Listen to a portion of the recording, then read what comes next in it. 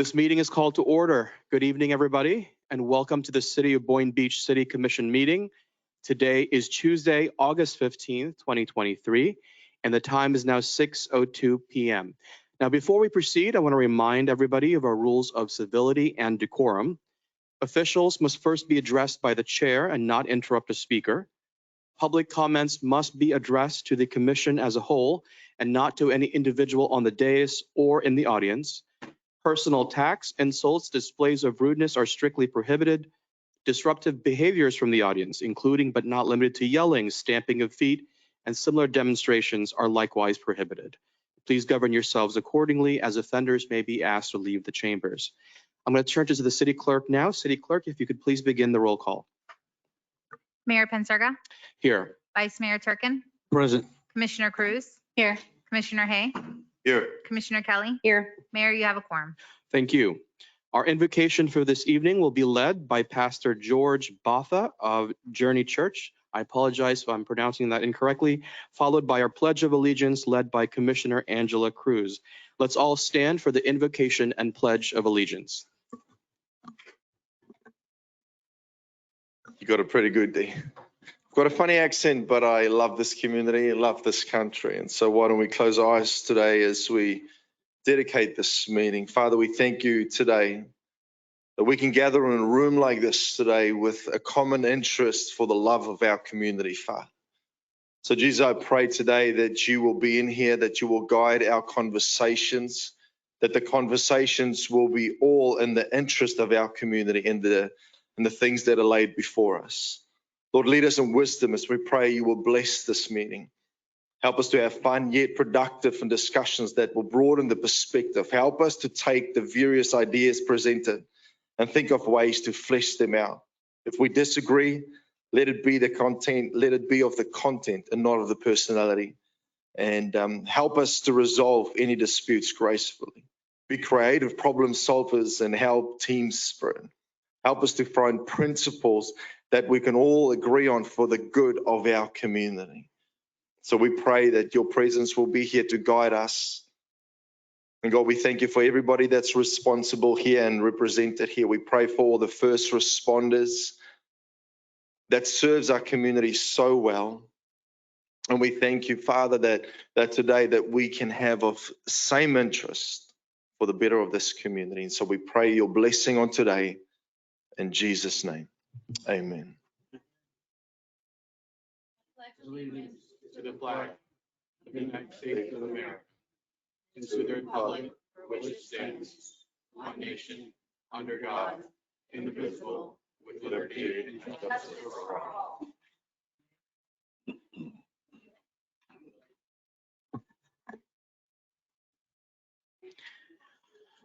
Thank you, Pastor, and thank you, Commissioner Cruz.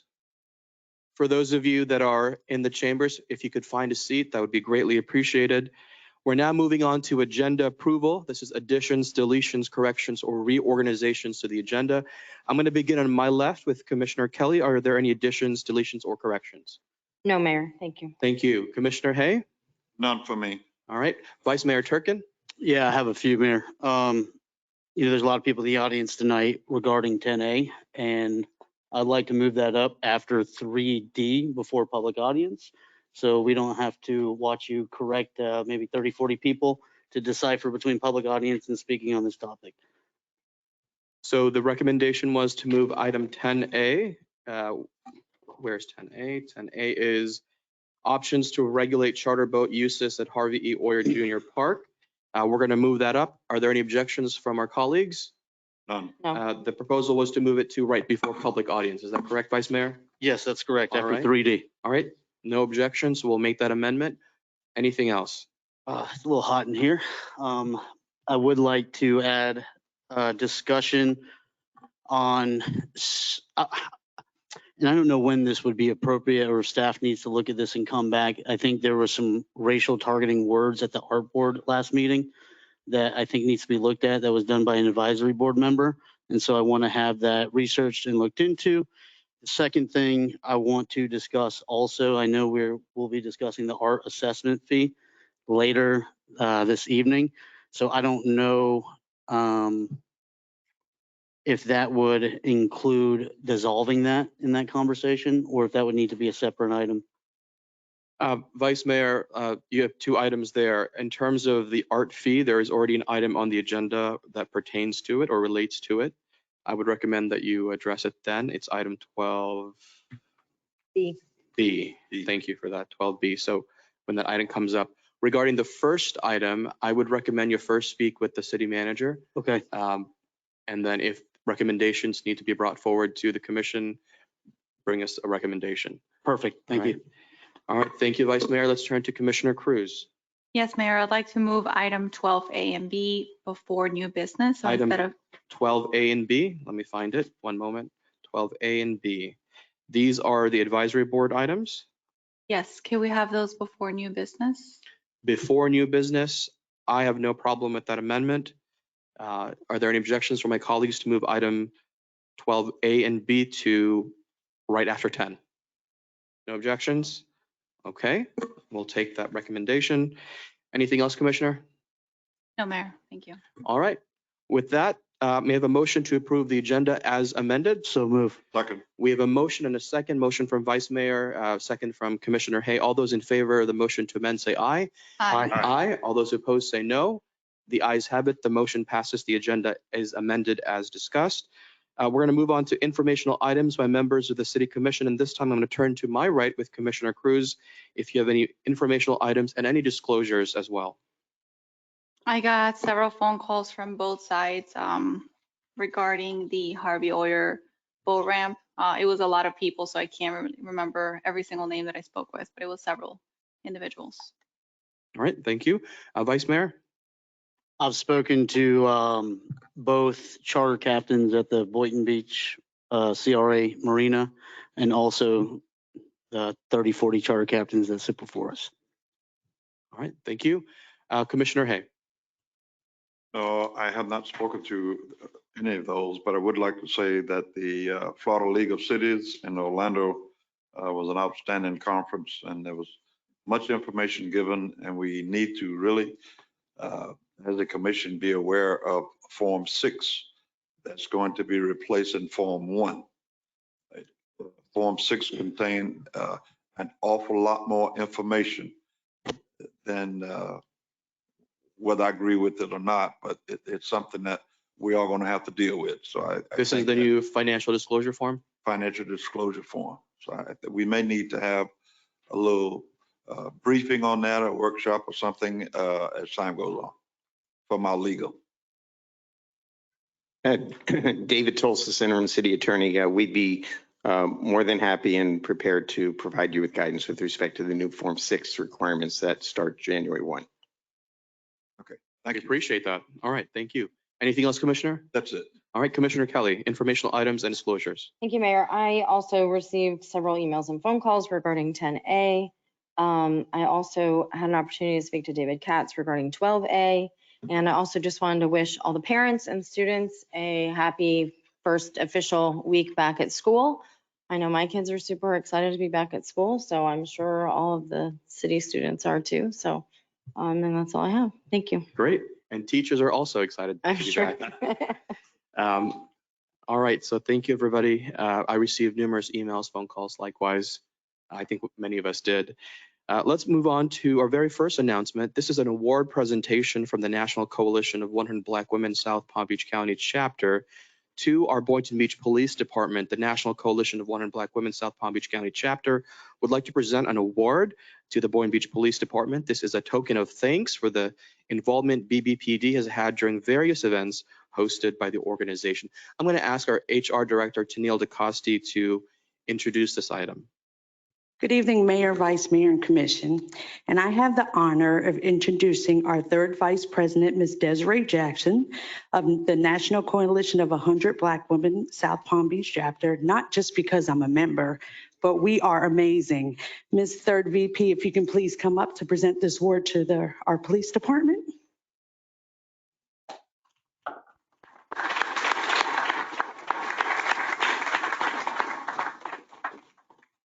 Thank you very much, Sister Tennille.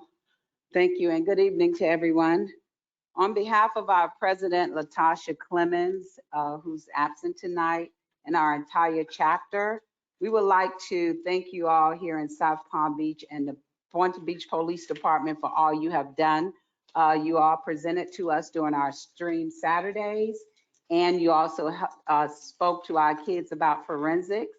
And we really appreciate that. And we thank you all for the grant that you provided to our children so that we can bring safety to our communities and educate our children more about the things that they need to know about the Stream Saturdays and all of that. We have a plaque here for the chief. Thank you, Chief, so much. Thank you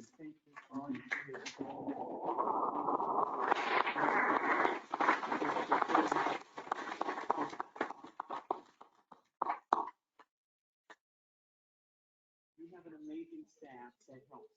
We appreciate it all the time. Thank you. We like being partners with you guys. We look forward to it every year. So we're very excited for this, and we're appreciative of myself and the entire Boynton Beach Police Department.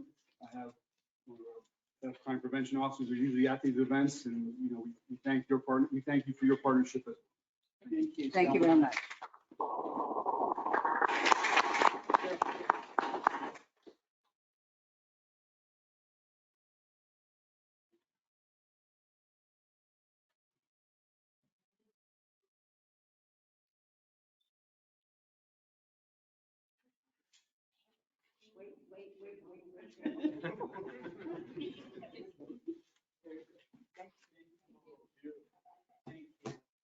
Thank you, everybody.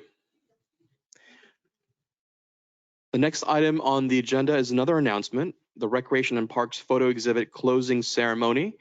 The Boynton Beach Recreation and Parks Department's photo exhibit closing ceremony will be held at the Boynton Beach Arts and Cultural Center located at 125 East Ocean Avenue on August 21st, 2023, beginning at 6 p.m. Is there anything else that needs to be said, City Manager, or that pretty much covers it? No, Mayor, that pretty much covers it. All right. Thank you. We're going to move on to the next item. Here we have an award that our Public Art Department has received. The city's Public Art Department has been awarded $100,000 from the Mellon Foundation to support artist fees and public programming for the Unity Project. I'm going to call up our Director of Public Arts, Art in Public Places, Mr. Glenn Weiss. Thank you, Mayor and Commissioners. The Mellon Foundation, we're very pleased to receive this $100,000 grant. We applied against hundreds of organizations from across the United States to support art that relates to community activities and work. And this particular work is about creating a vehicle by which the community can come together and discuss the 100 years since the passage of Ordinance 37, which created residential segregation in the city of Boynton Beach.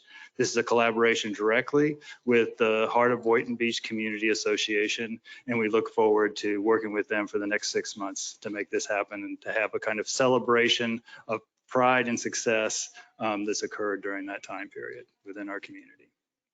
All right, thank you. And I'm going to ask our city staff if you could please close the door. Thank you so much. We don't want to hear the echoing from the back. We're going to move on to the next item. It is the 2023 Summer Internship Recap.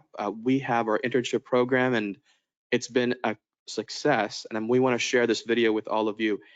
Ms. DeCosti, our HR Director, if you'd like to introduce this item. Hello again, Mayor, Vice Mayor, and Commission. Tennille DeCosti, Director of Human Resources. As you're aware, we had an amazing internship program that began earlier this year. And it was the hard work of my manager of organizational development, Andrea, and I would like her to talk to you a little about it. Good afternoon, everyone, and thank you. Thanks to the mayor, commissioner, and city manager, directors, and to all of the community here. This program was a resounding, it was such an amazing success. We had an opportunity to meet with the brightest and the greatest students, high school and college, and they were able to come to the city of Boynton Beach and impart to us their innovative skills, their excitement, their enthusiasm.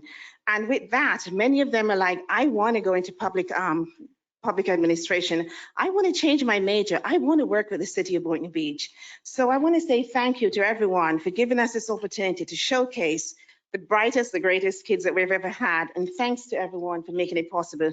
Thanks to my interns. They did a marvelous job and they're simply just amazing. Thanks to everyone. Thank you.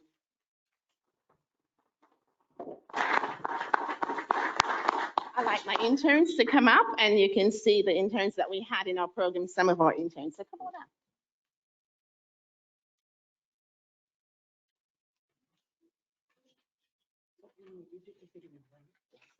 So we have to recognize all the interns are amazing, but the video you're about to see, our very own intern, Emily.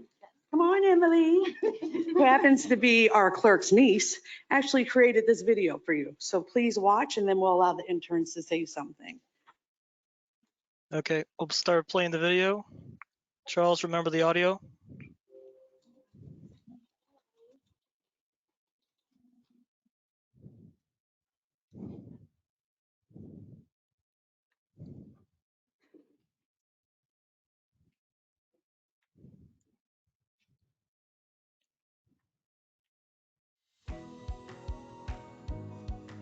This internship has honestly been one of the most exciting experiences I've been able to have. The staff, they're amazing. They're super helpful. Any questions that I have, they help me out. My favorite part about coming to work is talking to everyone, saying good morning to everybody. Everyone's just willing to teach you and they want to teach you because everyone loves their job so much here, which is something you don't see every day.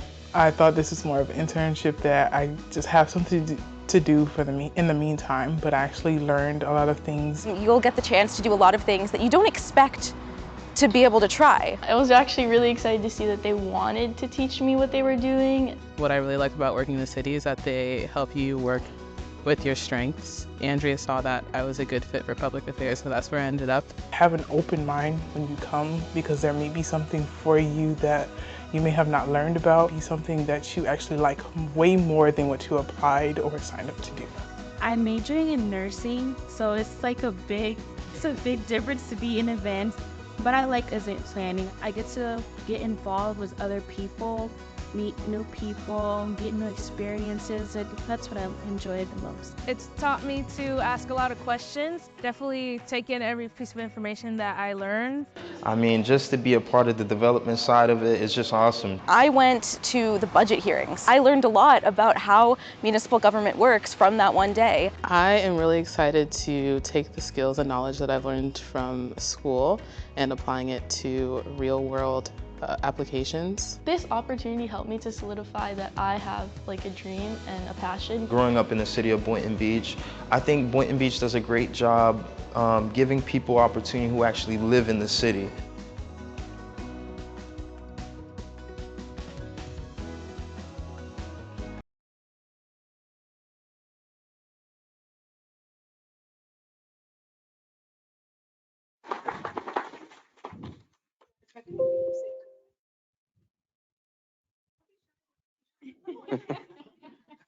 Just come closer to the mic.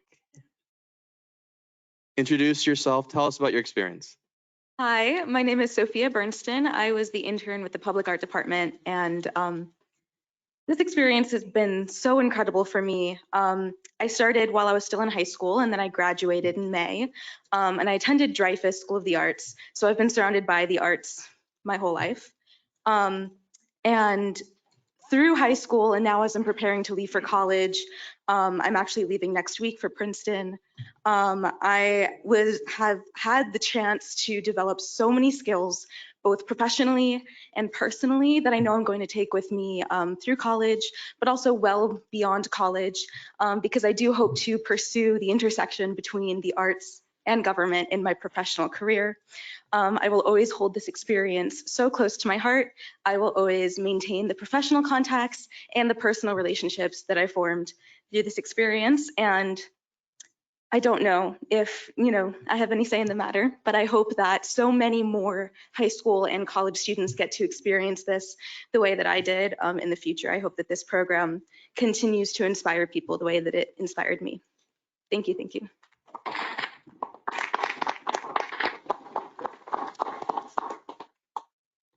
Hello, my name is. Could you bring the mic closer? Sorry. That's all right. Hello, my name is Yesenia Gonzalez. I work for the Parks and Recreation Department, interning for the City of Boynton Beach and shadowing the city clerk's office. I enjoyed interning for the City of Boynton Beach and have learned a lot. I see all the behind the scenes of what goes on to make things happen. Helping the events department for the July 4th event or working within my department to help prepare for a Juneteenth celebration. I have done a lot through graphic design and the marketing aspect. I utilized the Canva program and made postcards, posters, and flyers for the fun fairs and parks and recreation events. I wanted to explore what else was outside my recreation and parks department. I enjoy learning about politics because my major is political science. I am a freshman in college and I want to gain experience in this field before I go out in the real world and pursue this career of mine. In the future, I will further my education by getting a bachelor's in political science. I want to continue working for the government, and I have had the pleasure to work here as an intern, and I've always had a passion for working in government since I can remember. Thank you. Well, thank you, Mayor and Commissioners. They're shy. Nobody else wants to speak. Unfortunately, of course, we are losing some interns because they're going back to high school or they went back to high school. But we are maintaining about 23 interns are staying with us. So the program continues on. Thank you. Great. Awesome. Congratulations.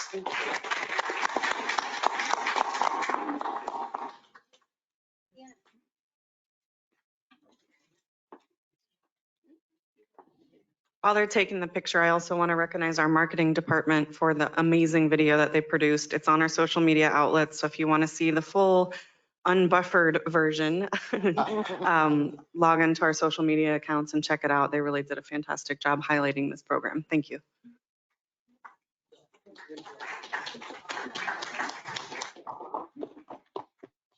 All right, so we're now moving on to the next item. And if you recall, we amended the agenda. We're moving item 10A up to now. The topic is options to regulate charter boat uses at Harvey E. Oyer Jr. Park. We're going to hear a presentation by Casey Young, Director of Recreation and Parks, with options pertaining to this at the park. So Casey? After we hear from Mr. Young, I'd like to hear from the public. I know many of you are here this evening specifically to speak on this topic, so we'll continue to that right after. Take it away, Mr. Young. Good evening, Mayor, Vice Mayor, Commissioners. Casey Young, Recreation and Parks Director. Again, I'm here to provide a presentation on charter boat usage at Harvey E. Oyer Jr. Park Boat Ramp. Manny, can you expand the presentation so it's full size? Thank you.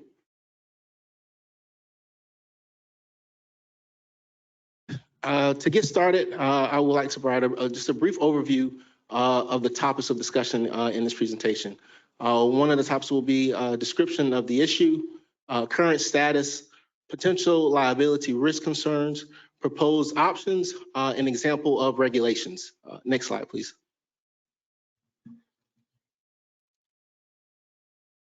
Just a description of the issue at hand. We have received reports from our park rangers and just through some organizations from the public about private charter boats utilizing the Harvey Oyer Jr. Park as a place of business. We have done some research and found several charter boats that are advertising or conducting business on city property at our boat ramps. Currently, the city does not have any regulations to prohibit this type of activity. And also, we have received some calls from the marina charter boat companies expressing their concerns over this activity taking place at the boat ramp. Next slide, please. Current status. Again, as I mentioned, staff has received several calls and emails from companies in regards to this issue. The Recreation and Parks Department did schedule a meeting with the CRA to discuss some of the calls that we have received and some regulations and concerns about this status. Also, we found out after that meeting that the CRA is not offering docking space just due to capacity and with other businesses that they have at the marina currently. Again, during the July 18th commission meeting, several companies did present during a public audience about this issue to the commission to make you aware of it. Again, as I mentioned before, city staff has witnessed or researched several companies that are using the Harvey E. Oyer address for businesses. Next slide, please. One of the concerns, again, potential liability, risk concerns.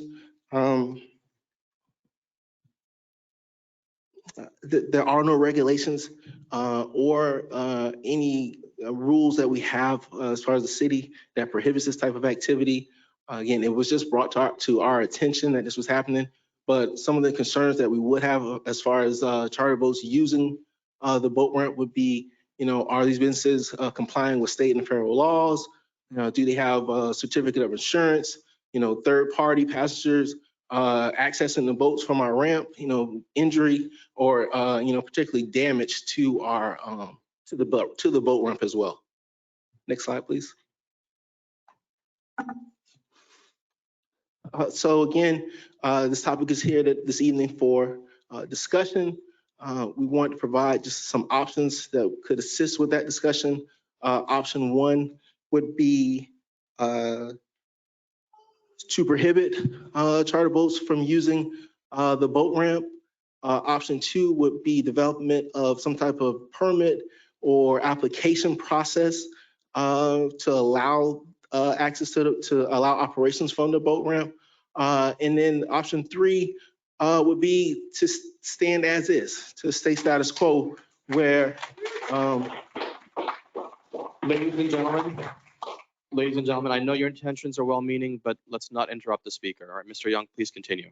Again, to stay status quo, again, and continue for our park rangers to monitor the boat ramp and, provide reports on if there are any issues with this type of activity taking place at the boat ramp. Next slide, please. Examples of regulations, again, for your discussion would be an application process, some type of permit, some type of agreement between charter boats and the city. Obviously, rules and regulations put in place to regulate it and make sure that we are aware of who's using our boat ramp for commercial purposes. Enforcement will be one of the issues as far as regulations go for this process. And then again, just coming up with a way for us to know who's using the boat ramp moving forward. Next slide, please. As far as next steps, again, we've heard some of the concerns. We received some of the emails. Obviously, you guys mentioned this evening that you have received calls and emails as well of people voicing their concerns. As far as the Recreation and Parks Department, just looking for a consensus direction of which way to go as far as how to deal with this process at our boat ramp. Next slide, please. And in conclusion, that concludes my presentation. If there are any questions, I'm available to answer those. All right, thank you, Mr. Young. If there are any questions or comments from my colleagues, you can ask them now to Mr. Young, after which we will go to public comment on this item. Any questions or comments for Mr. Young? All right. All right, so let's proceed now to public comment. Now, if this is your first time in the chambers, I just want to inform you that every speaker is limited to 3 minutes. There's a timer right behind me. After we finish with those speaking in person, we'll go to those online. Those of you online, I will let you know when you have 30 seconds remaining on the clock. Please remember that you are addressing the commission as a whole, as a body, not any individual here or in the audience. Personal attacks, insults, displays of rudeness, lack of respect are strictly prohibited. This is a time for you to be heard. We are sitting here listening, taking notes, but this is not a Q&A. So if you want a response, reach out to us afterwards. But now there's a lot of people to hear through. There are 2 podiums. We're going to go back and forth. When you approach the podium, state your name for the record and you may begin. All right. So if you're interested in speaking, please form a line. And these comments are specifically regarding this item, the fishing charter item. If you'd like to speak, form a line. We've got 2 podiums, so we know that you're interested in speaking. Let me set the timer. All right, whoever is ready, whoever wants to go first, as long as somebody goes. State your name for the record. Yeah, Mike Hugo. And, you know, this is very personal to me. I don't know if everyone online can see, but I have a handicap. I have glioblastoma, which is a very, very difficult brain tumor. I'm doing great right now, and I'm trying to live every day as much as I can, the best I can. I have 2 daughters that are 6 and 8, and I much rather would have them living up fishing, kayaking, enjoying the beautiful beaches of Boynton than sitting at home playing on TikTok all the time. So I personally have to use this ramp because there's ADA issues at some of the other places. I personally have to have a charter take me because I don't have the comfort or safety of being able to do this on my own, right? So this allows me to access, to enjoy with my family, with my friends, with my grandparents that are also in a handicapped situation. So the ramifications of option 1 here would completely shut off my ability to use any outdoor activity and enjoy Boynton Beach. Second, from what I heard, and I'm sorry, I did not super knowledgeable about all things, but the potential risk and liability, having charter boats, captains that are professionals, every single one of those risk and liabilities is greatly exaggerated by having the public use that ramp. I mean, I would be so much more fearful to have myself back a boat into the ramp than somebody whose livelihood depends on that boat running, right? I mean, it's crazy to think that they are going to increase any risk, any liabilities. And you know what? If they don't have insurance, that's on them. That's not something that the city of Boynton Beach needs to put on their shoulders, right?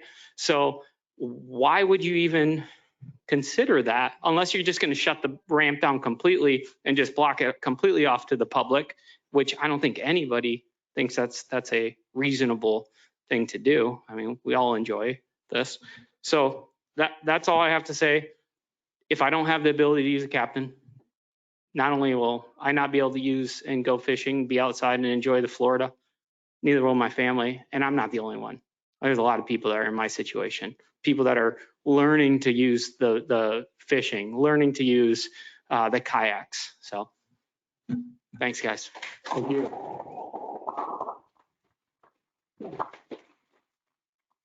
Next speaker, begin when you're ready. Good evening. I'm Captain Danny Barrow. I'm the past Florida Guides Association East Coast Vice President for 15 years, the past co-host of the Florida Sportsman Live radio show, and Palm Beach's Gold Coast Fishing Report on ESPN radio. I've been a charter boat operator in Boynton Beach for 18 years and gladly promoting this city all of those years. And may I say, all those 18 years accident-free using that boat ramp. All those years, I've been in the magazine articles, international broadcasts, TV shows. This is all about promoting Boynton Beach. That's part of my job, not just take people fishing. I promote the city of Boynton Beach anytime I'm using that boat ramp. 2 weeks ago, I stood on a podium next to Florida's Lieutenant Governor, Jeanette Nunez, thanking her for gifting anglers statewide with tax relief through the Florida Freedom Tax Holiday. Sadly, today I stand at this podium threatened with a business-killing boat ramp closure and a possible tax fees to use the same boat ramp my tax dollars were used to build that ramp. The city, please. The city has already forced us fishing guides to pay to park at Harvey Oyer Park. During a time of such economic insecurity, how can the city of Boynton Beach threaten an already struggling industry of hardworking people who are themselves struggling to make ends meet? If anything, the city of Boynton Beach should be offering forms of economic relief the charter boat operators using that boat ramp, as well as the charter boat operators operating and moored in that city marina. We're all in this boat together. Get the pun? Anyway, that boat ramp is one of two in the county I can use to load and unload the elderly handicapped angler, as well as wheelchair-bound handicapped anglers, and I have done that. It was such a blessing to be able to do that for somebody in a wheelchair. Does the city really want to deny them access? I do have legal counsel with me here tonight. Hate to say this, but this may lead to class action lawsuit against the city of Boynton Beach if these proposals are followed through with. I wanted to really ask if all of those in the room maybe that are opposed to this proposal, please quietly raise your hands. Charter boat captains bring in hundreds of thousands of dollars a year into the city of Boynton Beach. Our clients rent hotels when they want to eat at restaurants. If I'm done, thank you very much. Thank you. Thank you for your time. Thank you.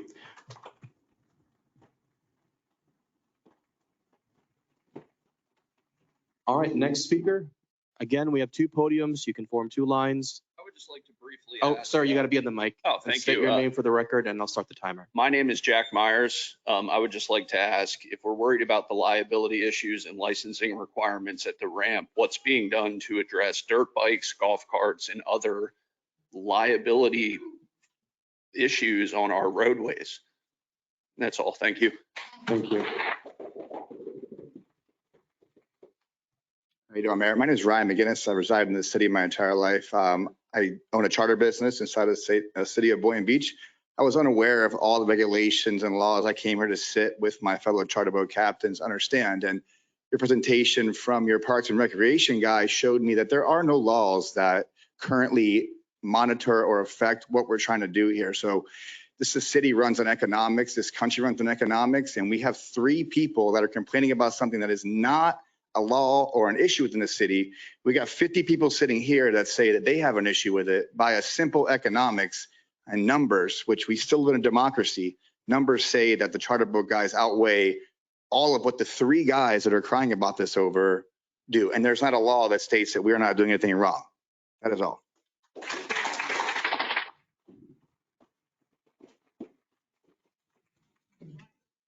I'm Captain Anthony.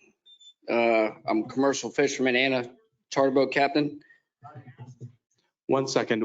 I'm going to reset your time, Captain. Ladies and gentlemen, I don't know where it's coming from, but please do not interrupt the speaker. All right? We do not interrupt each other. Captain, I'm going to restart your time. You may begin. I'm Captain Anthony. I'm a commercial fisherman and a charter captain here in Boynton.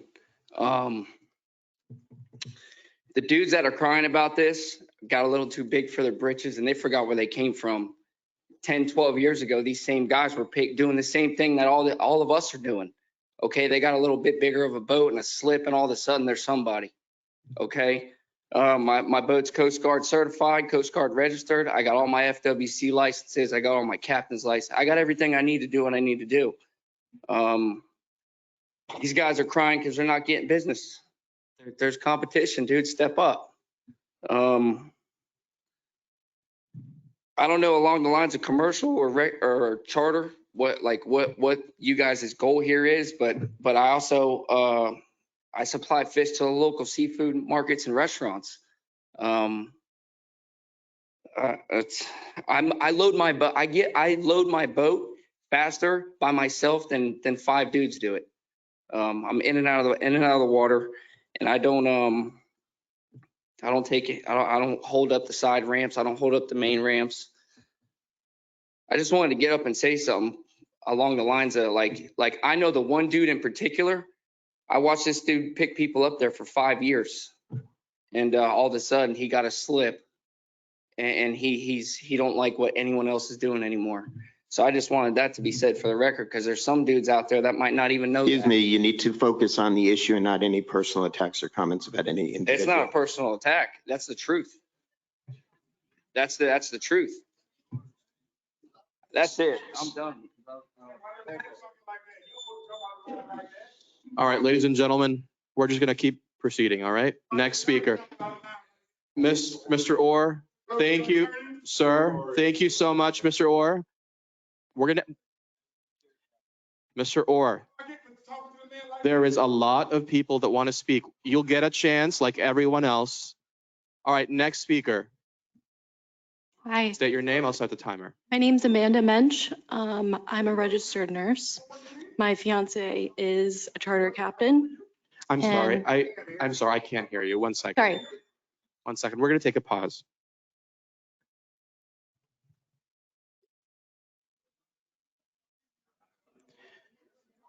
Ladies and gentlemen, in my chambers, ladies and gentlemen, in these chambers, no matter where you stand on an issue, you will be heard, you will be given your time, and you will not be interrupted. Okay?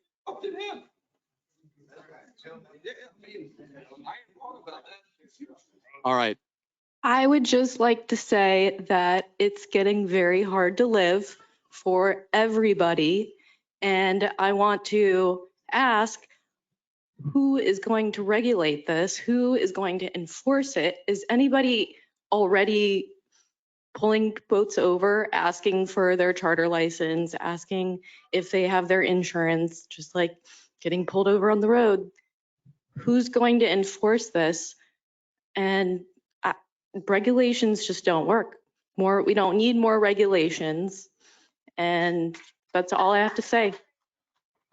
Can you state your name for the record? Ma'am, Ma'am? ma'am, if you could state your name for the record.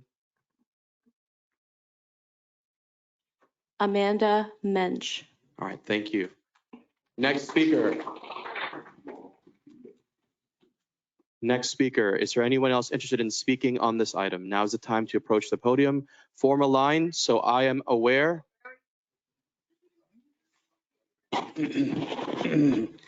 So my name is Captain Barry Shoemaker. I'm a resident here in the city of 403 Belmont Place. So this issue of the regulation, I have it wrote down here. We are one of the heavily regulated industries in the world. Every time we step on our boat out there, right, we are subject to local law enforcement stopping us, state law enforcement, and federal law enforcement, right? The Coast Guard pulls right up to us. There's nothing we can do. The sheriffs, anything. We don't stop that. They're going to go through all our safety equipment, insurance, licenses, and all that. There is an entire division at the Coast Guard sector of Miami dedicated to stopping illegal charters, right? If you go onto their Facebook, you can see it every day when they stop illegal charters. All these guys in this room, we all know each other, right? We see each other every day. To get these licenses that we have, like this is a one-time opportunity. If you have a DUI, it is extremely difficult to get your captain's license from the Coast Guard. You can't have a criminal background, any of that. So, being accused of being illegal or all of that, is pretty crazy. And, I've emailed people here on the commission, spoke with them on the phone. I have $1 million insurance policy, all my licensing from the Coast Guard, first aid and CPR, TWIC card, a captain's license, obviously, and $1 million commercial insurance policy, right? Which is actually very easy to attain. There's a bunch of companies here in Florida that do it. When you have a captain's license, it's easier to get that. I've also applied for a BTR with the city on 2 separate occasions, May 23rd and July 20th. They have not been issued due to the boat ramps. I spoke with a lady from the city, Miss Brown.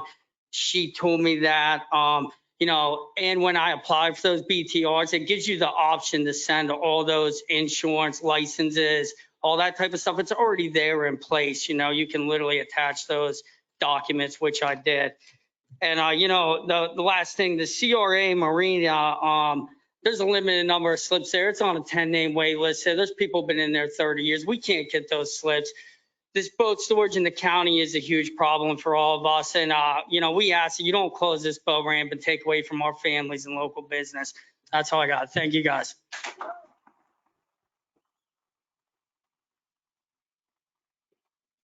Thank you. Next speaker.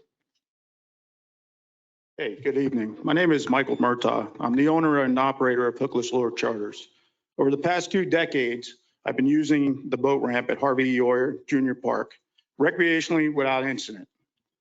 This park is clean, convenient, and safe for launching my boat. I've always used this ramp as intended and abided by all the rules that the park has. It has always been a goal of mine to establish a chartering business with my 25 years experience of fishing off the coast of Boynton Beach. 3 years ago, after speaking with other charter captains, gathering more information, I took the plunge and became a boat captain myself. I have all the licensures. I have the insurance. I'm registered as an LLC with the state of Florida. I also have $1 million insurance for my vessel and my business. And I find it hard to believe that the smaller charter businesses are taking income away from the city marina captains and their businesses. Their businesses are well established and have a continuous flow of foot traffic, which allows the possibility for new customers daily. Their schedules are often fully booked. My business offers additional opportunities for tourists to enjoy a day on the water when the businesses at the marina are fully booked. I know these captains at the city marina have worked hard to grow their businesses, eventually able to afford the conveniences of the city marina and dock space. I see that as a privilege and a sign of success. Some of these local captains that are now at the marinas have used the boat ramp just as I am doing now to grow their businesses. They kept their costs low and were able to establish more business until they were fortunate enough to be able to move to a marina. Dock space is not available locally and wait times can be up to several years. The city of Boynton Beach is not the only corporation that has had this topic come to the table. I have done my homework and I can share what I have researched regarding this matter. Please help the smaller charter captains stay in business and continue to operate as usual until an equitable, fair solution can be found and decisions can be made. Thank you for your time. Thank you.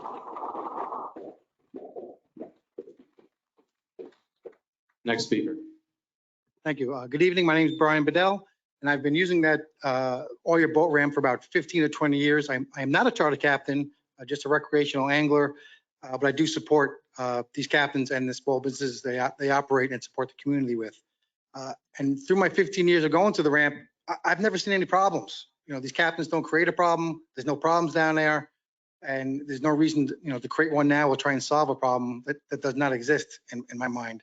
And in fact, whenever I do go down to the ramp and put my boat in, these captains are solving problems down there and getting in and out and getting out of the way. And it's a pleasure to deal with them on the 100 trips I do a year. So I do have a lot of knowledge on the use of the ramp. And lastly, I'll just point out that the motives are fairly transparent on the folks who initiated these complaints or these issues, that they're charter captains working at one marina and have a problem working with, or the other charter captains working at the ramp. Thank you.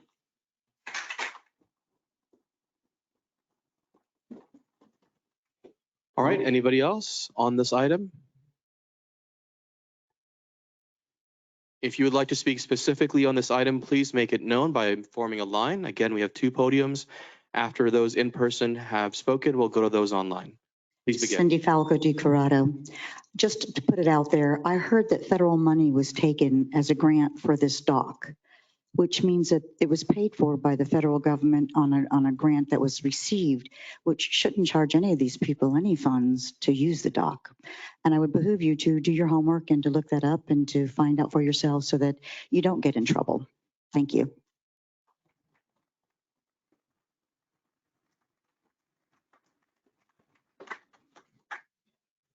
Hello, my name is Donald Tarka.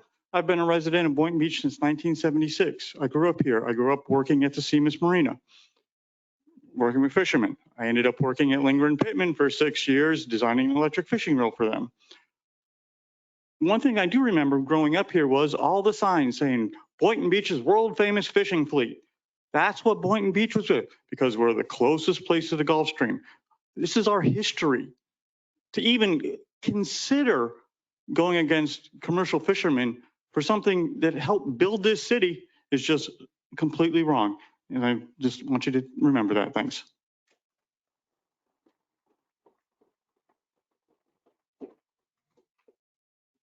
All right, last call for anybody in person, going once, going twice. I see no one else approaching the podium. So now we're going to move on to those online. Mani or IT, whoever is available, can you let us know how many people have their digital hands raised? Mr. Mayor, we have no hands raised this time. All right, with that, we've concluded with those in the room. We've also concluded with those online. Public comments on this topic is now closed. Now I'm going to turn back to my colleagues on the dais. If you have any questions or comments, now you've heard from staff, you've heard from the public. Let me just quickly begin by saying that I have absolutely zero intention of closing the Harvey E. Oyer Boat Ramp Jr. All right, so that is not something that will not be happening.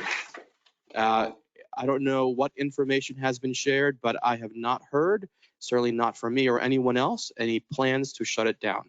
So I just want to throw that out there so we can start a conversation with that out of the way. All right. Vice Chair, I see your hand is up if you'd like to begin. Yeah, I just want to go ahead and kill this thing altogether. I want to make a motion to dismiss this item altogether and let the fishermen fish.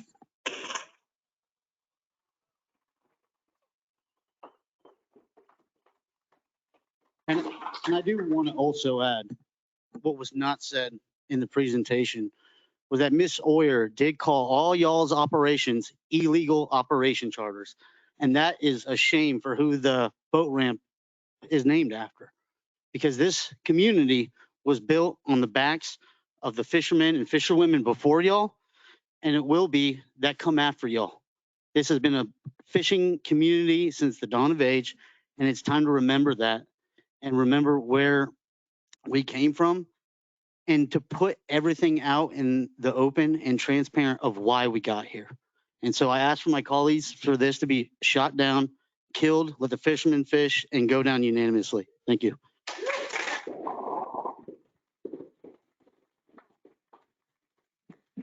All right, thank you, Vice Mayor. So just to be clear, your motion is to proceed with option 3, is that correct? All right, it says option 3 on the screen says continue to allow the charter boat activity currently happening as is and monitor it over the next 4 to 6 months. All right, so a motion has been put forth on the table, and per procedure, is there a second to the motion? There is a second to the motion. There is a second to the motion. Second. And I do second with discussion. All right, Commissioner Hay. Yeah, I've been reading about this and studying it, and I really feel those who spoke here tonight. The vice mayor said it very pointedly, and I agree 110%. I think these all the issues that were brought up are solvable, which means we can come to the table and resolve these issues. So it is my strong contention to go with option 3, and we monitor, take a look at, as someone stated earlier, an equitable and fair solution to this. And but now is not the time. I just feel that those who are having issues with it, maybe you ought to consider giving up your slip and going to the ramp.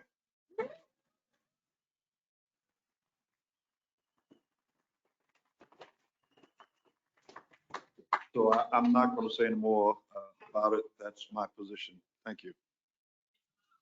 All right, thank you, Commissioner. Are there any further discussion from my colleagues? Commissioner Kelly.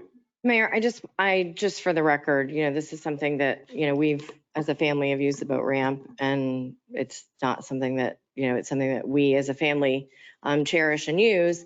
And we have also noticed that we've had increased traffic because of the improvements and how amazing our boat ramp is, because Parks and Rec did an amazing job. And yes, we got grant funds for this project, and yes, that locks us into certain things that we can and can't do. So just to set that record straight, yes, that's it. We are all aware of that. So, one of the reasons, to support just overseeing and making sure that our residents are also able to use it and are not affected by the increased use. So, I support all of our charters, our commercial fishermen. I want them to do their work. My concern is that we need to make sure also that our residents are able to use the boat ramp to its use. And so, I would just ask, staff to continue to monitor and come back if there's any issues or any concerns that we have, and to work with our local charters and commercial fishermen, whoever, maybe there can be panel discussions going forward with city staff on, you have insurance, you have all of these things, but we as a city don't have access to them. So to set up some sort of a system so that we know who's here, who's using our ramps legally and who's not using them legally. Ladies and gentlemen, all right? Let the commissioner finish. We do not interrupt you. We're going to continue to hear everybody out. Commissioner Kelly, please Thank you, continue. No, and it's not something to punish anyone or to make regulations. It's strictly so that the people that are illegal or not supposed to be fishing from the ramps are, it's just an option. It's just an idea. I understand that it's contentious right now, but maybe further down the line, we can have discussions if we run into issues. If we don't run into issues, then we don't run into issues, and this issue will never come up ever again. So, but it's something that we want to keep, I want to keep, and I want city staff to keep me aware of what's going on. That's all I'm asking. So, thank you. Thank you. All right, Commissioner Cruz, you haven't had a chance to speak yet, and then we'll turn back to Vice Mayor.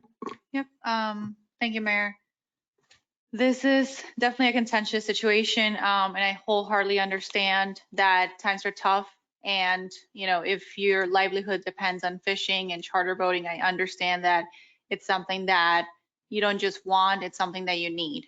In addition to that, I've had several discussions with the attorney to try to understand where or how was the Harvey Oyer boat ramp funded. And my understanding as far as it goes is that it was funded with city dollars as well as with a fined grant. Is that correct? Yes, that's correct, based on what the information that I found, as well as a grant from Palm Beach County for the parking lot in the early 2000s. Perfect. Thank you. So we did receive funding from several different sources to make this boat ramp improvement. And what I would like to say is I would like to support option 3 to continue this activity at this time and continue to monitor to allow our local businesses to continue to fish and do what you need to do to protect your livelihood. At the same time, I do want to make sure that we educate ourselves from a legal perspective in the city to continue to do research and understanding any regulations that are contingent upon with the grant that we received from the different sources. So I will be supporting option 3. I think that is what is best at this time. And that is all I have, Mayor. Thank you. All right, thank you, Vice Mayor. Thank you, Mayor. Commissioner Kelly, I know your heart's in the right place. Like, this has never even been brought up before until recently. So why bring it up now? And again, there's many times where we've tried to propose stuff and then the threat of litigation comes about and then everyone gets shook, everyone gets scared. Why would we want to create something that could potentially put the city in a class action lawsuit? I've dug into this grant issue. I've heard that there wouldn't be a conflict of interest, but that's up to interpretation. And again, I see what you're saying. I know your heart's in the right place, but this was brought up recently and never an issue before. So there's no reason to make it an issue now or ever. Thank you.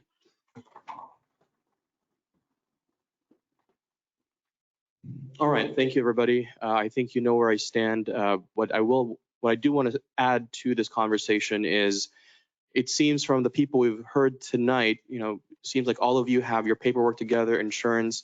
My only concern is, how do we know who's there, who doesn't have the paperwork? Ladies and gentlemen, all right? So I'm expressing my opinion, which is to say, I'm sure all of you have your stuff together. I'm just wondering who may not have their stuff together. It may pose certain concerns for their customers or for the city. All right. So how would we know the difference? I do not know. Vice Chair, do you have an answer to that by any Yeah, chance? so I'll give an example, right? So lobster mini season was recent, a couple of weeks ago. Between maybe 9 a.m.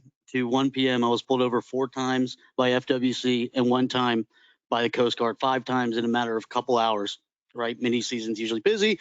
And guess what they checked? Everything.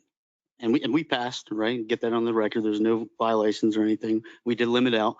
But, you know, I think it's important to know that these commercial businesses, and not just charter captains, but these commercial businesses are regulated by federal government, state government, and then even, you know, Palm Beach County Sheriff's Office is also on the waterway as well. And so I've seen personally FWC at the boat ramp numerous times checking for fish and also doing research. So I don't think an extra step, it's first of all, I think it'd be a waste of money for it to be in our purview to check this because they're already getting checked by 2 or 3 different agencies and they have more bandwidth. This is what they do. This is what their intention is. It shouldn't be our intention to regulate them and check if their, you know, insurance is up to date or if their license is up to date. You know, there's organizations that do that and trust me, Mayor, they hang out right outside the boat ramp. Okay. All right, answer the question right there. So we have, ladies and gentlemen, we have a motion before us and a second has been made. Motion from Vice Chair and Vice Mayor, motion from Commissioner Hay. I'm going to call now the vote. All those in favor of the motion, which is to proceed with option 3, say aye. Aye. All those who oppose the motion say no. The ayes have it. The motion passes unanimously.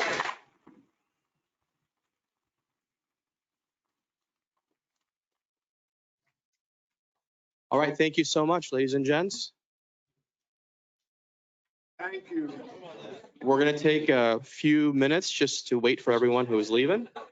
You want to use the restroom? Let's go into recess, 5-minute recess. Is that good?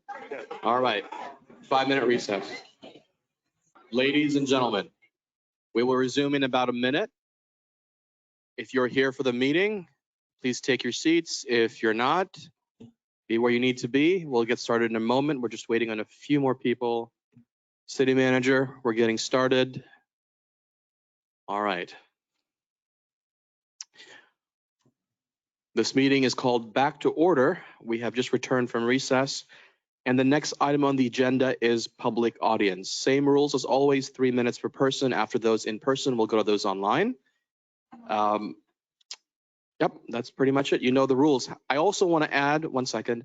I also want to add that if you are here to speak on any art-related items, those art-related items don't come to the agenda until the very end. So my recommendation is that you use this time to speak on that as well.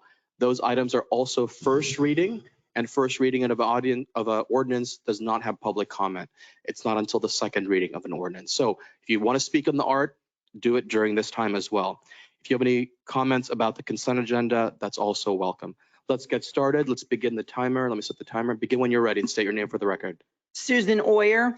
I want to say, first of all, I did not know the whole history of the boat ramp issue until recently. So my opinion that was expressed a couple months ago has changed once I learned both sides of the issue. So I was very much in support of all these charter boat captains.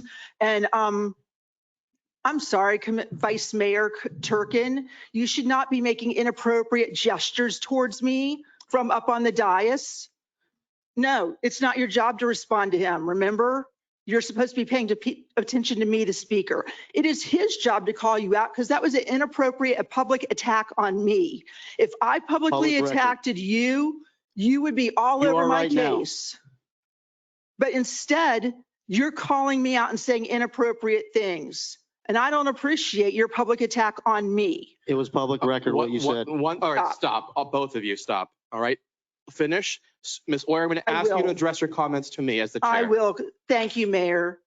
So once I learned the whole story behind all this, I have tried to stay out of this other than giving some opinions as to how these people should move forward when one of them kindly reached out to me to tell me what was really going on. And that's really pretty much been the extent of my involvement in the boat ramp thing.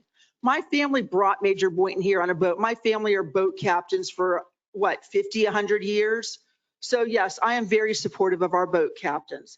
The second thing I wanted to talk about tonight is the raises and how that is rearing its ugly head, because I'm now hearing stories that they're going to take away the whole car and clothing allowance, but that there's going to be other things still snuck in, such as the office expenses, the general expenses, and the HSA, which everyone up here should have a job. This is a part-time job as a commissioner.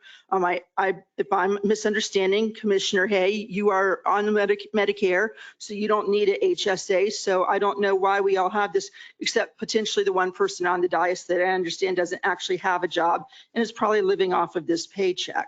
But this really is unacceptable that we want to have a pay raise on the citizens' dime. This is approximately 125% pay raise, and that's not acceptable.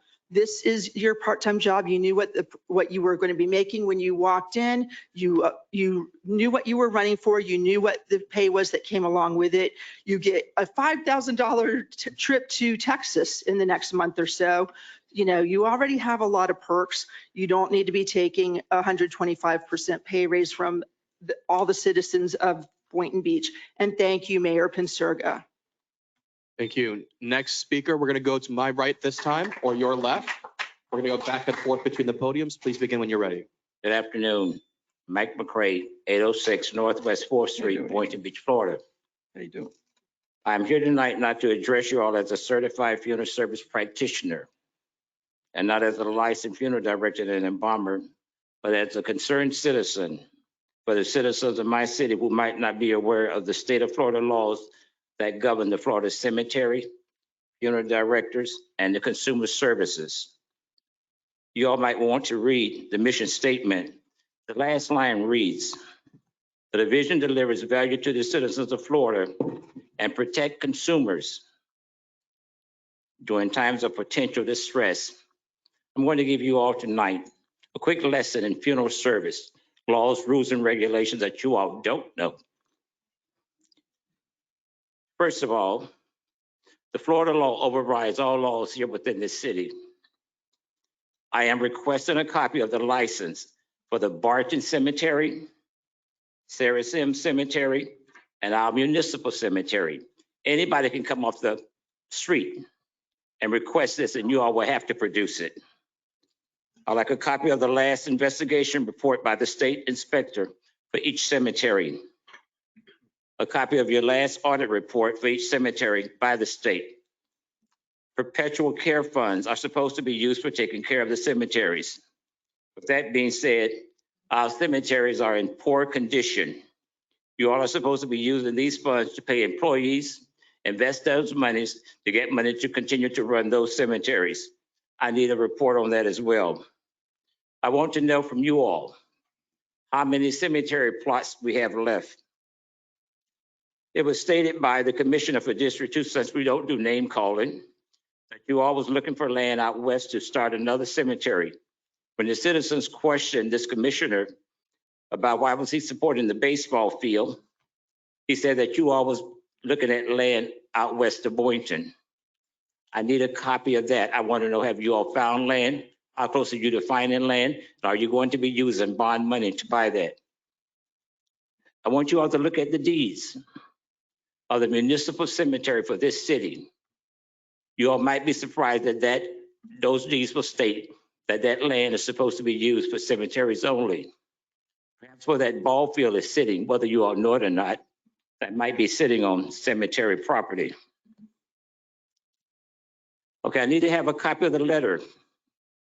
I know you all mail out one where you stated to the citizens that you all will not be doing Tuesday, Wednesday, Thursday, and Friday burials. Funeral home should have been the first individuals contacted.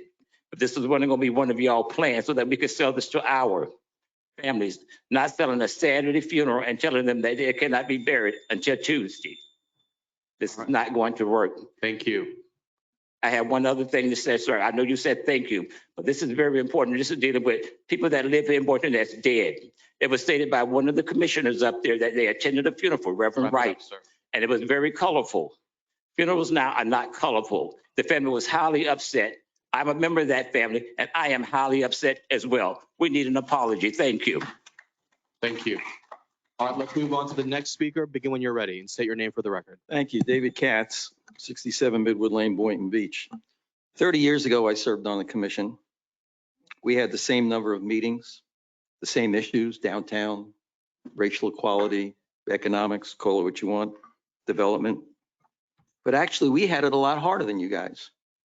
I would have to get on Friday before the Tuesday, I'd have to go to City Hall and pick up a 6-inch binder with the backup. We didn't have the internet, didn't have computers, didn't have cell phones.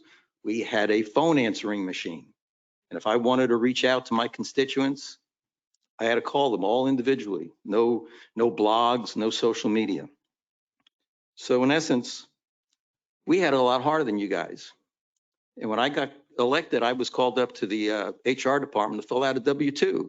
I didn't know I was going to get paid $350 a month. I thought I had hit the gold mine. I'm going to send my kids to college on that money. No, not really. But anyway, and we had to run citywide also. We didn't have to answer to just the district. The fact that you had an article came out that the city manager was willing to fall on the sword for this item. I believe that there are members of this commission who I would call unindicted co-conspirators. It's very nice that the city manager is willing to do that, but any city manager worth their salt would not do anything like this, put that kind of raise forward on the budget without a wink and a nod from the people who work above him, and that's the city commission. You want a raise? I don't think you deserve one. But your raise is that if you do a great job and you run again, you get reelected. That's your raise. Not to come to us, not to come to us for an extra $36,000 a year. Thank you. All right, next speaker. State your name for the record and begin when you're ready. How you doing? My name is James Young. Today I'm coming here and to say MLK Park, they has no water fountains. Like, why is that? You spend $50,000 in camera systems, but no water fountains for the kids. You build this beautiful park. Everybody's out there having lovely time. No water fountains, no cold water. Come on, no covers over the playground. They need that. And other parks need that. We need, in Boynton Beach, we need water fountains. It's too much money you're spending on cameras to watch and listen in the water fountains. Come on, let's do better, Boynton. All right, thank you. Next speaker. Wesley Schuler, Schuler's Memorial Chapel Funeral Home, 1937. It been business. This is a issue that we never thought that we would have saw coming from the city of Boynton. This is putting a burden on the families that I'm getting phone calls stating, Wesley, we can't bury on the weekends.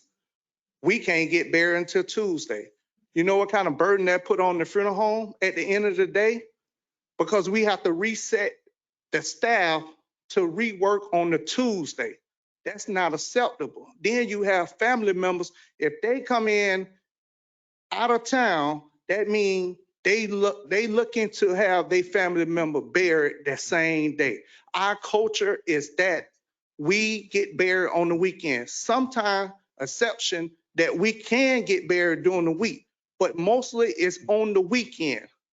And the board that governs the funeral homes and the cemeteries, the public cemeteries, or that SCI, they bury 7 days a week. The Jewish cemetery, they bury on Sunday. So I don't see where the burden coming in at. If you're talking about staff, if you can't find the money and stuff like that, I don't understand. You don't need but 2 people out to Sarah Sims. You've been doing it. So why not take the burden away for the family members? You're not talking about the city or the people that's in the city. And then we did not even get an email from y'all. So we don't even know nothing about it until we hear about it in the streets. That is unacceptable. Y'all need to do something about this and shut this down. Thank you.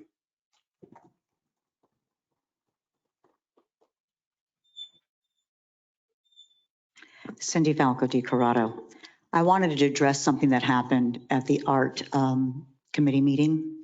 It was quite disrespectful and very racist. A woman was just sharing that she had spoke to some Asian people in regards to this hideous piece of artwork which displays binary, non-male nor female. As many of you might or might not know, pedophilia is very rampant, and they use a lot of different signals and symbols. And because it's not privy to us, because we don't think like that, we don't recognize. That is exactly what this statute represents. But this one person on the dais decided to tell this woman who was sharing that she spoke to many Asian people in regards to the specific work of art. And she says, that's just a white woman, basically to shut her up. Now, this is someone that sits on a committee as a volunteer who attacks one of we the people who lives in this community and voiced her opinion. That is uncalled for. That person needs to be removed. And you need to really check out where this person's head at with tattoos of the Illuminati tattooed on their body and all kinds of statements. And even this person says they are weird. Even this person says in all of their documents that they're mentally handicapped as well as physically handicapped, who is doing euthanasia on dogs in their home.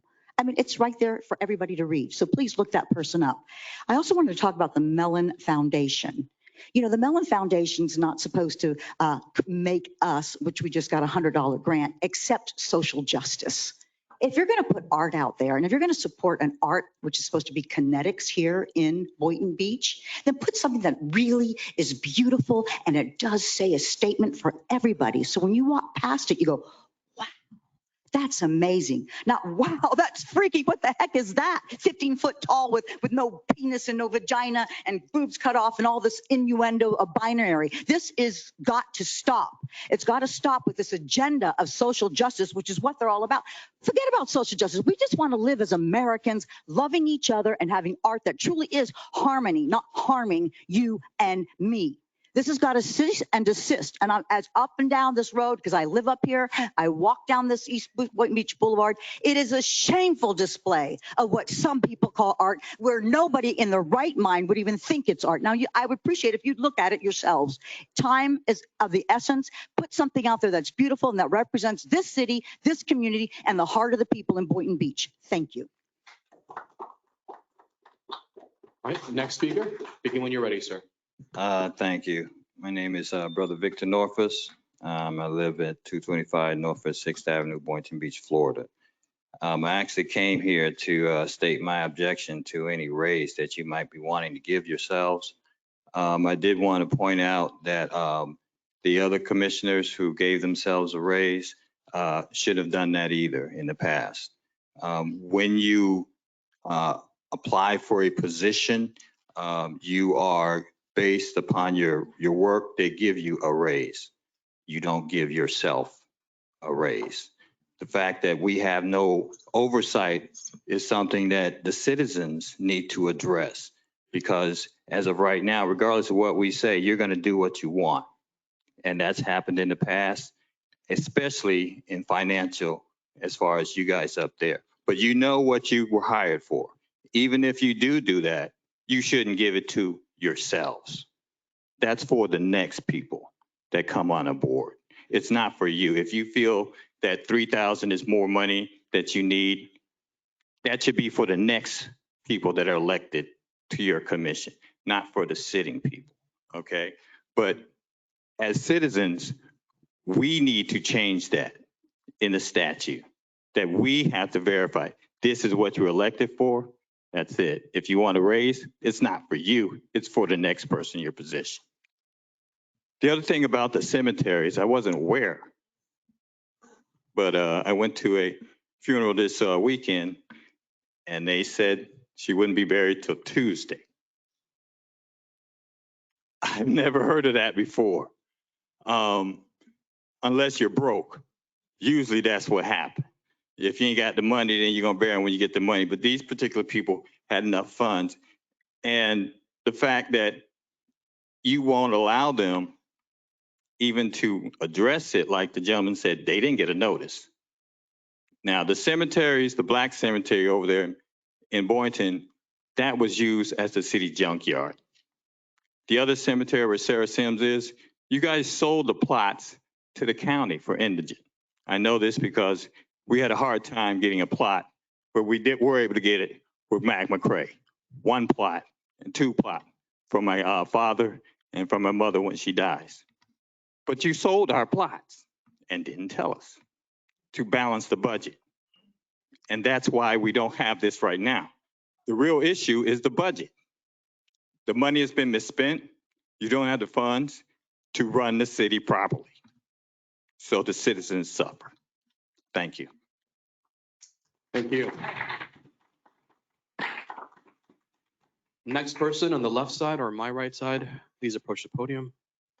Begin when you're ready and state your name for the record. Good afternoon. My name is Katie Gatson Miller, and I live at 1057 Southwest 28th Avenue in Garfield Harbor, and I've been there 43 years. But I would wish if you have police officers, if they could ride through the neighborhood sometime. I never see a police officer, never, ever see a police officer. And when I come down Seacrest Boulevard, I look down the neighborhood and I see there are no cars parked in the streets. And you come over on Southwest 28th and you can't get down the street because it's a parking lot. One house, you can go there now tonight, and I bet it's 6 cars parked around his house. That's just too many cars at one house. When there is no funeral, no wedding, I could see if people are having some big event, but just every day, I think it's awful. And I think the city should do something about it. Thank you. Thank you. Next speaker, other side. Hi, Janet Thompson. Just tonight, hearing about the problem with economics, money for the fishermen for not having funerals on a weekday. I just wanted to bring to your attention again, this sculpture, that statue, the money that's spent on that art, it does not reflect our coastal beachy fishing town. So couldn't some of that money be used for having a funeral? I mean, you know, we're getting a piece of art that is expressive in a way of sexuality. And we heard PBS last week speak about how children are going to be excited and want to go ahead and look into this artist and see what else she has. If you guys have all looked into what she has, you would be floored, okay? Because it's such a sexual monstrosity of what they have, what her artwork is. Art is great. Art is very expressive, but there's a certain expression for each art piece. And this is horrible. It's demonic, it's horrible. And here I am listening. I wasn't going to get up, but I'm listening to how somebody can't be buried during a week because of budget cuts, but we're going to spend a lot of money to express sexuality for children. I just wanted to bring that up, not in an angry way. Thank you very much. Thank you. All right.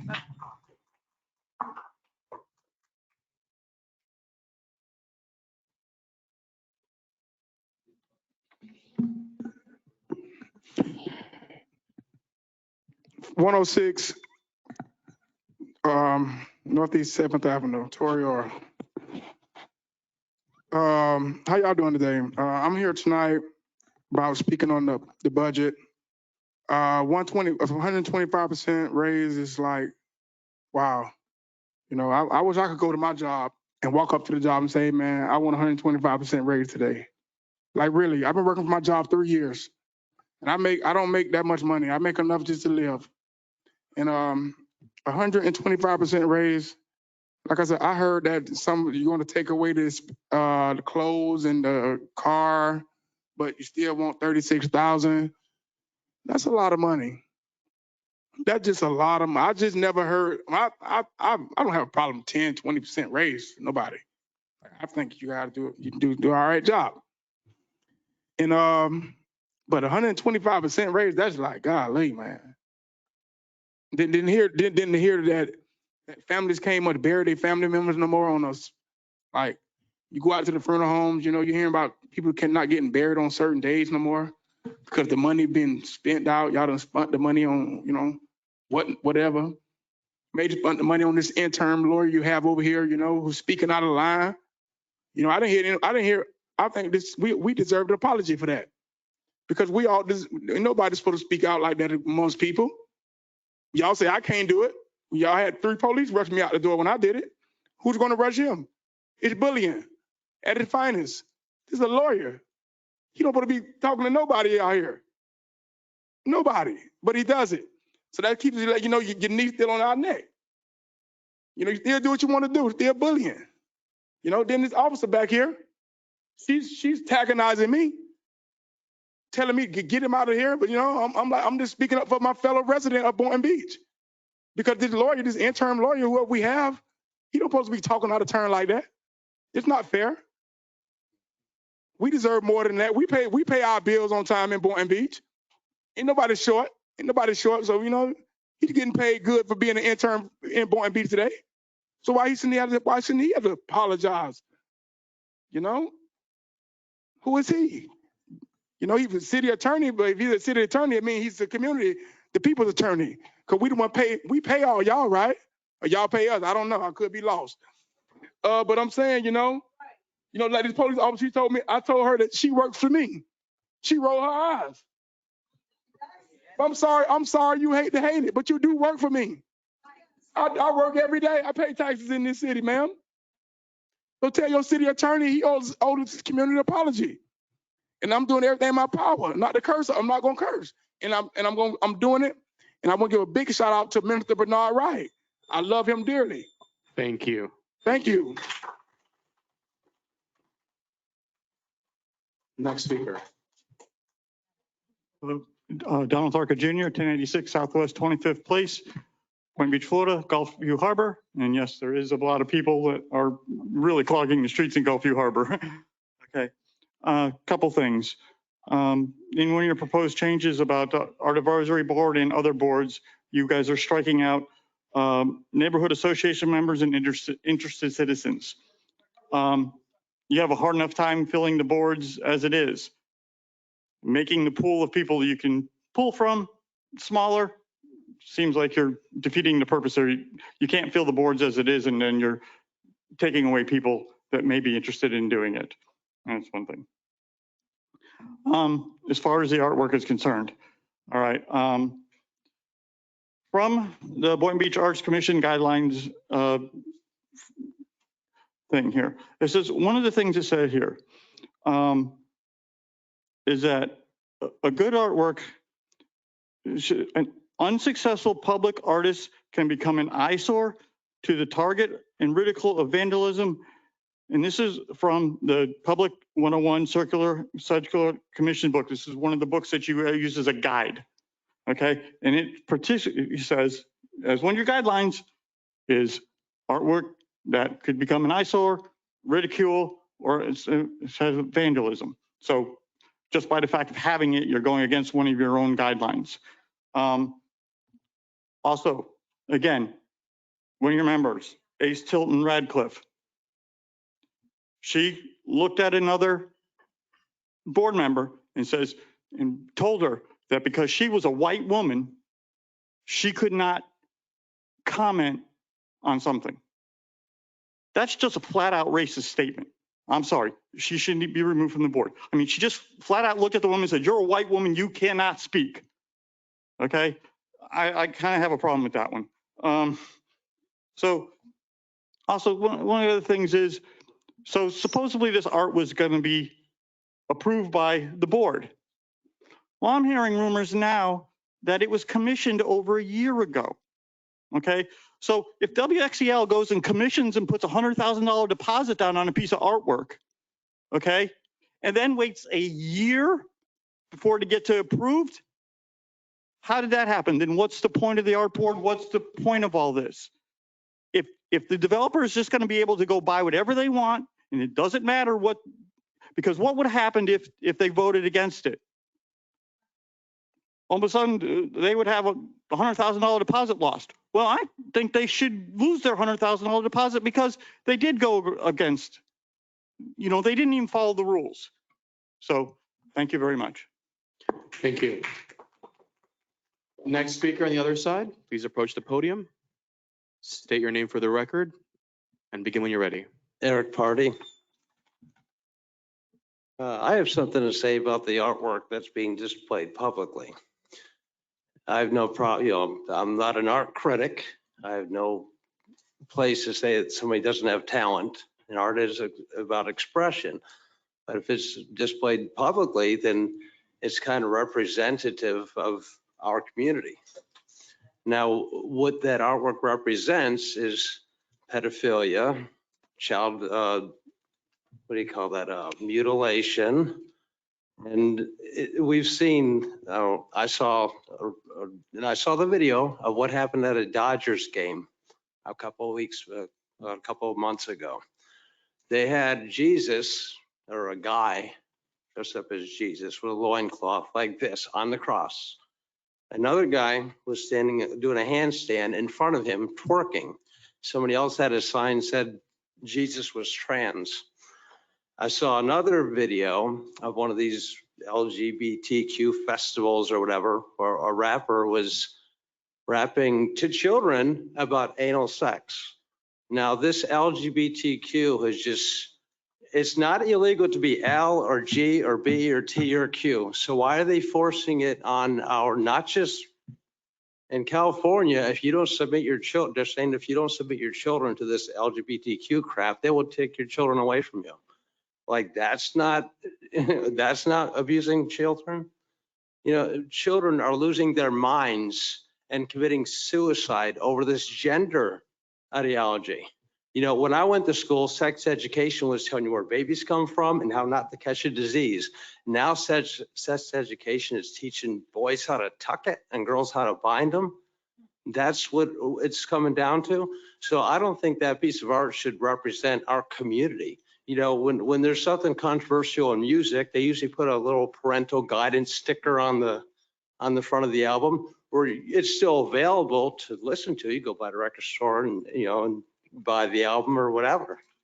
Now, this is something that's displayed in public. I mean, do we want to represent pedophilia? These things open the door for pedophilia and child trafficking and rape and everything else by allowing men to go.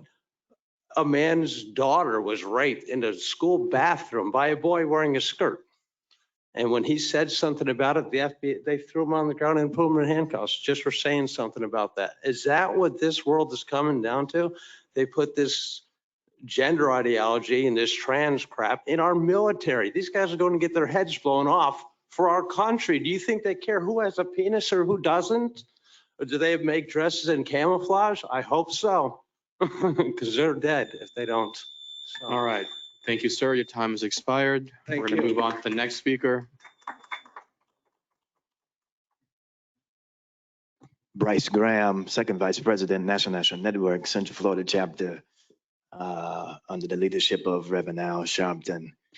Haven't been to this podium in such a while, but I must come tonight because it is critical to this community. Once that Dr. King said that we don't need leaders that love money, but leaders that love justice, not leaders that love publicity, but leaders that love humanity. And taking a pay raise on the back of this community is unacceptable.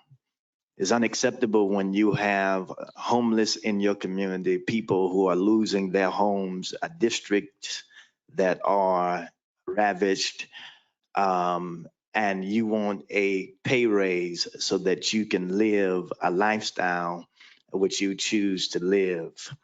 It is unacceptable when you have children who need shoes, when you have elderly who need health care in your community. It is unacceptable for you to take a pay raise. When inflation is high, people cannot buy groceries in certain communities. It is unacceptable for you to take a pay raise. Let's talk about also, since I speak for community, let's talk about the cemeteries as well. It is unacceptable for people not to be able to bury their loved ones on a Saturday rather than a Tuesday. It puts a great burden on funeral homes and also the families. Funeral homes will have to pay double the cost to come out and bury the loved ones once they are taken back from services that day. And so I am saying it is unacceptable, it is unacceptable, and it's unacceptable. And I am against it.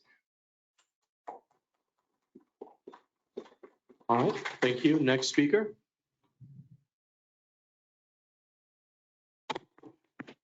Good evening. John Dames, Post Office Box 713, Boynton Beach, Florida, 23425. I want to address this commission in regards to a $36,000 raise. Being a county employee for 20 years, being in government for 36 years, I've never seen a part-timer ever get a raise for $36,000 of taxpayers' money. It's hard for people in this city and all over this nation to survive. You got homelessness right here in this city.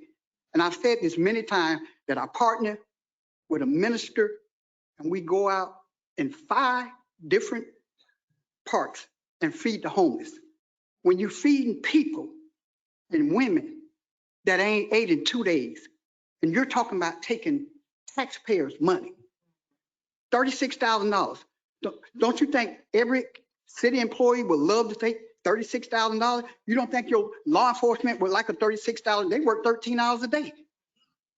You don't think some of the public works guys would take that kind of money, and they working in 102-degree heat?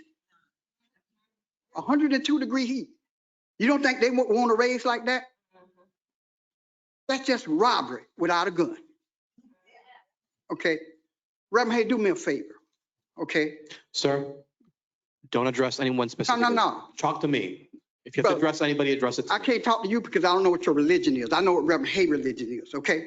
Reverend Hay, I'm asking him a favor, okay? I'm not asking you a favor, I'm asking Reverend Hay a favor, okay? Reverend Hay, could you do me a favor, right? And I know, Reverend Hay, you were busy with things that are going on at St. John and with your family. But at some point, can you educate your colleagues and tell them in the Bible, God say, when you take from his people, and everybody in here is his people. And when you take from his people, he say, you taking from me. And when you take anything from him or attempt to take anything from God, there's consequences behind that. And sometimes it can be deadly. And Reverend Hay, if they don't listen, right? Don't argue with them. Don't push it on them, right? Just shake the dust off and keep it moving. Amen.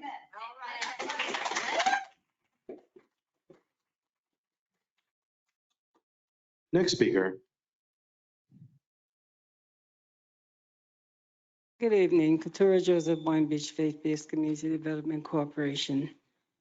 I have to apologize. I've been negligent in some of my work because I have been so busy trying to work with the city and trying to save some money and help do some things so that we don't give money back to HUD.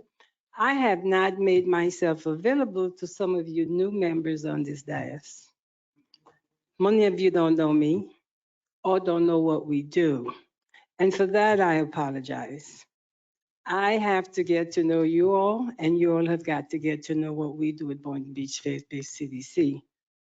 I've been very, very busy with this owner-occupied rehab program, and I'll just give you a brief summary of it. City gave us some money towards the end of last year. We were supposed to have 14 people. We had 50-some people contacted our office. We got 32 applications. We can only have 14 or 15 people maybe. We got 32 applications with income certified 18 people and have our processing projects for about 18 individuals. Of those 18 people, I can tell you what districts they're from. 4 of them are from District 1, 8 are from District 2, 4 are from District 3, and 2 are from District 4. 18 people. So it is throughout the city that we're helping people, not in any one particular district. We accept them on a first come, first served basis. People who come and are eligible first, we process them first. This project, and we have a waiting list of about 22 people. We will exhaust the funds that y'all gave us, and we have people waiting. We're serving people who are the lowest of income in your community within Boynton Beach, and they need their assistance. Sorry, I haven't been here to tell you guys what we do. I actually brought a piece of paper here tonight that I don't mind if you can pass it around. It's our capability statement. It tells you a little bit of what we have been doing with the city. We have been a partner with the city since 1999. Many of you don't know who we are. Everyone here, you do. I've worked with the city, but the rest of you are new.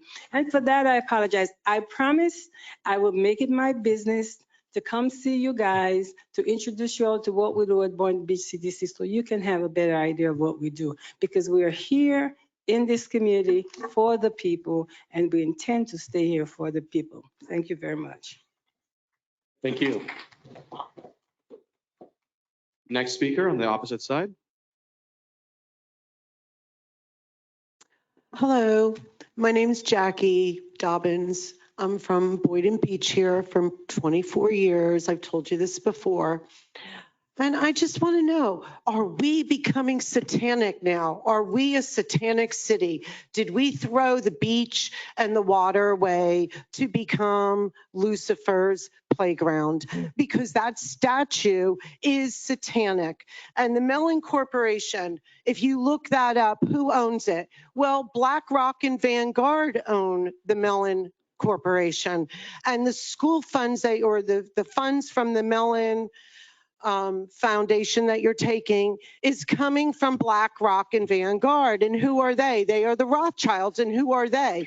They are satanic. And you have put so much stuff in our city that is satanic that it makes my stomach curl. I am sickened by this. I am angry by this. You're putting this next to Cross Point Elementary School, which is literally feet away at the PBS, which, where are they? Now, last week, there was a whole bunch of them here, and they all said they live in Lake Worth. They don't even live here. We live here. I live right across the street from where you're going to put this statue.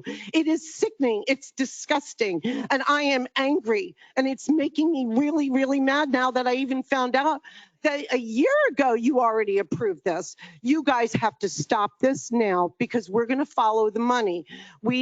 That lady needs money for her program. Give the $100,000 to her. But the statue costs $500,000. So who's getting the rest of the money?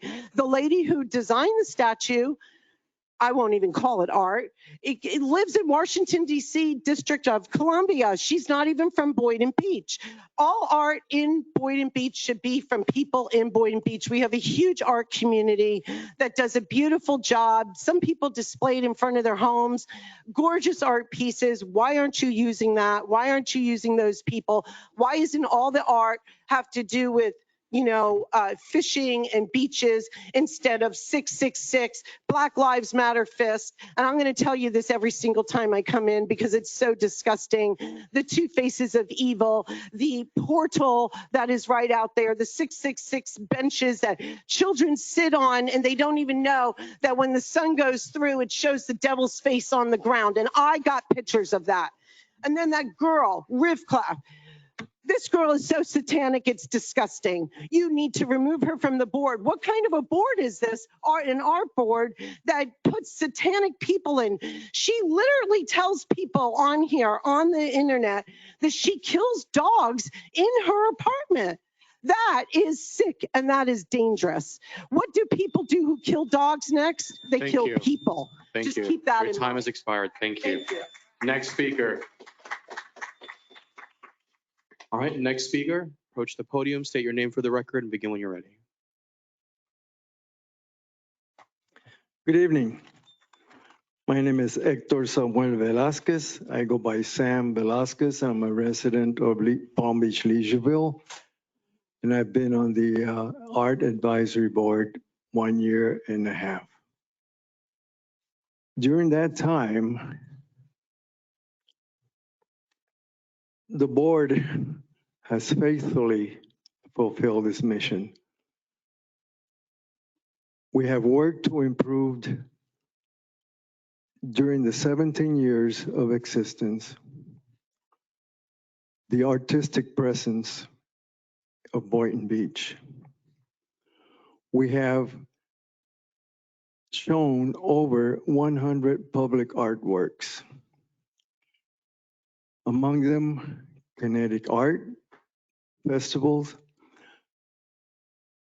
that have garnered us worldwide recognition. We have encouraged and shown local artists as participants, including children, special needs populations, that they too can produce beautiful art.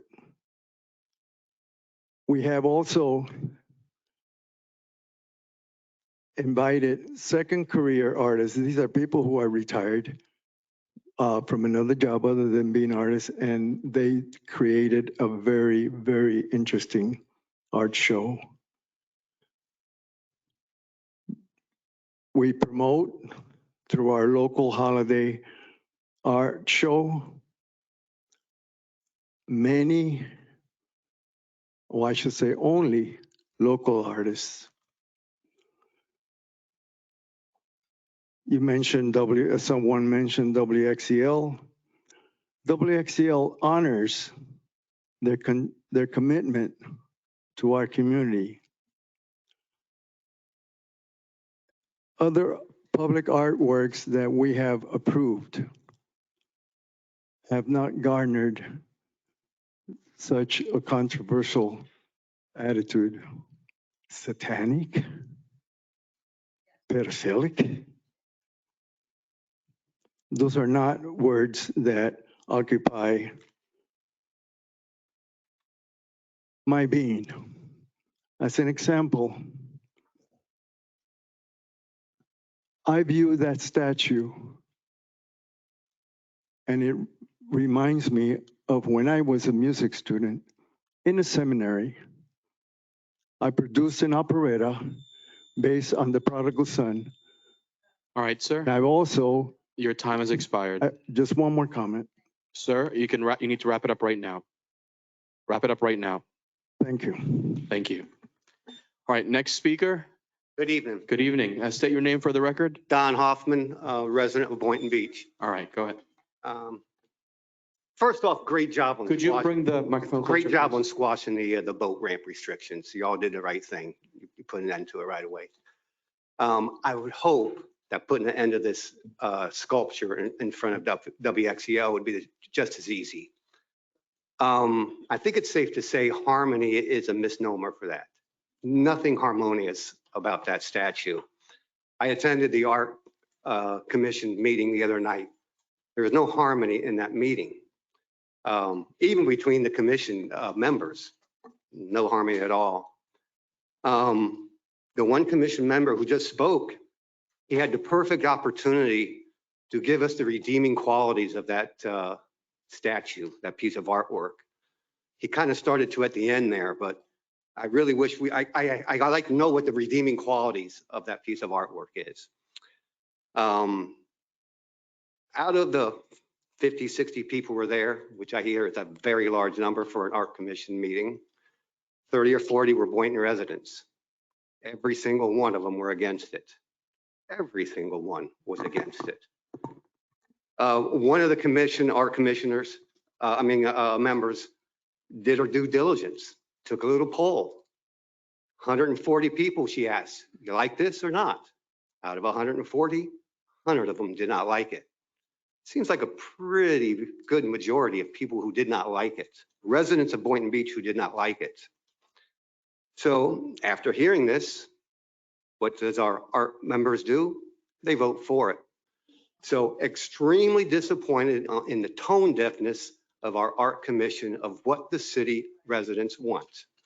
There was a dozen people there or more from WXEL employees.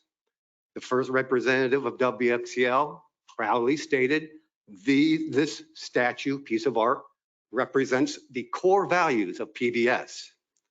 A little disturbing to me, but that's understandable. Everybody else, people have different values. But I don't think they need to force upon the city of Boynton Beach, the residents of Boynton Beach, their core values. We do not agree with their core values.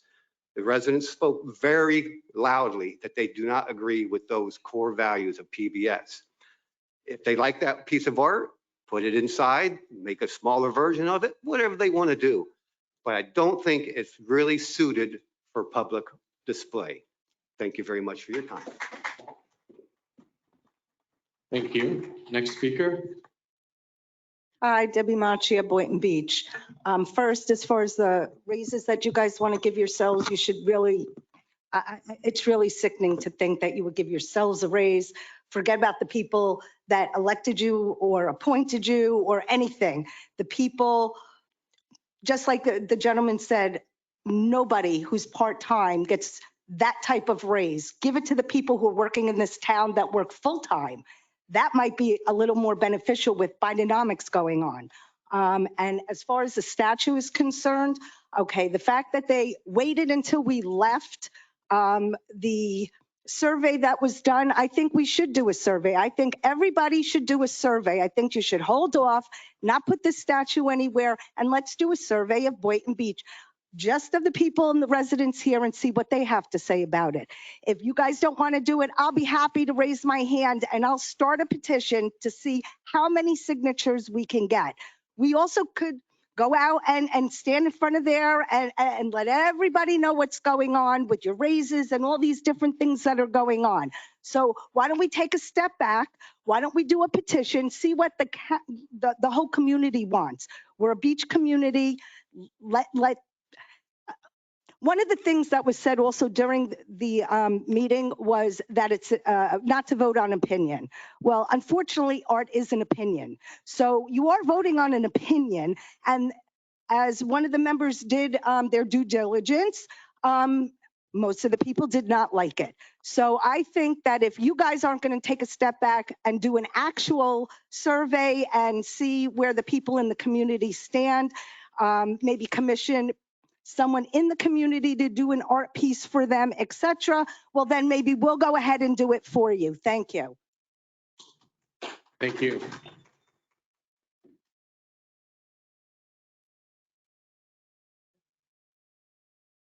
Good evening. My name is Barbara Reedy. I chaired the Arts Commission for 7 years, the first 7 years of its existence.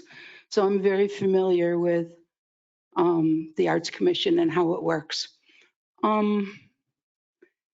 First, the people don't understand that the city is not paying for that piece of art. WXCL is paying for it. I would bet if we asked the people that are against the sculpture what they think about First Amendment rights, that they would all be in favor of wanting to put whatever sculpture they wanted to put in their front yard without someone else saying, no, you can't do that. So this sculpture will be WXCL sculpture. It's what they've selected. And I think that I would support WXCL in their selection. I don't think that we need to examine the sculpture with a microscope looking for signals that aren't there. So I support the art. Thank you. Thank you. All right, anybody else? Public audience in the chambers, now would be the time to make it known.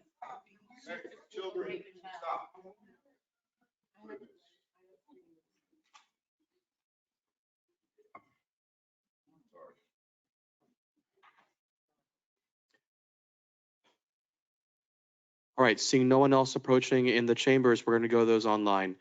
IT, is there anybody with their digital hands raised?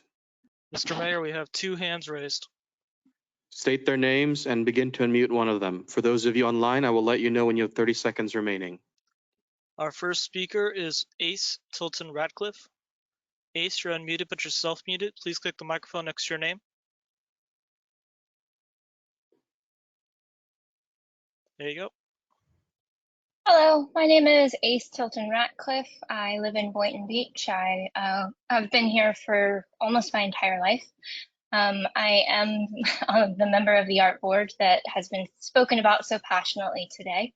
And I'm so glad to hear that people are excited and involved about the art that's happening in our city. And I certainly hope that people will continue to show up for the meetings and see the ways that, as Sam said earlier, we are recognizing and uplifting local artists. Most of those who left after the discussion of the sculpture actually missed a really cool presentation of a local artist who is doing work to talk about our solid waste authority and to uplift the city's workers. So again, I would just invite you all to continue showing up and being involved, because that's how you get art in the city that you love and you like looking at. I'm so proud to be a part of the arts board. I am an artist. I went to Dreyfus. I make my living as an artist, and I also co-own an in-home euthanasia, hospice, and palliative care veterinary practice with my husband, who's a veterinarian and of course also lives here in Boynton. And I'm just so proud to have this sculpture here in Boynton.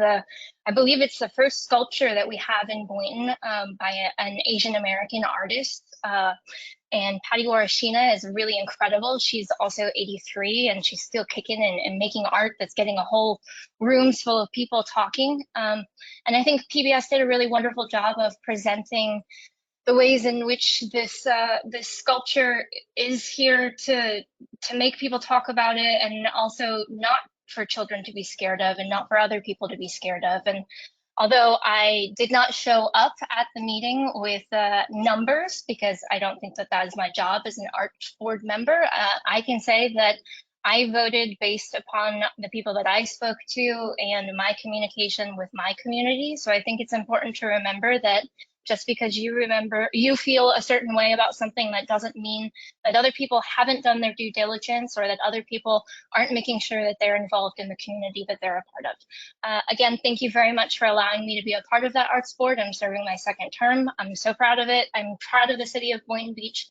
Thank you very much. Thank you. Mani, let's proceed to the second and final speaker. Unfortunately, our second speaker seems to have lost communications, so they're no longer in the attendees. So hopefully they come back later and join us again.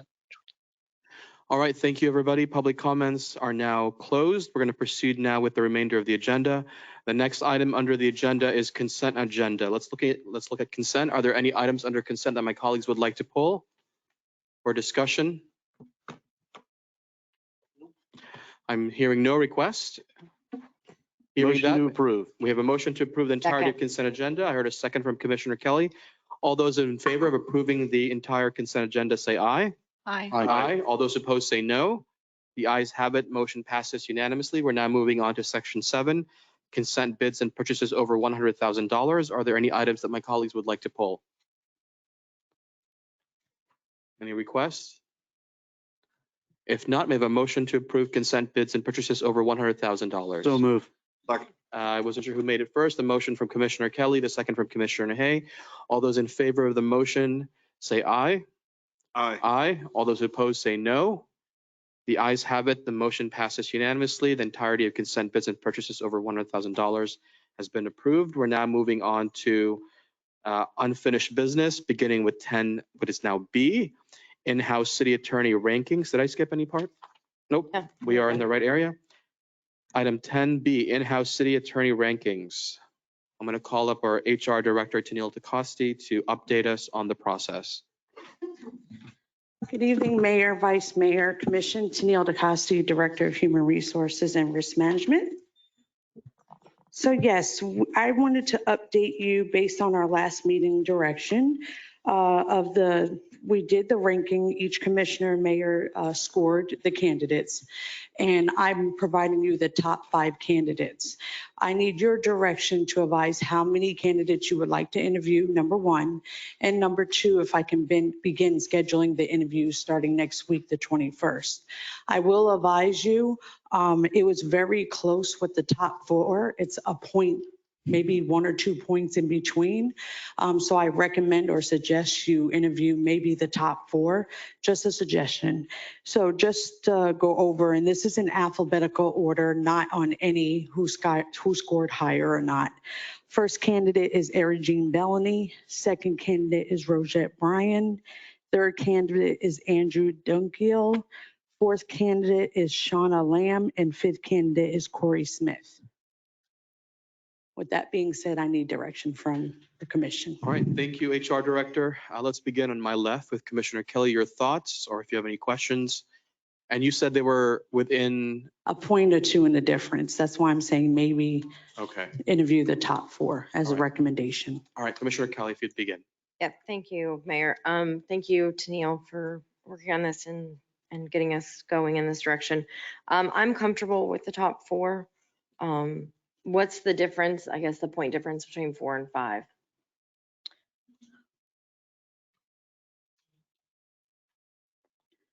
$6 points. So I'm comfortable doing the top 4. Okay. That's my thought on that. All right, thank you, Commissioner. Commissioner Hay. Well, initially I was going to go with the top 3, but based on your recommendation, I'm comfortable with going with the top 4. That's it? All right, thank you, Commissioner. Vice Mayor. Yeah, I mean, my intention was also to go with the top 3. Tennille, I know we haven't had anyone apply since we discussed this last time. Is that still correct today? Okay. Yes, sir. Yeah, I mean, I'll go with majority on this, you know. All right, thank you, Vice Mayor. Commissioner Cruz. I'm also fine with the top 4. Thank you. All right, I'll be supporting that as well.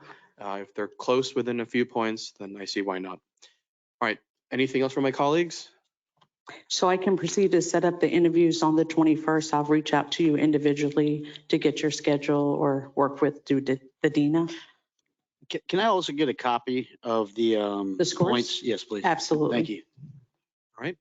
And the only thing I want to add is I definitely want to have my interviews in person. In person? I always prefer in-person interviews. Is that for each of you? Yes. Okay. And would you get that also to all of us? Absolutely. Vice Mayor, yeah. Yes. All right, seeing nothing else, thank you so much, HR Director. We're going to proceed now to 10C, use of ARPA funds for infrastructure needs. I see Wait, I have a question. Commissioner Cruz, yes. And this might be a dumb question, but because we're going to be voting on this and the scoring sheet shows who voted for what, would that be a sunshine violation? That would be a question for the attorney. council. As far as the fact that you have made the scoring sheet public at this meeting and you provided consensus as far as the direction, Okay. you're fine. Thank you. Just wanted to be safe. Thank you. Good question. All right. Next item, Mr. Guzman, if you're ready. Again, this is the use of ARPA funds for infrastructure needs. I believe we have a PowerPoint. Oh, there it is. It's already loaded. Good evening, Mayor, Vice Mayor, Commissioners, my esteemed colleagues, members of the public. My name is Mario Guzman. I'm the Director of Public Works. I'm here, have some team members. I have Mr. Well, This is Mosey Abdulrahman with engineering. And my name is Carl Fermetti. I'm with Construction Services Project Manager. All right, so we have a quick agenda. Next slide. Basically, we spoke about this before at the budget meeting. Just want to give an overview. Moisey's going to get into detail. And I want to give a huge shout out to the team over here. Moisey does a lot of the design, all the drawings that go into it. And as far as boots on the ground, dealing with contractors, that's Carl. So I get way too much credit. These guys make it happen over here. So thank you guys. So quick agenda. We're going to talk about some of the projects that we are recommending: Boynton Lakes and Meadows, Cherry Hill, Chapel Hill, Golfview Harbor. I'll wrap it up with a summary of needs and we'll entertain any questions after. So with that, next slide. All right, oh, I'm sorry. The recommended improvements is about 39,000 linear feet. request is 4.1 million. The schedule, and this was based on how fast we can get these projects underway. And that's depending on the geotechnical or the survey needed. That would be Boynton Lakes and Meadows, Cherry Hill, Chapel Hill, and Gulfview Harbor. There may be an opportunity to do two of these projects at the same time concurrently. All right, next slide. So moving forward, the first project we had in mind was in the Boynton Lakes and Meadows area. This would be on Boynton Lakes Boulevard and Meadows Way and Meadows Boulevard. We've already sent out the exhibits on Meadows Boulevard and Meadows Way to get pricing to confirm if our estimated cost is accurate or if we need to update it. Boynton Lakes Boulevard is in the works right now and should be sent out at the end of this week or next week. The general work that we'll be doing will be some surface, milling and resurfacing, some base repairs, sidewalk repairs, swale reconstructions, traffic calming, and pavement striping. Presuming everything goes according to plan and procurement goes well, the construction for this should only take about 90 days. We're estimating that this can get done at that time without any hiccups. Next slide, please. So this would be the next project, which is Cherry Hill. This would be Northwest 11th, 12th, and 13th Avenue on the west side of Seacrest, just behind Point Siena. This here is slightly different. We'll be doing milling and resurfacing, sidewalk repair and reconstruction, median removal, pavement striping, and traffic calming. This here, we had a very similar project just across the street on Northeast 11th, 12th, and 13th. Using that as an estimated cost for this, we're estimating that this will be around $500,000. Also, presuming everything goes well, that should be around a 90-day construction. We are in the works of creating this exhibit to get the pricing for this to confirm our pricing. Next slide, please. So this would be on the southern side of Cherry Hill. There's a lot of work that needs to be done here. So rather than just doing some milling and resurfacing, we want to do an in-depth engineering design. So this would be around $300,000 to get this done, to survey, geotech, engineering design, sidewalk design, traffic calming, everything that goes in there, as well as a possible grant project with utilities to get some work they need done. They need a new force main on Northwest 3rd Street. All of this would be coincided together at the same time to make sure that nothing gets in the way of one another and we're not ripping out the same pavement twice within a couple of years of one another. If that goes all according to plan, the engineering design should take about 150 days to get done. And then from there, we would have a design of how much this would cost to construct. Next slide, please. For Chapel Hill, this is located on the southeast side of the city. This here, there's two main points. There's Chapel Hill Boulevard and then a culvert next to the Mission Hill Bridge. For the main roadway, we'll be doing similar repairs to what we'll be doing in the Meadows and Boynton Lakes Boulevard area, which once again is milling, resurfacing, sidewalk repairs, swale reconstruction, pavement calming, pavement striping, and traffic calming. This we're estimating at around $600,000 for the road repair on Chapel Hill Boulevard. And same as all the others, it should take about 90 days construction, presuming everything moves according to plan. Next slide, please. This is the culvert that I just mentioned. Right now, this culvert exists. We had a cost analysis done to determine that it would take about $300,000 to do the engineering design for this bridge. And what this would entail is changing out a culvert, which is a small pipe, or in this case, a slightly large pipe, and removing it and replacing it with a bridge to help alleviate some of the drainage issues that happen as the water flows from the north to the south. Once the engineering design is done, we're currently estimating that the construction for this bridge is about $1.2 million. And part of that is making sure that any of the underground utility lines are relocated, because right now there's 3 main lines and they need to all be taken into account if they're being removed and placed under a bridge. Next slide, please. And the final project we'll be looking at is Gulfview Harbor. After having a meeting with some of the residents, we identified that the main streets that need to be repaired would be Southwest 27th and Southwest 11th. We are going to be taking a look at all the other major entrances into that and any of the sidewalks down to the park just on the southeast side of this development. Same as the other ones, it's also surface level repair and any base repairs that are needed. This is estimated around $1 million, and this exhibit is also going to be prepared and sent out. And once pricing is confirmed, we can move forward with that. Since this is a slightly larger project and the roads are a little more narrow here, this one would take about 120 days to make sure that we impact the residents as little as possible. And moving forward, next slide, please. All right, and to wrap it up, overall roadway improvements include traffic calming, sidewalks, ADA compliance, and we also look at connectivity. And as I always say, these estimates are based on the knowledge that we have now. We won't know the true estimate until it goes out to bid and we get our quotes back. As I stated earlier, what goes entail with this team, and they can go into detail. They do a lot of surveying, geotechnical. As one project is getting underway, they can start working on the back end with other projects. That's that. Next slide. And I'm sorry, there's a brief, just going over District 1, Gulfview Harbor, $1 million. Cherry Hills in 2 phases, $500K and $300K. District 3, Chapel Hill, we have $600K for the road paving, $300 for design, $1.2 for the construction of the bridge. District 4, Boynton Lakes, Meadowsway, 1.4, total 4.1, and 1.2 if we add the bridge to that. So the bridge is not included for the construction, but the design is.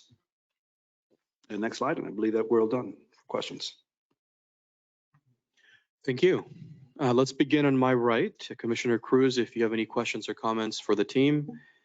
Thank you, Mayor. And thank you, Mario, Moise, and Carl for everything you've done. And also to our city management for helping us prioritize what's important. You are correct, Moise, as we did the town hall meeting at Gulfview Harbor, we had a lot of anger from residents because their roads hadn't been paved in about 13 years. And no single person had done anything about it at all. So today, I think we're taking a step in the right direction and focusing on taking those federal dollars. And instead of dispersing them for other purposes, we're focusing on road paving for our neighborhoods, infrastructure, and the things that we said we were going to do, which directly benefits our community and directly benefits our neighborhoods. So I think it's a step in the right direction. Very happy to see that. And that's it. Thank you so much. Thank you, Vice Mayor. Mario, gentlemen, thank you guys for what you do. Thanks for really incorporating public feedback. I think that's important. I know in Forest Park, it took years and years and years to get speed bumps, and you guys were able to get that done quick and swiftly, and eliminate the unnecessary process of things, and so I thank you for that. And I do want to commend Commissioner Cruz. I know she had brought this up at the budget for utilizing all the ARPA funds for this infrastructure. So, I want to give credit to where it's due. The only question I do have, and I'm not an engineer, don't claim to be one. I do know speed bumps work because I see it every day. But for the linear feet, and I don't know if this is because of the complexity of the road and how it's shaped, why would 11,000 linear feet of road paving be different than 4,800 feet and $100,000 less? So for this project here, for Cherry Hill, the 11,000, those roads are in slightly better condition than Chapel Hill, and we'd be doing more surface level repairs and sidewalk and median, whereas on Chapel Hill, it is it's a worse condition road. There needs to be more base repairs that go in. As the base repair number goes up, the cost per linear foot goes down, so we can't stretch it as far. And that's the variance between the 4,800 and the 11,000. Okay, perfect. Thank you for that explanation. I think it's important for the public to know that, because if you look at this objectively, you're going to be like, what the heck? The other thing is, I know somewhere in the presentation it had mentioned digging up the swales and maybe encroaching on that. I would ask we do not do that in Chapel Hill, because I know that there's some complications now with FPL doing some line work, and everyone is really upset about that. And I know in the past there has been encroachment on swells. And so I would ask if it's possible, to pave those roads without that, to look at maybe eliminating that portion. I don't know the cost of that. And then seeing if we can look at some other roads too within that neighborhood that, maybe are low or rated low, and focus on those. I understand. I will take that into consideration and we will see what we can do with keeping the swales as they are and possibly extending extra roadway improvements. Perfect. Thank you, sir. And thank you guys again for what y'all do. All right, thank you. Commissioner Hay. Absolutely. Thank you guys for doing a great job, really. The only concern or question I have would probably be more to Andrew. First of all, how much do we have left in the ARPA funding? Roughly ballparkish? We have about 4.5 million. 4.5 million. But what I was talking to you about, over at the Sarah Sims Park, heat is the biggest thing that you have to combat when you have events over there. I've shared some ideas with staff about how we could take care of that. And I'm hoping that it wouldn't be a great expense. I think maybe we can find some monies in the ARPA funding to possibly do that. I don't know if this is, I guess it is the right time because we're talking budget time and everything else. So I would really like for staff to look at this and get some figures that we could push around and see if we could fit it in. The concept is to put temporary canvas over that open area at Sarah Sims Park, where you would have poles that would be maybe a couple of feet in the ground, strategically located. I'm not a designer, but that they could hook on like we have over at the Oceanfront Park over on the beach, because that's the biggest complaint why we don't get the crowds that we would really like to have at Sarah Sims when big events are out there. It would be portable when an event is not there. You could put a cap on it so the lawnmower could roll over it or whatever. But these are ideas that's on the table right now that I would like to make sure that we get included here before all the funding is gone. Because that's the biggest complaint that I get from everyone. Yeah, we will come out, but it's just so doggone hot. And I know there are ideas that we could do, but if we could just save a little piece of money here to take a look at that and see if it fits together as a plan. That's all I'm asking. Okay, Andrew? Yes, sir. Thank you, Commissioner Hay. Commissioner Kelly.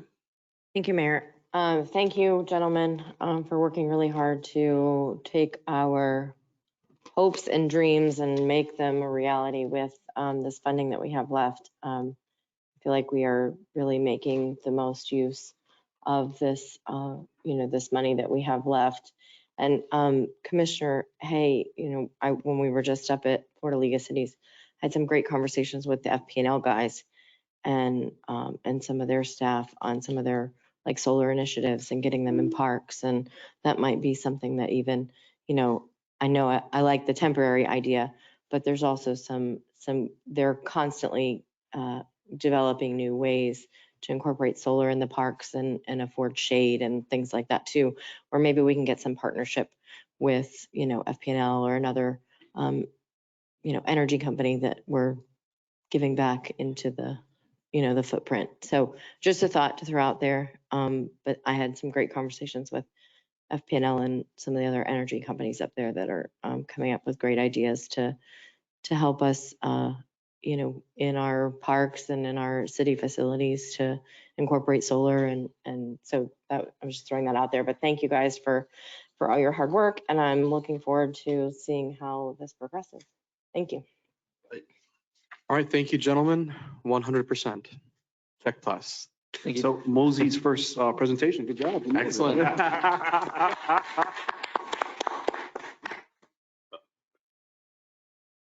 Council, do we need a formal motion, or I think direction is fairly clear? Yeah, I think you've generally given consensus. If there was some specific item that you wanted to address, then you'd probably do a motion. But in terms of the allocation of funds for these projects, it sounds like it was unanimous.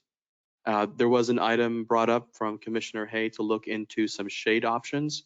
I would support that if there's support from my other colleagues. I know shade is important. We've heard a shade mentioned earlier in public comment, not just for one area, but for numerous parks. If staff could research that, I would support that research. Council. Yes, if I just noticed on your agenda, it does say approve the use of ARPA funds for infrastructure needs. So would it be appropriate for a motion? All right. Commissioner Cruz. Thank you. I just wanted to piggyback on what you said, Commissioner Hay. And I think it's so great that you care so much about your district and you're focusing on what could be improved there as well. And at the same time, I think that I'm happy to go ahead and move forward to approve this. I think one of the projects that we talked about had an opportunity for grant funding. So if we don't have to spend ARPA funding for any part of it at all, because this money will be finished and it will not come back, I hope it will, but I don't think it will. Then we can, look into those opportunities so that we don't have to spend the ARPA funding and we could potentially get the grant funding. Yes. That's all. Motion to approve. Second. All right, we have a motion to approve the use of ARPA funds for infrastructure needs as presented earlier. We have a second. All those in favor of the motion say aye. Aye. Aye. All those opposed say no. The ayes have it. Motion passes unanimously. Congratulations. And any final comments from anybody? All right, we're going to move on. Next item, 10D, proposed resolution R23-098, Community Development Block Grant FY 2023 Annual Action Plan. This was previously tabled. I'm going to ask if there's a motion to remove from the table. So moved. We have a motion Second. and a second. The fast. And who made the motion? Who made the second? Let's say Commissioner Kelly made the motion. I heard the second from Commissioner Hay. All right. All those in favor to remove the item from the table say aye. Aye. Aye. All those opposed say no. The ayes have it. The item has now been removed and now open for discussion. Ms. Friedrichsen, if you'd like to introduce the item. Sure. Good evening, Mara Fredrickson. Friedrichsen, I'm sorry. No, it's okay. This is an item that was tabled at the last meeting. We have the same presentation, but we're happy to answer any questions that the commission has. Okay. Any questions from my colleagues or comments?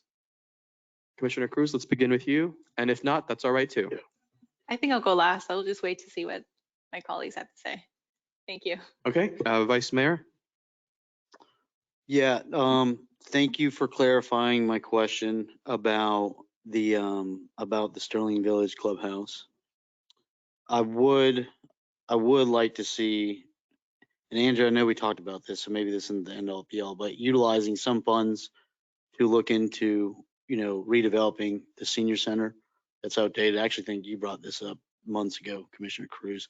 It's extremely outdated and, I think it needs to be redone from the ground up. So I don't know if that's something, I think that's something that would fall within this. Can we just get confirmation for that? Right. You did email me about that, and it is something that in the future we certainly could use funds for that because the senior center is eligible. Deputy City Manager and I spoke about that. That I don't think that project is something we're looking at right now, but maybe down the road, and then we could use CDBG funds for that later, but maybe not in this action plan. At what point in the process, let's say not this year, but next year, should we start this discussion? So then that way we could put it forward. Because I know there's deadlines and I know RJ, you put a lot of work into this. So I want to make sure that we plan this accordingly. And I'm like, hey, let's throw this in at the last second, Yeah, RJ Ramirez, Community Improvement Division Manager, Commission and Mayor. So the CDBG plan has deadlines, a process. So usually what happens is about the beginning of February, I sent an email to staff notifying them that I'm going to start the process of the CDBG plan. So actually this year I sent that email on February 8th, and I notify all the directors, and including Senior Center, that I'm going to start the process of CDBG planning. I want to give you a first glance so that these funds are available. If you guys have any projects, please send them my way. Let's talk about it to see if it's an available activity. So, and having heard anything from staff, and I notify them as well that this plan is going to be open to nonprofit organizations from this day to this day, and I kind of walk them through the process of the action plan. So at that point in time, if I don't hear anything from staff, from anybody, so then I open it up to nonprofit organizations where they submit application for whatever the public services, which go, like I explained before, the affecting up to 50%. And this time I open it up again for the limited rehab. So also to nonprofit organization that will be able to help me out to manage those activities. So that's how the process goes. That's the plan. The plan goes on 30-day public comments. Before that, I'm sorry, goes to the application review. It's reviewed by a committee. The committee gives points based on performance and all the different detail that goes on the application. After that, a draft of the action plan is put out for the public viewing for 30 days. Then after that, the plan is drafted and everything else. Final draft is submitted to City Commission. The recommendations are submitted to City Commission, where City Commission has the opportunity to be able to either approve it or disapprove it according to what City Commission see is best for the community. Okay, perfect. So probably around February, when we send that initial, we can also send that to the commission as well. Yeah, can we do that? Maybe have a calendar invite just to get that on the agenda in February? Is that possible? Is that how we need to do this? Is that all right? We can confer this week with the staff and I can get back to you guys on it. So I don't see why not though. Okay, and get that on discussion in February. Perfect, thanks. Besides that, thank you very much. Go ahead, Commissioner. That got me thinking about something else, but just wanted to put it out there that, you know, we did vote on using CDBG funding for a specific purpose. I think it was last fiscal year. And, you know, whenever that project didn't appear to work out, I think that there should have been a communication back to the commission and not make a decision from the staff perspective, because it was a decision made by the elected officials of where to allocate this funding. And then it was, for some reason, it wasn't viable, or, you know, whatever the reason was, it was never really communicated or brought back to the commission that that was the case. And so, and this is about the solar roof. And I remember, I think I talked to probably both of you about it.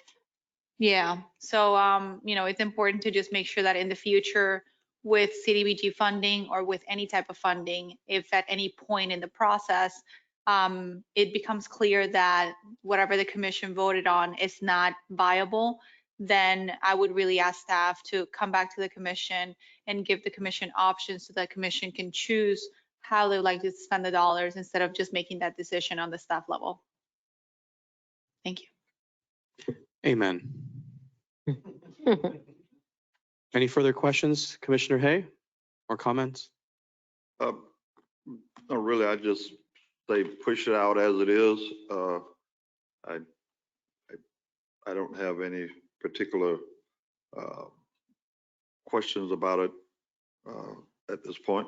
So good job. All right. Thank you, Commissioner. Commissioner Kelly. I don't have any questions. Just thank you for bringing this back and clarifying the questions that we had, and I'm good to go. Thank you. Excellent. I support this. Looking forward to what this will produce. This is a resolution, so we need to turn to public comment if there's no other comments from my colleagues. If you would like to speak specifically on proposed resolution number R23-098, now would be the time to approach the podium. Seeing no one approaching the podium in the chambers, is there anybody online? IT? Mr. Mayor, we have no hands raised. With that, public comment on this item is now closed. We've heard from staff we've offered the opportunity to the public. May I have a motion to approve resolution R23-098? So moved. Second. We have a motion from Commissioner Kelly and the second came from Commissioner Cruz. All those in favor of approving the resolution say aye. Aye. Aye. All those who oppose say no. The ayes have it. The motion passes unanimously. Thank you so much, staff, and good luck with the deadline tomorrow. So we amended the agenda to move up legal. This is 12A and 12B to before 11. So proposed ordinance number 23-016. It is first reading, which means there's no public comment. We'll have public comment on ordinances on second reading. This is amending chapter 27 advisory boards and committees. I'm going to turn now to council to read the item into the record. Thank you, Mr. Mayor. This is ordinance number 23-016. An ordinance of the City of Boynton Beach, Florida, amending Chapter 27 Advisory Boards and Committees of the City of Boynton Beach Code of Ordinances, providing for updating of outdated language, standardization of appointment and removal process for regular and alternate members, qualifications for City Advisory Board members, and clarifying duties and responsibilities of City Advisory Boards, providing for conflicts, severability, codification, and an effective date. This ordinance before you for first reading at this time.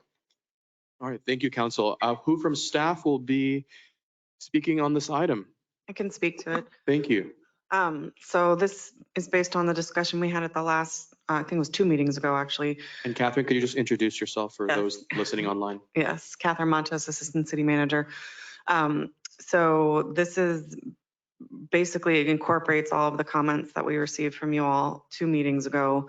Our new city attorney, interim city attorney has reviewed it, and we made a couple minor changes based on their comments as well, including separating the 2 ordinances as we were advised, and you can correct me if I say this incorrectly, but that typically ordinances should cover one subject matter. And so the public art fee and the kind of the substantive language in the advisory boards about how to operate and administrate the advisory boards are 2 different topics. So that's why it's split into 2 different ordinances. And again, the item A is primarily just cleanup language, cleaning up some of the process things, cleaning up some of the differences in absences, and also making the duties for each board a little more generic so that it's not in the code. That way we don't have to keep coming back and amending the code if, from year to year, the advisory boards decide to take on different efforts. So if you have any questions, I'd be happy to answer them. Thank you, Catherine. Let's begin on my left, Commissioner Kelly. I know this was initiated by you. Yes, thank you. Thank you, Catherine, for all of your hard work. I know this has been quite an effort to get this revised, so I appreciate you.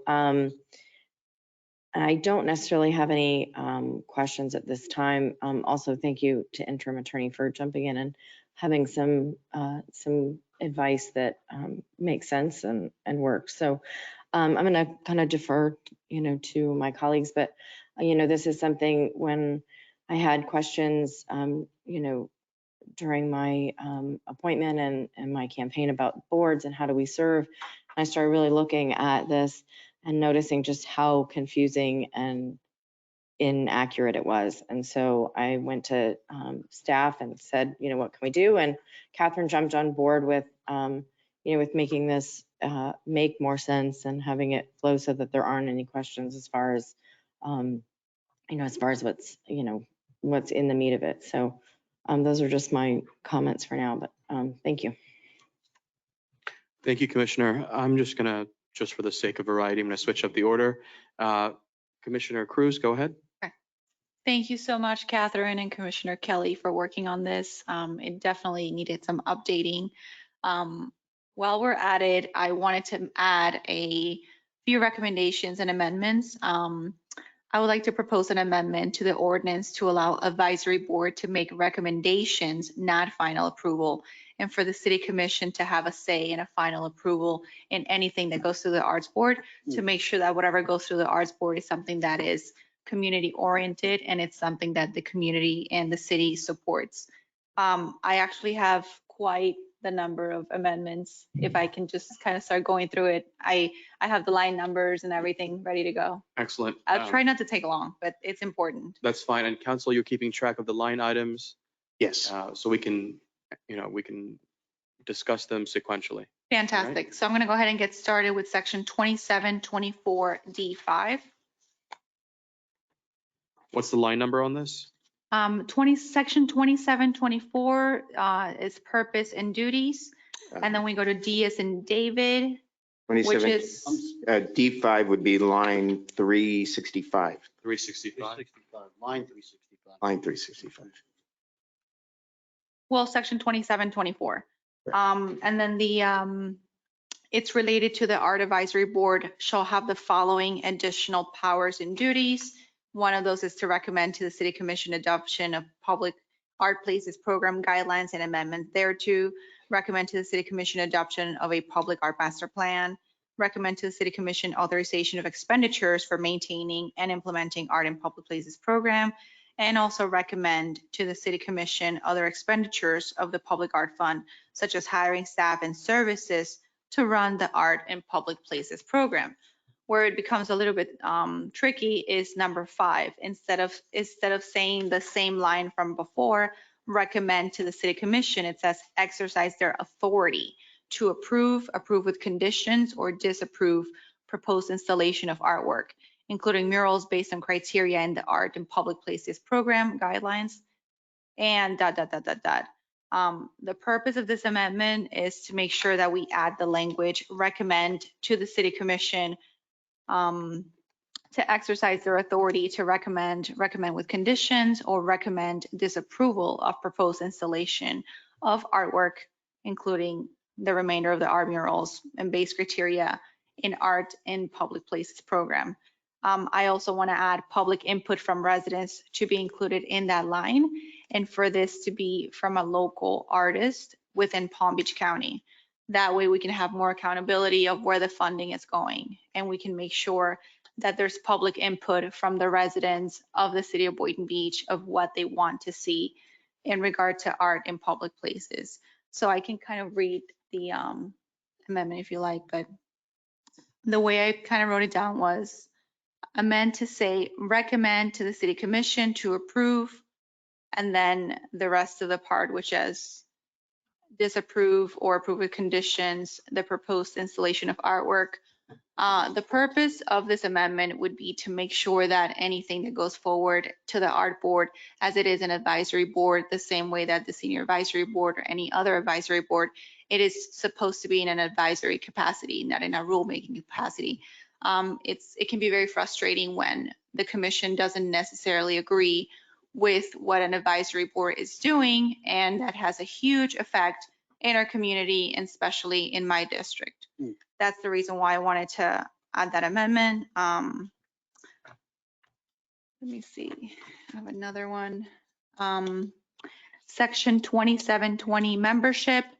Appointees to the Art Advisory Board shall be residents. I wanted to add in the word electors. That's line 326. Line 326, that's correct. Should be electors of the city of Boynton Beach, meaning that it is a person that not only lives in the city, but also votes in city, or just votes in elections in general within the city of Boynton Beach. I don't know, I want to kind of get feedback from my colleagues if we want to include owners of businesses, because if you're a business owner and you're also a resident, it doesn't disclude you per se. But if you're a business owner and you do not live in the city of Boynton Beach, I think that we should really prioritize Boynton Beach residents who can also at the same time be business owners within the city of Boynton Beach. But I really wanted to hone on the residential part of it instead of just business owners. So I wanted to strike the line owners of business located within the city. I really just wanted it to focus on people who live in the city. And then I wanted to remove a majority of members, 4 out of 7, having the following background.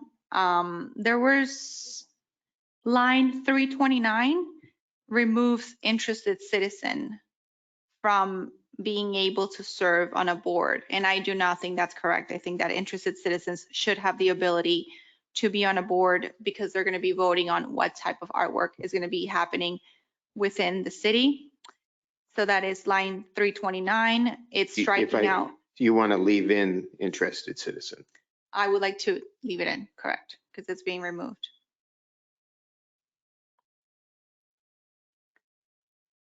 And then I have a question for staff. Line 329, where it says eligible residents and business owners may be appointed to the Art Advisory Board if the majority of membership meets the background criteria listed above.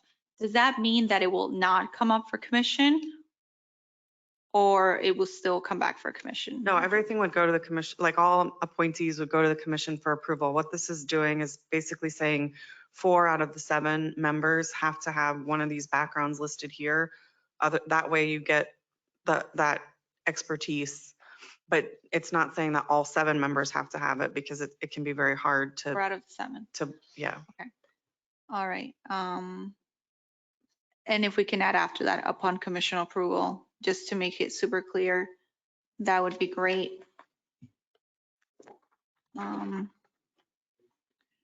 the city commission approval is contained, I believe, in sections 27-2 related to the appointment process. It would still, like, it would be there. It'd be redundant. Okay, beautiful. So, but Sounds good. we'll double check on that.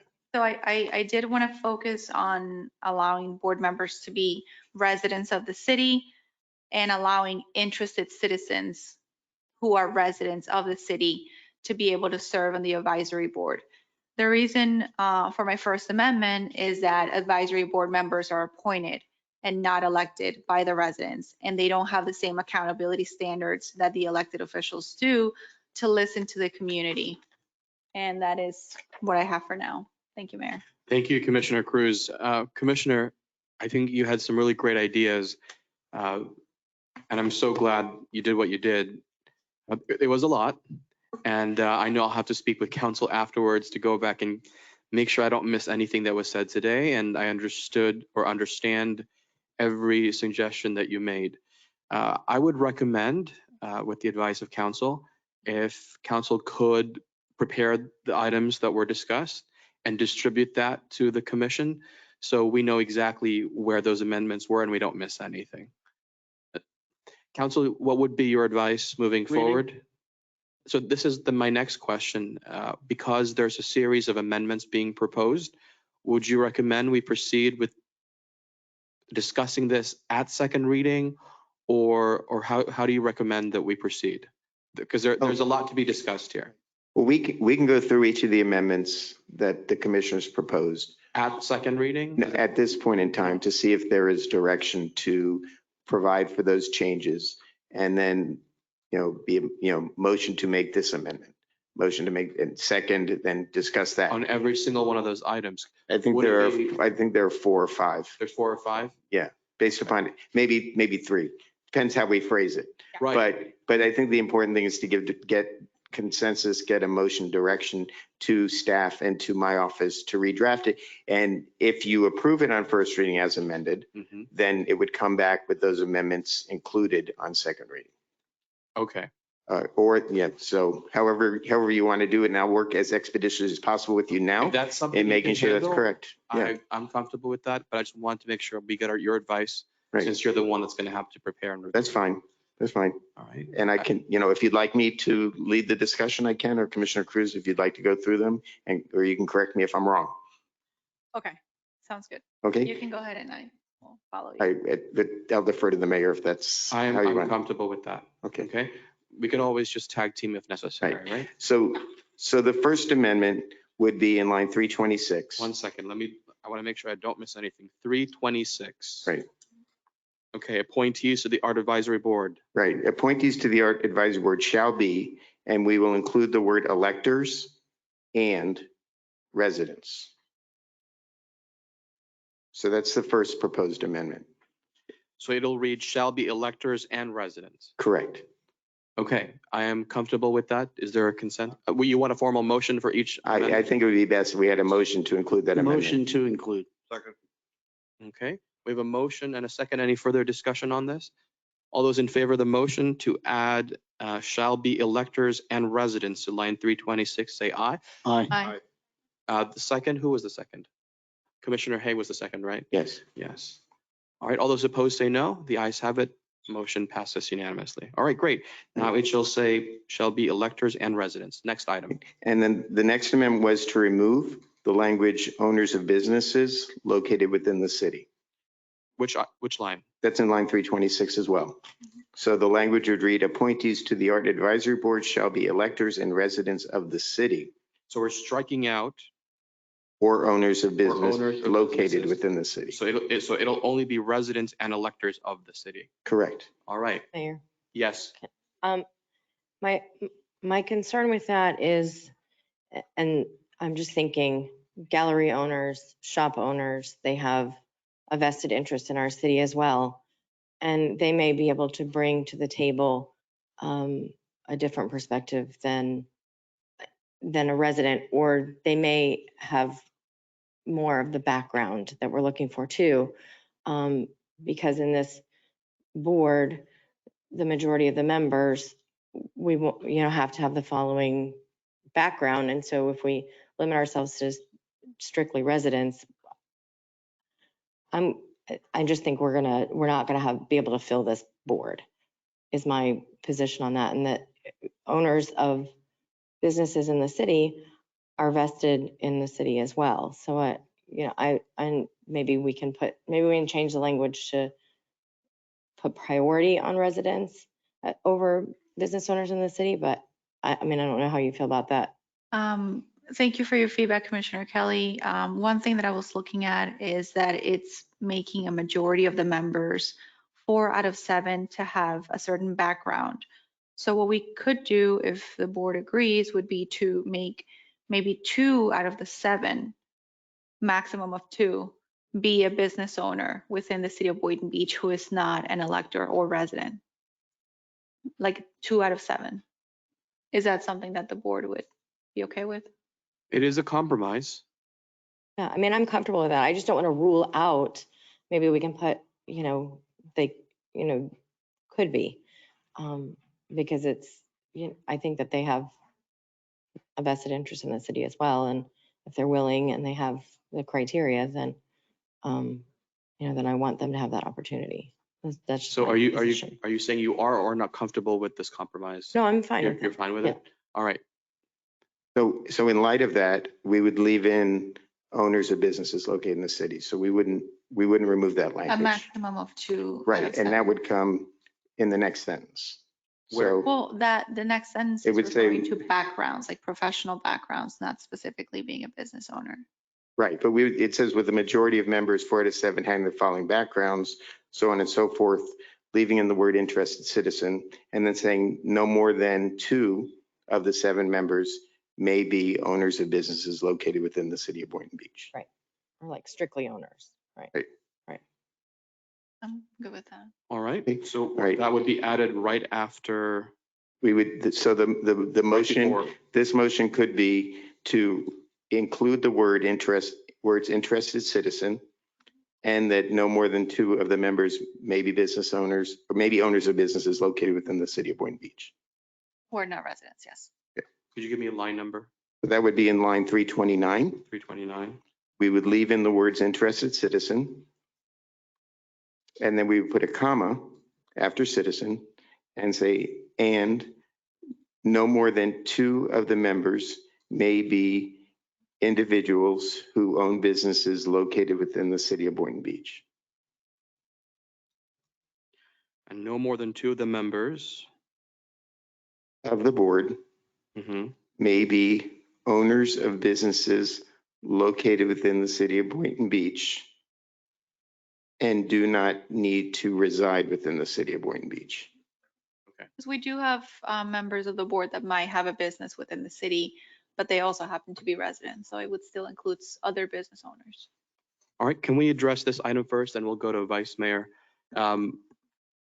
Commissioner Cruz, this was your amendment, so if you'd like to make the motion. Motion to approve?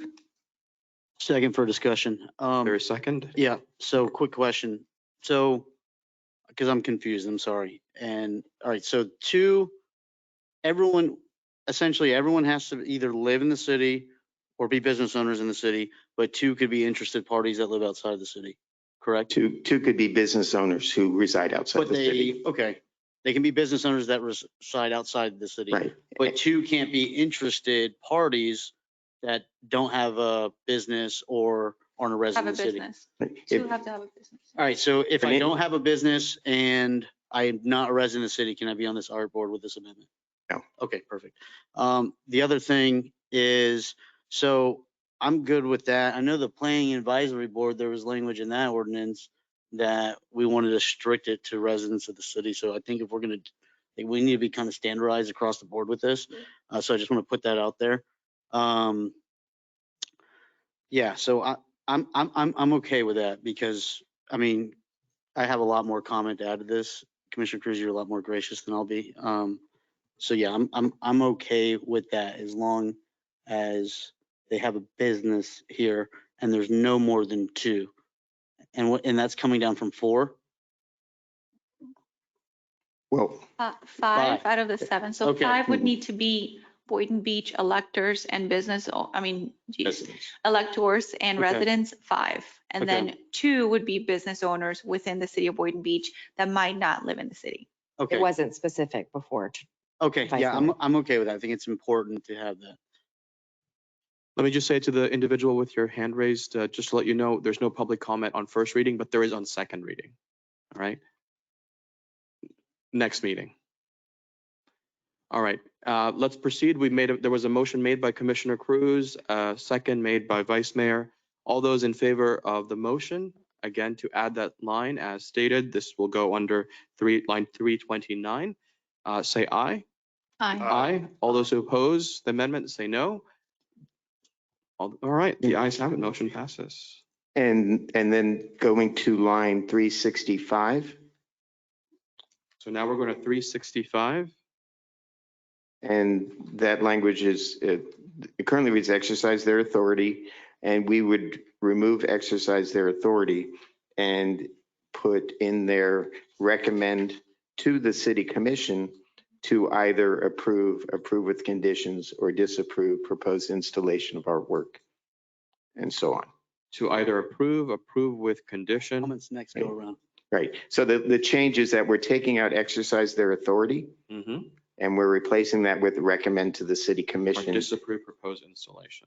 Right. The purpose of this amendment would be to make sure that the authority to determine future art sculptures or any sort of art within the city comes back to the commission for a vote, instead of having an advisory board that is appointed and not elected make that decision because obviously we know there was a recent incident where the majority of the people who live in the district where this will be placed are in disagreement and do not support this. This is a way to make sure that this does not happen in the future, and it's a way to protect the city, to make sure that there's more accountability.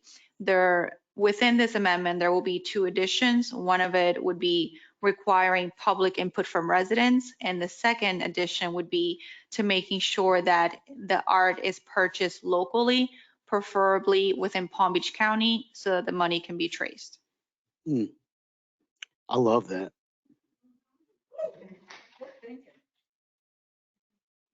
Council? So the only language that we've proposed right now is the beginning regarding recommending to city commission. Okay. All right, so that's the first part, and then we'll do the second part after this one. All right, so let's do the motion for just. Recommend to city commission to So approve. moved. Second. All right, we have a motion, a second. Any further discussion on this particular item? Haven't Commissioner? discussed it, so. Yes, go ahead. And it's my understanding and all of my conversations with staff about the different boards, the Art Advisory Board, the way it was established, and the reason it was established was to take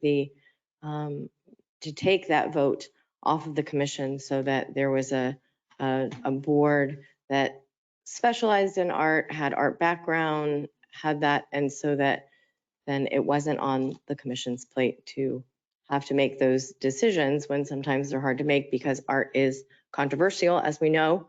And so I'm hesitant to make it that we're now taking that responsibility back on ourselves, because it was my understanding that the whole reason that the art board is set up that way is so that they make those decisions in a neutral way, as opposed to commissioners who, may have pressures from residents or whatever, that they only have certain decisions they have to make. And there's 2 questions that they have to answer. Is the artist valid and reputable and has certain criteria? And is the art meet certain criteria? And that's it. And so I'm hesitant to agree to this amendment to put that back onto us. I'm okay with the public comment portion. I'm okay with us even maybe having some, input into it, but I'm hesitant to make that, agree to that. Thank you. Let me just jump in. I want everybody to have an opportunity to speak, but can I just dig in a little bit deeper to what you said? And both of you actually. Commissioner Cruz, is it your goal to want to review and approve or disapprove every single item that comes before the art board, or only on certain circumstances that reaches a particular threshold? And the reason why I'm saying that is depending on what it is that you're aiming for, is it just veto power that maybe you're looking for? Do you really want to review every single one of them? I just want to make sure I understand your intent first. Okay, yes, I'll go ahead and explain my intent. And Commissioner Kelly, I completely understand where you're coming from. I understand that, there's art is subjective and there's, it's a tough call to make. The reason why I'm proposing this amendment, it's because in my district, there's something that happened recently where the majority of the people who live in the district from several different neighborhoods are not only unhappy, but are very upset about what's being approved. I can tell you that I personally do not support that piece of art. And it doesn't, in my opinion, it doesn't define Boynton Beach in any way, shape, or form. And so the problem is, I went to the arts board meeting and I tried to submit a letter, really not even just advocating for myself, but mostly advocating for my constituents, right?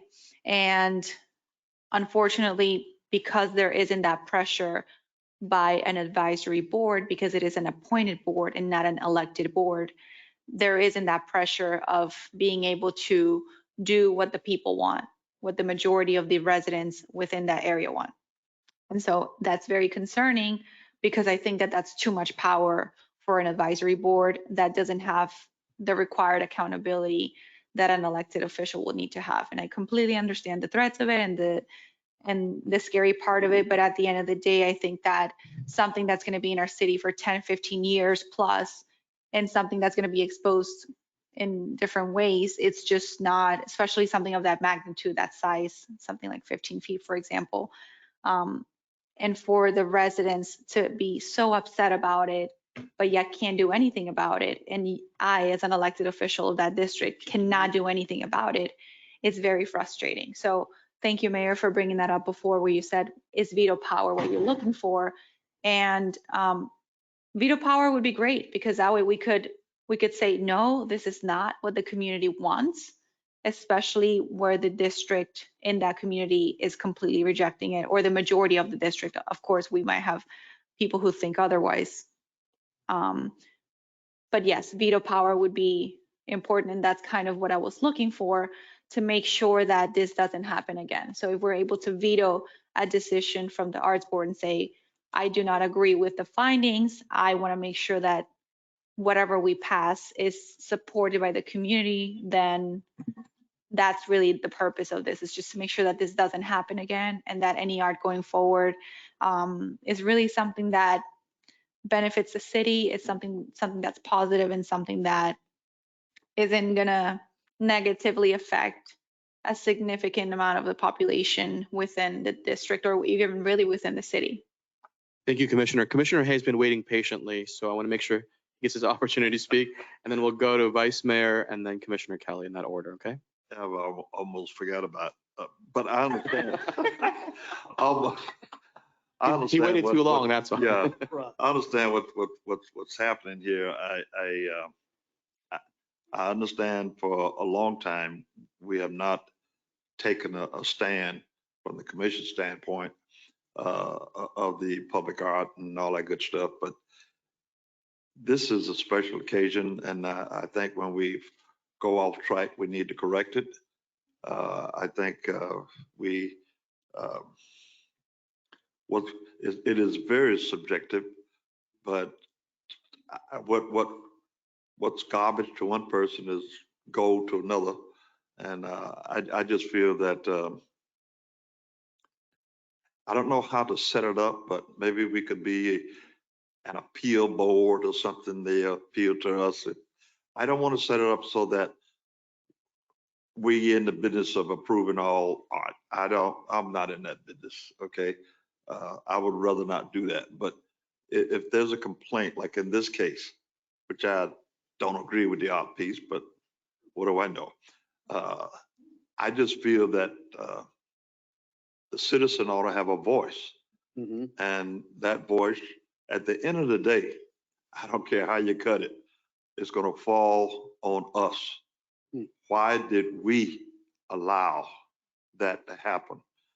I've witnessed it over the years. We gave certain authority, I won't call names, and they made the decision. But when it went off track, we were the ones, we were the ones blamed, okay? And we should be, because we are the voice for Boynton Beach. And we need to tweak things when they go wrong. Now we got a lot of smart people around. We can put our heads together and come up with the best plan that would be effective and work for all of us. So it can be more of a win-win rather than a win-loss type of thing. I don't want to see that, because we have too many things going.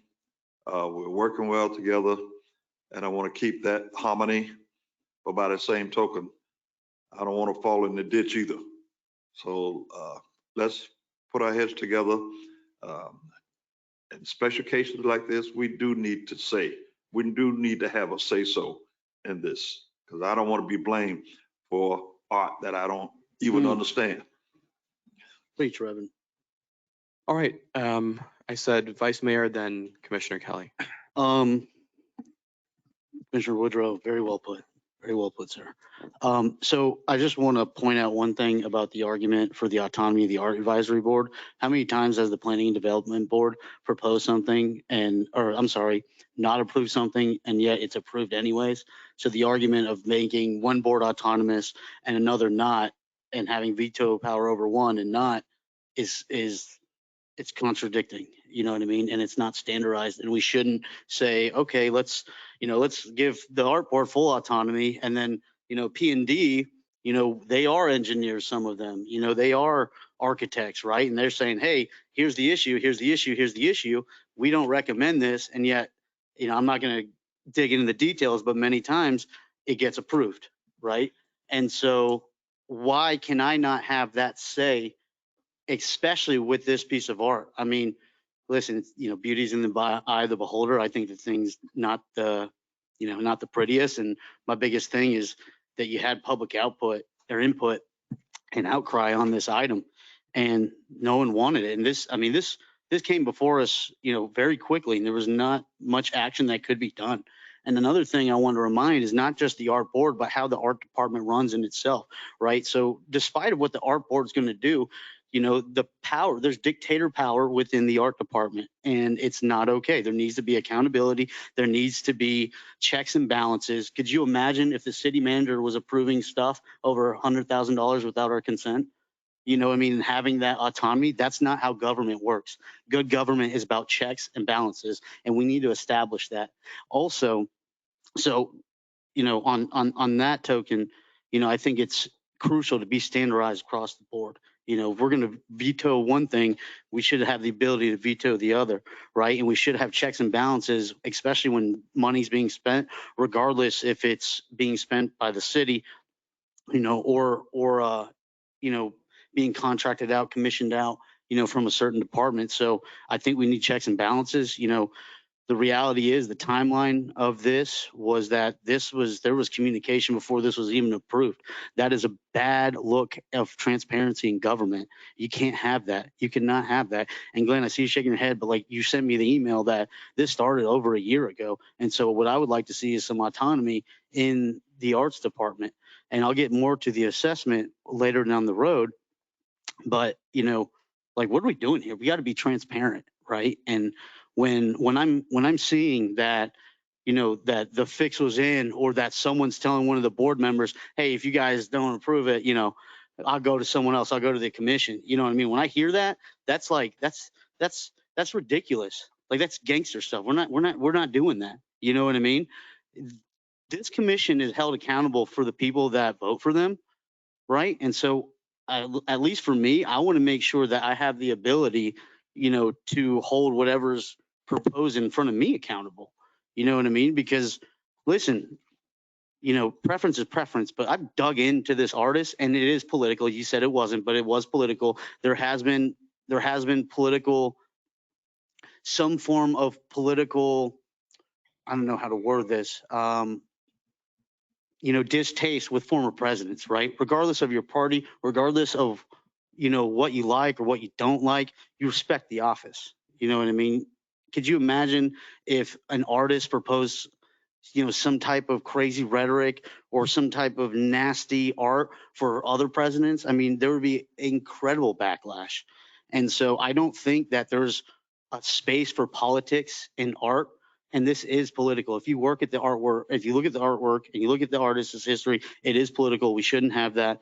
And so, Commissioner Cruz, I really commend you for bringing this up. The other thing I want to bring up, I think that is tied to this as well, is that the artwork has to be curated locally, right, within the county. Okay, so like that, I'm all for. I agree with. The only thing is, I don't know, maybe if we want to look at Tri-County area, I don't know the bandwidth. I'm not an artist. I'm not a big art guy. So I don't know. I'm not going to speak on that if that's realistic or not, but I do think it needs to be regional and coastal and reflect our community. Another thing that I saw that was in the Art Commission guidelines is that there was a recommendation. I'll pull it up and read it as it is, which I think needs to be removed. And I don't know if this is removed from, if this is in the ordinance or if this is, in the art department or the art board. It says the Arts Commission recommends adopting policies from the Seattle Arts Curriculum 101 or customizing them to fit the City of Boynton Beach's Art and Public Spaces program. The Art Commission has reviewed the following areas and has detailed reference to them. The Art Commission reference documents. Some of these policies are to cover the following subjects. In an email received from the Art Department, I got information that this artist was from Seattle and that the individual met the artist in Seattle. So why are we curating why are we curating on the West Coast? Keep that stuff over there. We need to be focused on Boynton Beach and, again, what the community wants and what the artwork and the beautification is of our city. And so my question is, with this recommendation, would Commissioner Cruz's amendment to curate it locally supersede this policy? Well, that was one of the things I wanted to talk about because I think that proposed amendment would be more appropriate in the next ordinance, which governs more of the public art program and how it operates, and looking at those issues in that ordinance. This ordinance, you're focused on the board function process. In the other ordinance, you're looking at what do they have to do to meet the program requirements. And so we look at putting in some kind of language in the next ordinance regarding Okay, the so I'll public art save fee. those comments for the next one. Correct. And then the comments you made or quotes you made from the guidelines, those guidelines were approved back in Glenn will correct me, 2005. Okay. So that in order to remove those, we would need to go through the similar process, which I think was probably a resolution that approved those guidelines back then, if you wanted to make changes to those. Okay. So I do. So I guess we'll talk about that when we're done, because I think we're in the middle of a motion now, right? No, not yet. No. You have a motion. Yeah, we have a motion. Okay. May I add something just for clarification? So the intention with the guidelines, which are not, you're correct, they're not in the code, and you all would approve them, is that they're old, they're outdated. Okay. Exactly what you're quoting, totally agree. And that's on that's the next step, is to revise the guidelines and bring them back to you for approval. Okay, perfect. Just FYI. And, okay, so good to know 2005. So, I retract my comment, but it does look very suspicious if I'm seeing a Seattle artist and it's Seattle guidelines. You know what I mean? It's very suspicious. And so I think that's important to know. I do have some other amendments to this ordinance, but not on this motion. So I'll reserve we're my gonna have comments. we'll handle that next. All right. Vice Mayor, you said a lot of things, some things I agreed with, but there was one thing I did not agree with. I just want to make sure I get some clarification. You had mentioned that the art department had acted autonomously. I wasn't sure what you meant by that, because to my knowledge, they work for the city manager, right? And so I would just ask that if you have an issue with a staff member that you directed to the city manager, I want to know what you meant by that. But ultimately, all employees respond to and are responsible to the city manager. So if you could clarify Sure. what you meant by So that. I'll ask Dan. Dan, do you curate art? No, I don't, Vice Mayor. Okay, so someone does. It's not the city manager, right? So there is some form of autonomy of curating it. And so what I think is, right, and that's what, like, and that's okay, right? But what's not okay is that when you have a private entity that's already spent money and has heard from one department and has not gotten input from a board that we're supposed to be seeking advice from, or the community input, and then they're like, yeah, good to go. Like that can't happen. That's like the city manager telling a private contractor, hey, you know, go ahead, we're going to do this, we're going to pay for it, here's the check, don't worry about it, the commission's going to approve it. That is not transparent. Well, unfortunately, Vice Mayor, I've seen that happen. Yeah. Things have been decided in advance of our voting. But we're Mayor, going to move Vice on. Please respond, and we're going to move on because we have a lot of things to address. I think before we give definitive answers, we need to take a little bit deeper dive into exactly what happened. I know we provided a timeline earlier this week, but I want to make sure we're factual. We're not acting impulsively or anything like that. And once we gather the facts, then I'll make sure every single member of the dais has a detailed report on exactly how this occurred. And obviously, I know we're discussing how we can avoid issues in the future like this. So, but we will be 100% transparent with the commission. All right, thank you. Commissioner Kelly, you've been waiting patiently. Thank you. My city attorney, you touched on it just a little bit, and I just want to clarify. In the other ordinance where we're talking about the art public fee, we can set more parameters as far as approvals and when we know what's, I mean, and that's your suggestion, is that we put stricter guidelines in there and in place to afford for maybe a public workshop or a public input with regard to, you know, bigger pieces of art as opposed to maybe smaller pieces on, you know, on various levels. Is that what If you're that's stating? if that's what the commission wants to do, is look at how the public art in public places program operates and how a private property owner that's otherwise required to submit a fee to the city can propose artwork in lieu of paying that fee, and what type of artwork that should be, and the mechanisms for getting that done. I think that's more appropriate in the other ordinance that deals with those processes, as opposed to this ordinance, which just deals with the board itself. Right. Yeah. I mean, I think, Commissioner Hay, I think if I'm not, I mean, my position is, you know, if there was a circumstance like this or that has happened in the past where the commission had to get involved to rectify, one particular issue, I would be comfortable with adding some sort of language like that. But the global voting of artwork across citywide, maybe, yeah, I still would defer to. Understood. To a board. But then under our public art fee, there would be certain parameters for different artwork as far as getting public input, maybe having a public workshop, having the commission, have weigh in on that a little bit more so on that public art fee. That's my thought on my position. So what I'm hearing from across the board here is, we're not interested in voting on every single art piece. It is at our discretion for special circumstances that we have the ability to have a veto and to send it back if necessary. Yes. Did I interpret everyone's position on this? That's my position, but the concern that I have is how would you monitor that? How would you decide? Well, perhaps it would be similar to consent, and we only pull it if we really feel compelled. It needs to be pulled. Okay. That's just my initial suggestion, but perhaps council has a better idea. I mean, Commissioner Hay did mention, right to appeal. So, yes. I mean, do you want to provide for a commissioner to have the right to appeal a decision of the board and put it on a city commission agenda? You send a commission? A commissioner. Oh, a commissioner.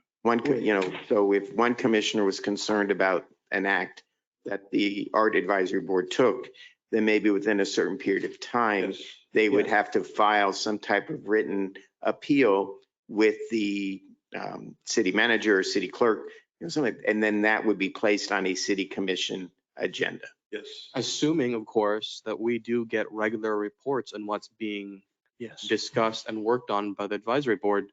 We can't appeal something if we don't know what's going on. Or it's already paid for. Well, Or already paid for, Right. or it's too late, or whatever the situation may be, we need to be aware generally what's going on. But then I think as part of that process, we would say that, following a decision of the Art Advisory Board, a written notice is provided to City Commission, and then within, 10 days of receipt of that notice, a city commissioner would need to file a written request for appeal to be placed on the next City Commission agenda. All right. City manager. Yeah, I think the issue that we've ran into, particularly with this one item, is the fact that the piece was already commissioned before it went to approval. That's where the money is concerning, which is $150,000. So I think that's really the meat and potatoes of what we need to look at. So this issue doesn't come up again. Is there a way to where we can actually bring an item to the art board before the piece has already been commissioned and paid for by whatever private entity or project it is? Because that's how we found ourselves in this situation. My assumption, city manager, is that's how it should be working. Mm-hmm. And, if we change context and if we're discussing businesses, I know there are some businesses who go ahead and buy their materials and start building even before they get their permits and things like that. And part of the solution is whomever we're working with, a business, an artist, whatever it may be, they need to be informed properly of what the process is. Because what one city may do may not be what we do in Boynton Beach, right? So if they're notified properly and it's on record, these are the steps before you buy, before you invest, go through the review and so forth, then nobody can complain afterwards because they were properly noticed. I think that's part of the solution, just proper notice. Yes. I don't know who was first. Go ahead, Vice Mayor. No, I think you're right on it, Mayor, because again, if I'm a private entity, right, and then I come in, I spend the money, because I'm building, and then I find out later that the town is like, has pitchforks and really upset about this art. Like, I don't know, right? Like, I didn't do my due diligence. I'm relying on a department for that. And so that's where this ball was dropped, right? And so we have to make sure that there's a fail-safe to prevent that, because it's not fair to private entities. It's not good for business either. You know what I mean? It's because people are going to look at this and, an entity can go to other businesses and be like, yeah, this was crazy. You know what I mean? Like, if they would have known, if someone would have known, hey, you know what? We want to get community input like we do with a lot of development projects that we've approved on. They've reached out to the community and the residents and the businesses. Hey, what is Boynton like? You know what I mean? I think that's crucial. I think that's important. And had that been in place, we would not be discussing this, I think. However, I think this is great because service thing. It's a service thing. Semicolon. Are you dictating?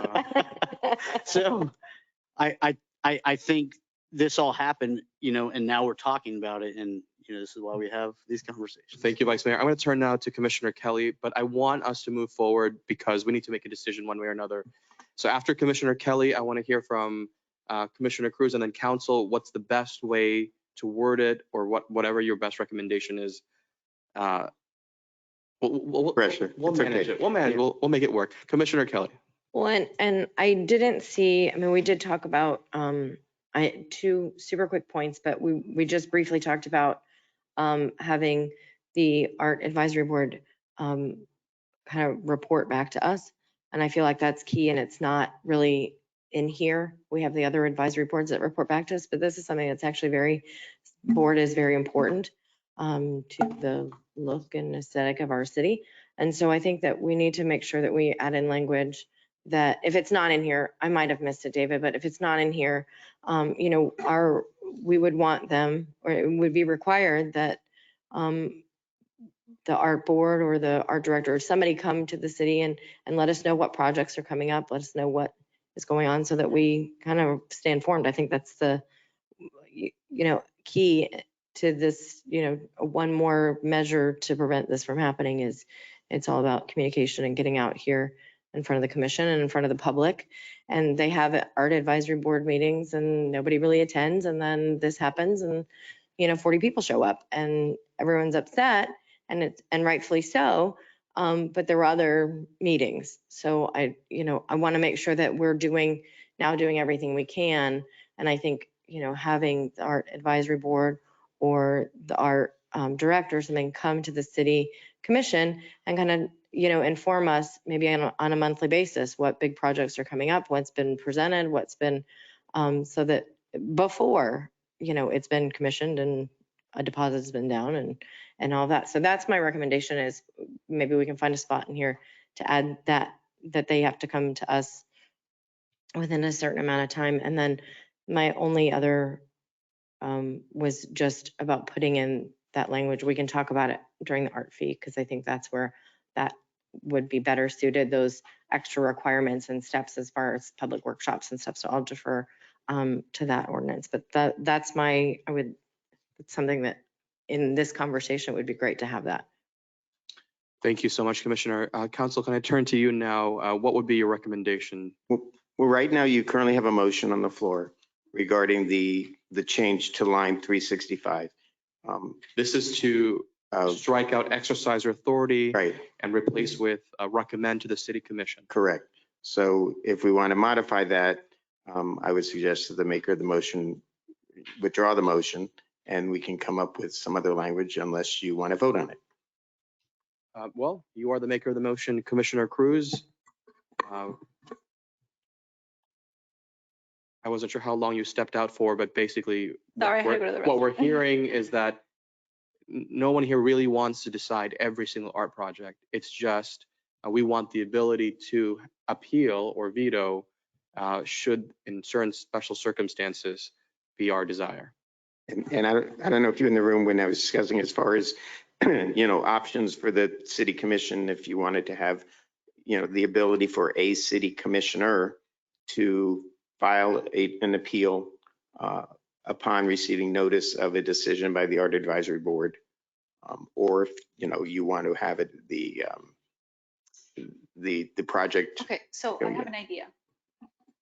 If that's the will of the board, maybe what we could do is leave it as is with exerciser authority to recommend approval. All right, leaving it like that for now, and then adding in the guidelines as long as there's public input from residents and it's a local artist or a local business, which could be Palm Beach County, could be South Florida. That's up to the board to decide. And But then in addition to that, we could add a sixth, which would be the city commission has full authority to veto or appeal anything that the art advisory board has passed, and we can give it a time limit. So we can say within 100 days of passing, the city commission can go back and undo what was done in an advisory board where the majority of people don't agree, or where a commissioner for a district or the mayor has the freedom to submit an appeal. Is that something? I think that was more or less the gist of what we're aiming for. I wouldn't say 100 days. Though. Yeah, that's too long. Maybe too long. Maybe 60 Especially when we're talking about days. developers and stuff, they're trying to get their stuff going, and maybe this is the one 6 thing. to 2 months, after 2 months, or within 2 months. 30 I mean, days. most appellate rights are like 30 days. 30 days standard. Which, for development approvals, But we want to make sure that we have enough time too, because we have commission meetings, we don't have meetings. We have the 1st and 3rd of the month. And then, so we want to make sure that it is within a reasonable amount of time where it can actually have a positive impact. I see. How about the submission of the appeal happens within 30 days, but we could have that meeting maybe on the 40th day because the schedules don't work out. But at least submit your protest, if you will, in writing, so it's on record and they know to put it on pause until such time we can meet. Okay. Yeah. So I'm just gonna say leaving 5 as is. Could you withdraw your original motion? Just. I will withdraw the original motion and substitute it for the following motion. In number 5, where it says exerciser authority leave that line there, and then and line 367 where it says and include public input from residents, comma, something along the lines of having it be a local artist or a. And that language I would put in the public art program ordinance that's up next. Because I you would do. like to put it in both if possible, Okay. if it's the purview of the Yes. commission. It's important. Okay. So, so if I might paraphrase, Commissioner? So What- line 367 Right. So that- guidelines and. Right. So what it would read is exercise their authority to approve with conditions, or disapprove proposed installation of artwork, including murals, based on criteria in the art in public places guidelines, so long as public input is provided at the Art Advisory Board Residents of the meeting city. from residents of the city of Boynton Beach, and that the a local artist artist. that is considered is a local artist, Within- meaning within the, South Florida. you want Tri-County, you want Tri-County. 4-county? That's what we did with the South Airbnb. Florida. South Florida is the same thing as Tri-County, isn't it? Like, Well, Well- because you have Southwest Florida. I But, would I say mean- Tri-County area, You want to, Miami, Dade, Broward, Palm Beach County. you want to do Or Martin? Do you or want to do Okeechobee? You know, A county in north. The What do whole we do state for of Florida, Airbnb? the whole Florida state of Florida is the coastal. I mean, we could even just limit it to the state of Florida and then, you know, So good art is good art. You want to say, Bad art is bad art, no matter where you find it. mhm. you could say within the state of Florida with a preference in the Tri-County area? What difference does it make? Yes. Ladies and gents, if we could refocus, please. with a preference in Palm Beach County, really. Yes.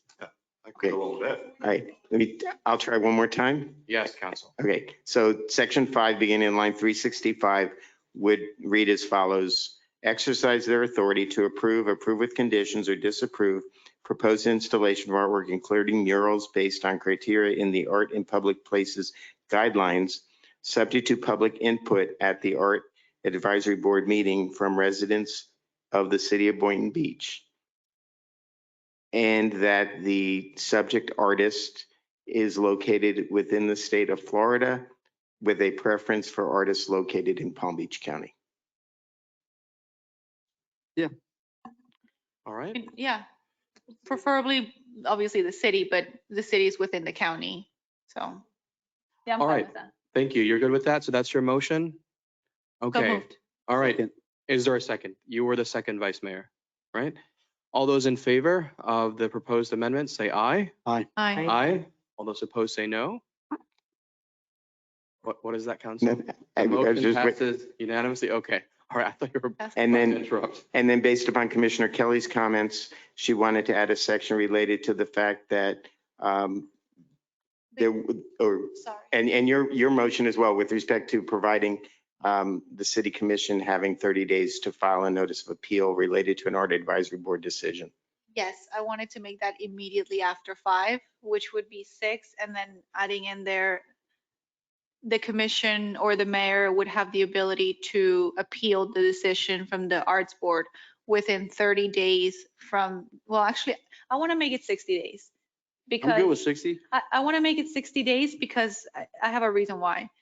So obviously, we would like, if humanly possible, it would be done within 30 days, but sometimes when after 30 days have happened, as it could be the case now, then it won't really have an impact. So I would like to include it to make it 60 days after approval for a commissioner or mayor to be able to appeal that decision. And what was the rest? Mhm. Getting late. Okay. So it would be to add a new section saying that a city commissioner or the mayor may appeal a decision of the art advisory board to the city commission by filing a notice. A decision specific to the art advisory board exercising the authority to approve an art piece. Okay, so that a city commissioner or the mayor and a city commissioner has the right to appeal a decision of the art advisory board taken pursuant to subsection 5, okay, within 60 days of the date of the decision of the art advisory board.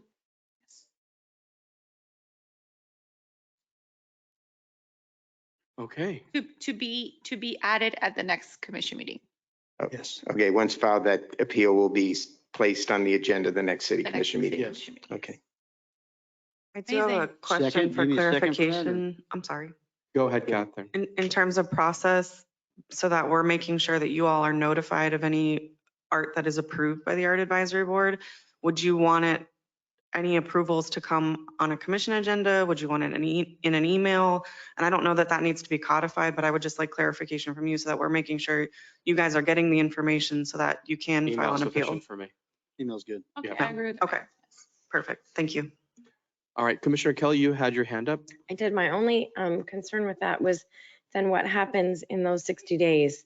You know, there's a, you know, this, then we're in like a waiting period. And that means that nothing can happen. And so, I mean, I understand, Commissioner Cruz, I understand your position. I understand where you want to give the commission more of a chance to appeal a decision. But at the same time, then we're then setting up these stalls where everything is kind of stalling, just giving someone the opportunity to potentially, so, I mean, that's my concern, is that then we're stalling on this one area and we can't move forward for 60 days. And so I'm just, I mean, I would defer to 30 days just because then that, I mean, that's 30 days. I mean, this one instance that recently just happened a week ago. We would be in a week at this point. So it would be done. It'd be on the next city commission agenda. But, and if we're putting in place language that the Art Advisory Board has to report to the commission on a regular basis, a monthly basis, or what, you know, then we're hopefully going to rectify this issue. And so I have concerns with putting these kind of these stops into projects, you know, in these holding patterns. Yeah, response to that. If it's okay, Mayor, can I ask Adam Temple to come up for this question, or if city staff? Let's begin with the city manager. Okay. If he can address it, and if not, he Yep. can call up the So- respective staff member. Will it prolong, is it required to have the art approved or this process in order to pull permits, building permits? Does that create a roadblock in the permitting process? Adam? No. No, okay. So there's no delay in construction. You know, I get it with, you know, with a statute that's different, I can understand that because there's engineer drawings, architects, you know what I mean? But again, like, I don't think we're gonna be in this situation. So I don't see that argument respectfully fitting into what Commissioner Cruz is proposing because it's not a conflict for development and permitting.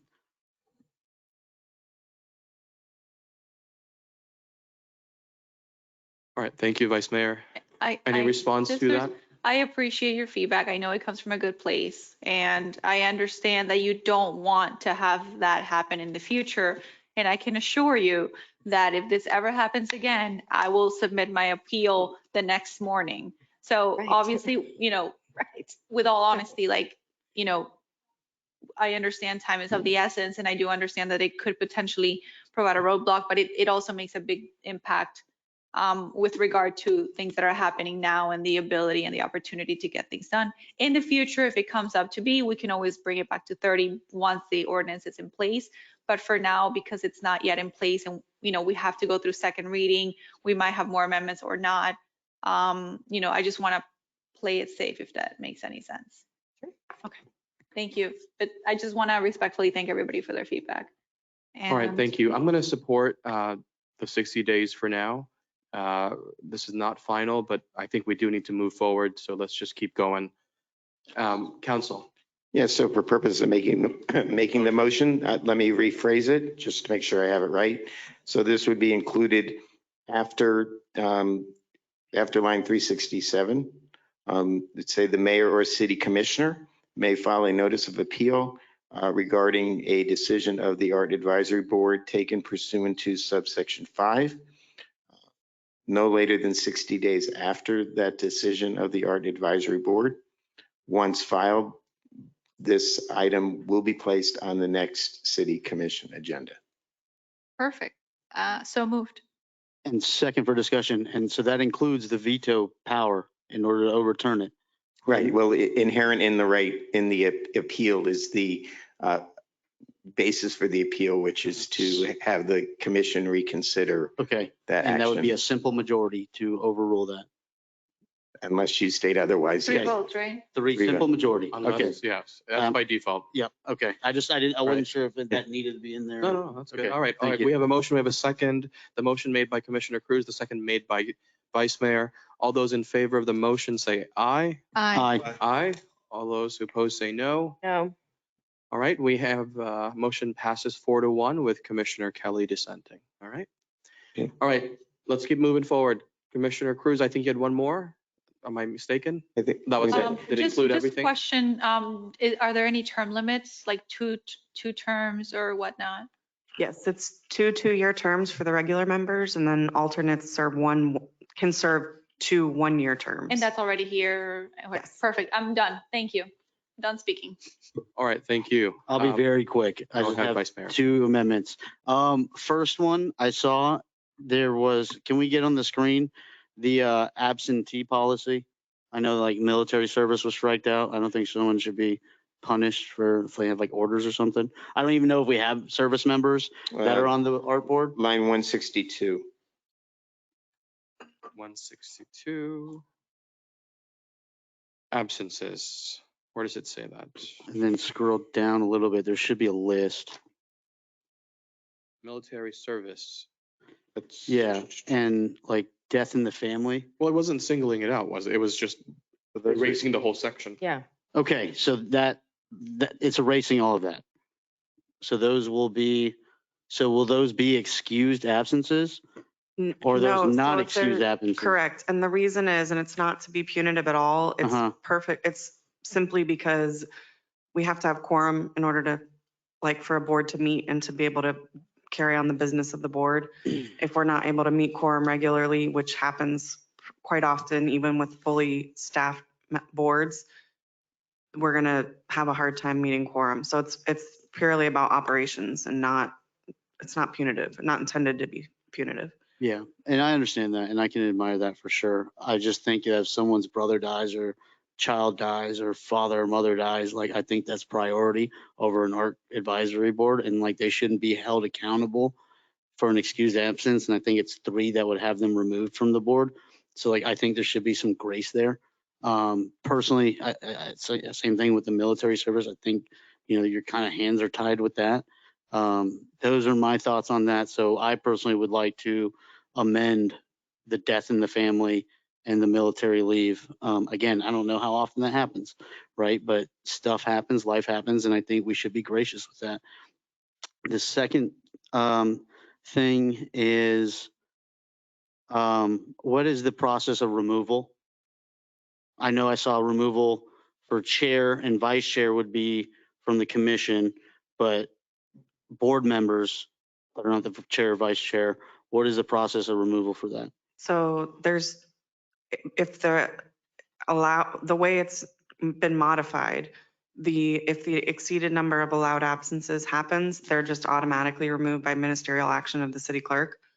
But the language as proposed to you, not what's existing, a commissioner at any time can bring that up, and by majority vote of the commission, board member can be removed Okay. from any perfect. board, any So- board member, not so- just the chair or vice chair. Okay, any board member. Mhm. Okay, and so that's in the new language, right? Yeah, I mean, that exists. That's You in- have that ability now. It hasn't changed. And that's not going to change? Correct. And I'm Okay. sorry, the way I said it was a little bit Yeah, confusing. I thought that was what's being proposed. No, Okay. the only thing that's changing is the way the absences are managed, because there's conflicting information the way it's written now, because there's a provision about if you're not there for 7 meetings, then you're removed from the board, but then it says the maximum allowed absences is 4. So is it 4 or 7? So we're tightening it up to be the 4. After 3, that 4th absence counts as you're done. Okay, and I think that was great, and I just want to commend you for cleaning all of this up and everyone involved, because this is a lot. So thank you, and I know this was not easy, so I really appreciate it. No problem. And I'm happy to, this is before you for this purpose, so I really appreciate all of your feedback. Yeah. Okay, so I'm okay with that, knowing that that's there. And I've already made my comments earlier. City manager, is going to get that report back to me about that incident that occurred Thursday. And then I would like to make a motion to remove the military service member and the death in the family to allow that as excused absences. That's just my personal opinion. To remove, but it's already removed. I'm a little He wants to leave it. I think you want to leave it in. I'm sorry. You want Allow to that to be, leave- allow that to be an excused absence. Okay. Okay, all right. Can we repeat that again? To allow military and To allow military leave and emergency, I'm sorry. Military service Military service and death in the family. and death in the family. So I think, Vice Mayor, what we would do is we would put back in line 182, Mhm. which has an absence may be excused due to one of the following: death in the family or military service. I would like to add maternity leave in that case. If somebody's Oh, yeah. having a baby and, Yep. it would make sense to also include maternity leave. can we just add the whole section?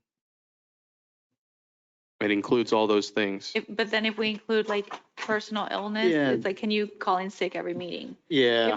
If you're having I don't know. It's up to the Military board. service, death in the family, maternity leave, I think are warranted. I agree. It's up to the board. I mean, whatever. Military service, maternity leave, and death in the family. Those three I can agree with. I mean, I would have been okay with an emergency, right? You provide grace when somebody's having an emergency. But it's fine. So maybe we should leave all except for 183 and 184. But then that personal defeats the illness. purpose because you can really say, oh my God, I have an emergency. How do you prove it? That's You know, true. it's- Well, and And then that's, we're back to square one but where. that's people are provided gonna for show where up. you have those 3 absences that you don't need a reason to miss three, it's essentially 3 out of 12 in 1 year because there's 1 meeting a month. One a So month. that's it'd why be we like 3 allow, months right. of- We allow those absences for whatever reason is needed. All right. The motion is, Vice Mayor. Oh, I'm sorry. Who started it? I did. Yeah, just say your motion Yeah. clearly. So my motion is to leave line 182, Mhm.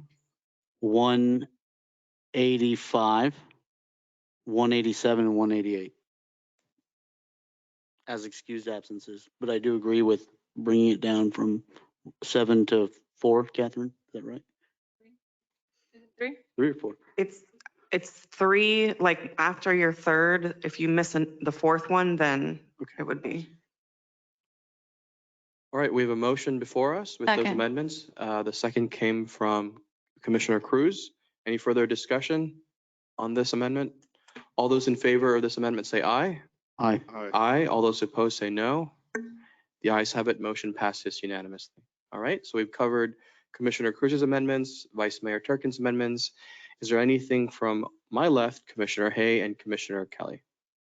Just before, No, we had talked about adding language under the Art Advisory Board, and it got skipped over, to add language that the Art Advisory Board would report to the commission on a monthly basis as far as what projects are coming up, or if there's no projects, or David, how would you suggest that be? Well, if you look at line 352, it says the Art Advisory Board shall periodically advise the city commission on its findings Mhm. or proposals with respect to foregoing issues. So what we could say is that Art Advisory Board shall, on a monthly basis, advise the city commission of its findings or proposals with respect to the foregoing issues, as well as any actions taken on any proposed public art, and make recommendations to city commission on any matter referred to it within as much time prescribed by the city commission. So that would get you your monthly report, and it would also require the reports relate to any action taken with respect to public art. Perfect, thank you. Thank you. Commissioner Hay, did you have anything? So that, I'm sorry. that's her Oh, motion, I think. I'm sorry. So moved. Okay, thank you. Wait, We have can a- I get some clarity? Yes. Like how many We days have a did you second from want you. on that one? 30 days, they have to 30 report days. every month. Once a month, they have to report to Yes, us. I support that, yes. All right, we have a motion from Commissioner Kelly, a second I heard from. Second. I already said it. Oh, You already seconded it. All right, any further discussion? Are we good on that? All those in favor of the amendment say aye. Aye. Aye. All those opposed say no. The ayes have it. Motion passes unanimously. Okay, Commissioner Kelly, was that it? Yes, thank you. All right, Commissioner Hay, anything from you? Is this before the adjournment? We're not adjourning just yet. I just want to know if you have any Oh, we proposed got a lot. amendments. We're only halfway there. Or, listen, my items will be quick, commissioners, so any You're amendments? still doing those? I'm just What kidding. happened to the, We'll do it. I'm kidding. No, we're almost done. You have any, you're good? All right, ladies and gentlemen, from my understanding, we have concluded with item 12A. But for the With fact that you amendments. need a With the motion motion. to approve the ordinance on first reading as amended. So move, approve This is the the, motion was amended, yes? yes, to approve this motion as amended. Do you want me to read First reading. On first reading. on first reading? Okay. Mhm. Second. And the second came from Commissioner Hay. Let's begin the roll call, City Clerk. Commissioner Kelly, Yes. Commissioner Hay, Yes. Commissioner Cruz, Yes. Vice Mayor Turkin, Yes. Mayor Pensurga. Yes, In a roll call vote, the motion passed unanimously.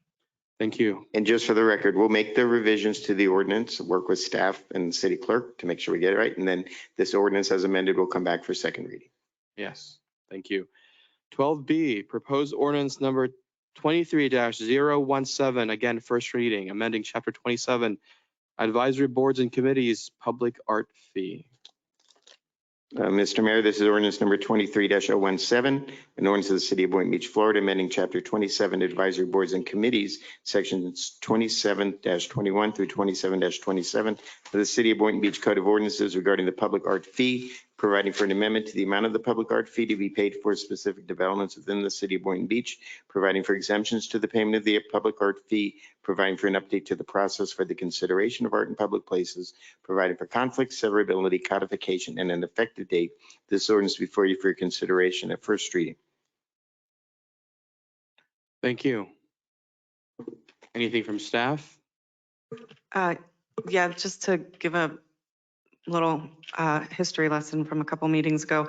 So this item is to update the threshold for construction projects, which currently start at 250,000. So any construction project 250,000 and over qualifies to pay into the public art fee. This would increase that to 500,000.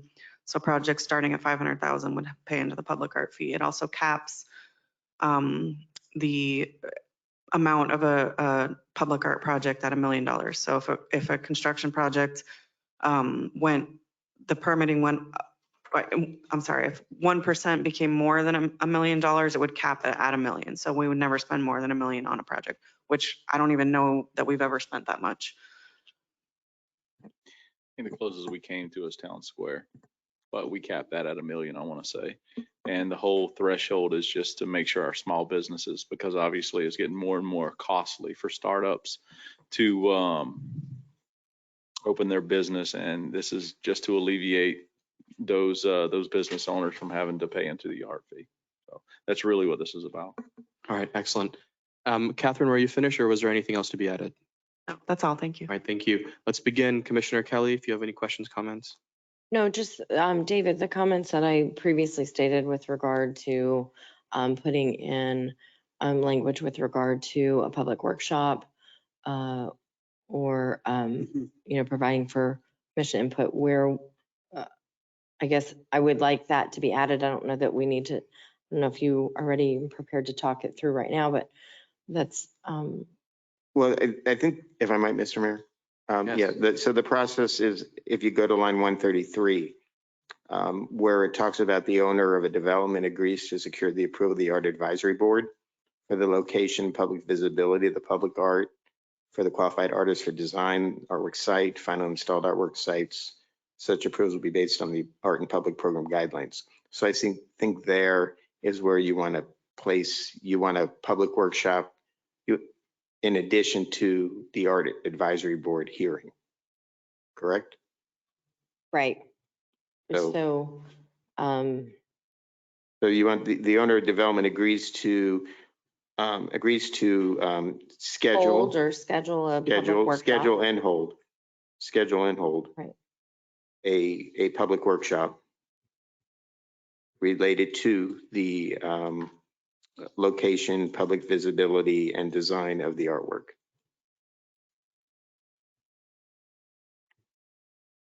Location, design, and public visibility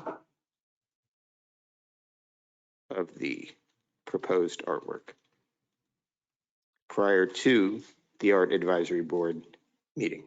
Correct.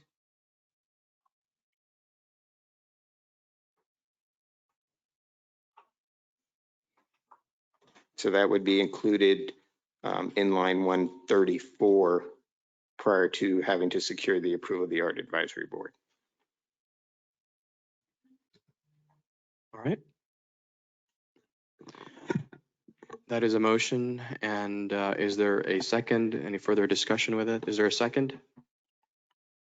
For this, for the public workshop, Mhm. not this entirely, right? That, to add that language. that Yes, I'm okay with it. David just. Second.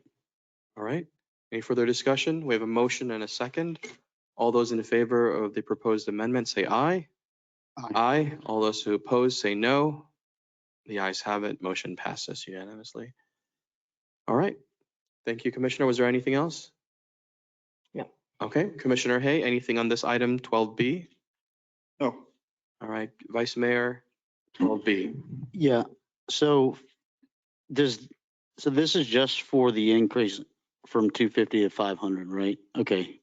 So that was something that I brought up specifically to help small businesses, especially with the rising cost of construction, right?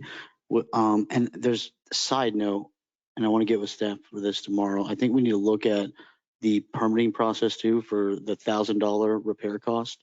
I'll bring that up. I'll talk offline about that. So, you know, I think about the art assessment fee in its entirety, and you know, like I think if we looked at the was 100 billion, not 100 billion, $1 billion in development that we're going to have, I think within the downtown, right? That is millions of dollars, you know, that's going to be allocated, you know, for public art, which is nice. I think it would be better if that could be allocated for infrastructures. Like if it was up to me, I would remove this assessment and then allocate it for infrastructure and have an infrastructure assessment. You know, we're talking about getting spread thin and not being able to pay for roads. You know, I think we need to look at this assessment as a whole. And I think business owners too and developers would much rather be able to swallow a pill of 1% to go into infrastructure versus art, right?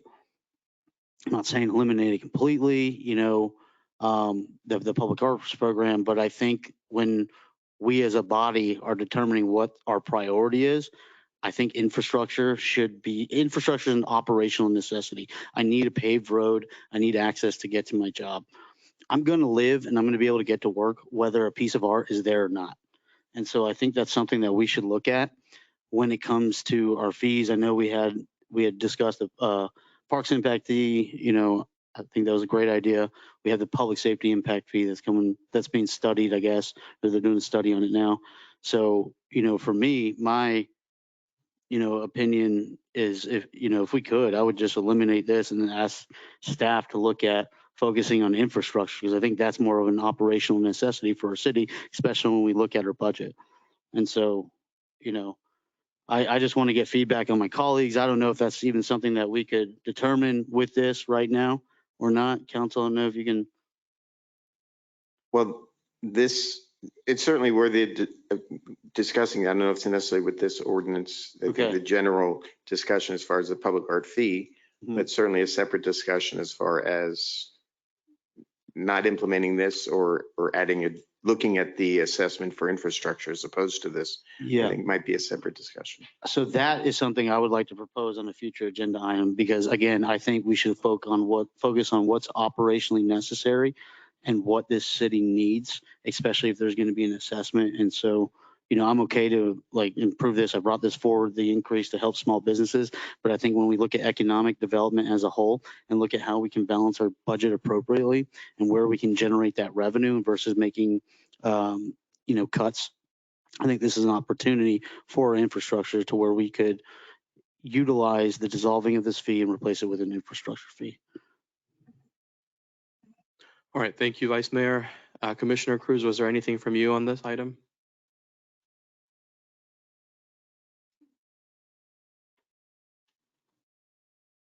I remember speaking with the attorney and we were talking about the change in permitting fees, but I forgot exactly where that was.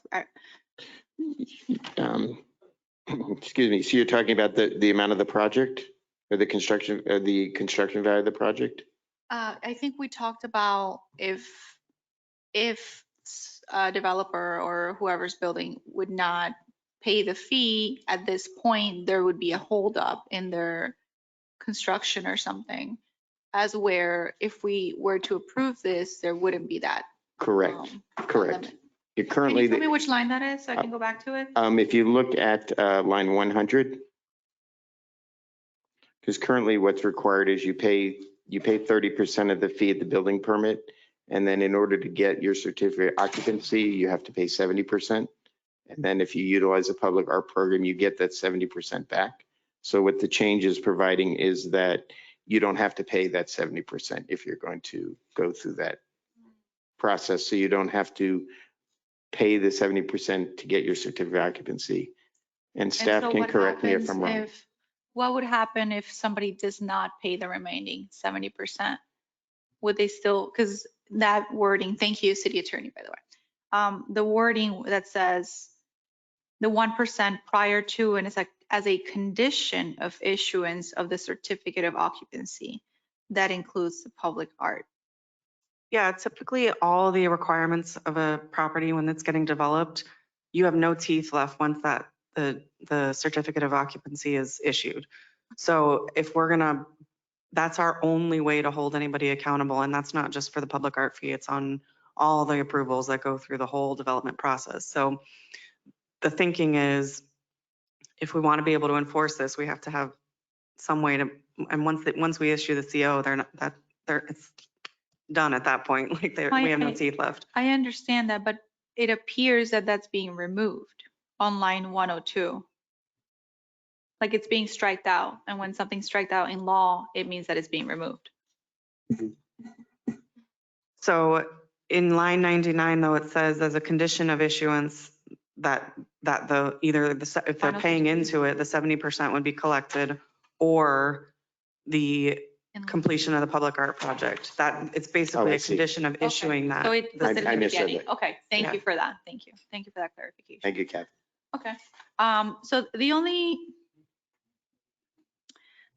change that I wanted to make was just section 27-21 intent, line 40, just to add this art should be consistent with the vision of the city of Boynton Beach. And we can agree this as a commission, as a family and fishing oriented community, or as a family oriented community, something along those lines, so that we can kind of like hone a little bit on what the guidelines of what kind of things we're looking for.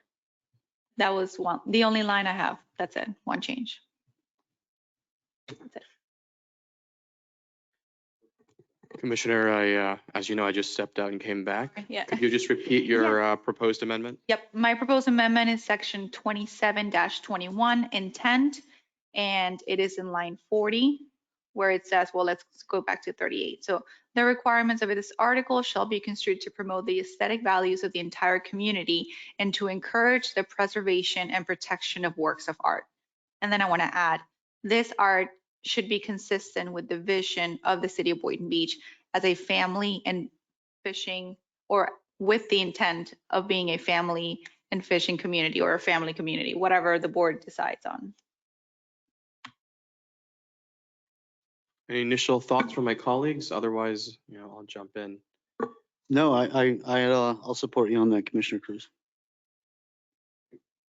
So the exact language will be the family language, is that?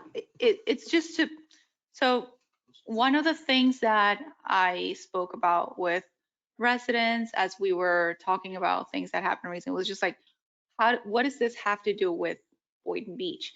And so it's just really creating a determination or some sort of a guideline of what kind of art is the city seeking to have so that we can have a consistent message.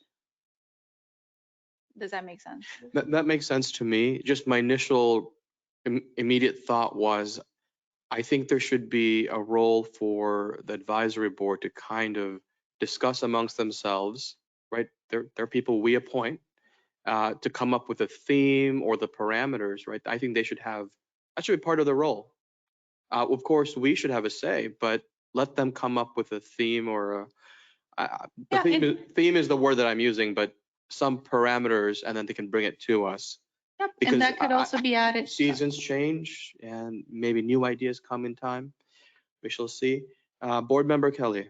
I mean, my only concern is if we add that language and we're restricting it so much that we're going to end up with a bunch of sailfish, or we're going to end up with a bunch of like one thing, and it's not going to, you're not going to be like incorporating and, you know, I mean, part of art is that it brings up conversation and it's interesting.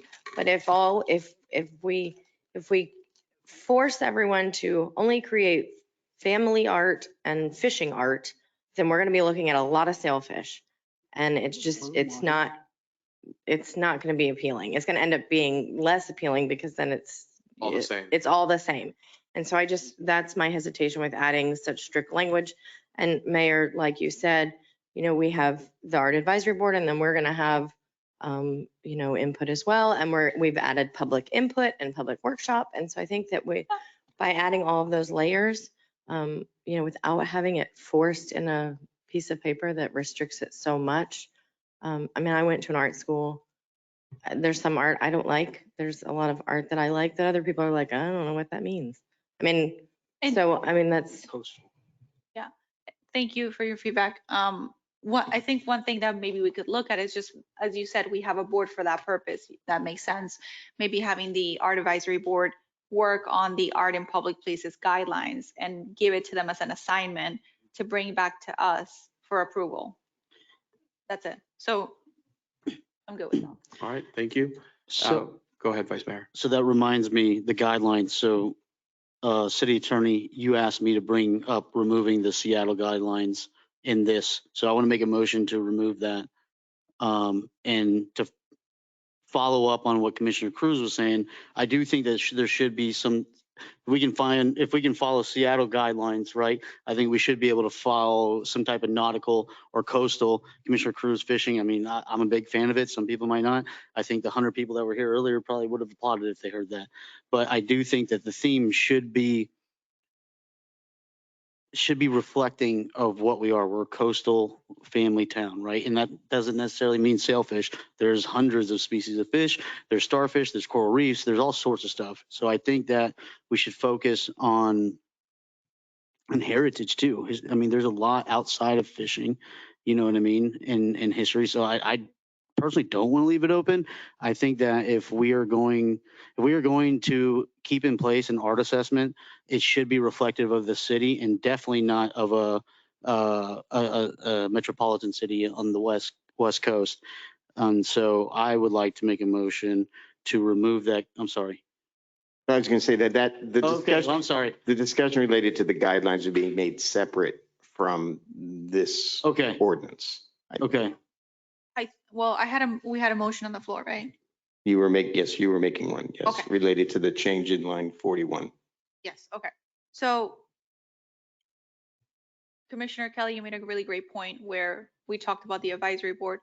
I think that because of what just happened recently, there's a lot of tension and there's just a lot of pressure to do something to kind of prevent this from happening. But I believe that with having the veto power to overturn something that doesn't fit in our community, to be brought in by a commissioner or the mayor of that, I think that that could solve our issue. And I think that, as you mentioned, it may be, we might be, or I might be overstepping a little bit in the art advisory board, trying to do this. So maybe, like I just said, like 5 minutes ago, if we were to assign the art advisory board to work on the art in public places guidelines, which I'm sure they'll appreciate an assignment, an official assignment.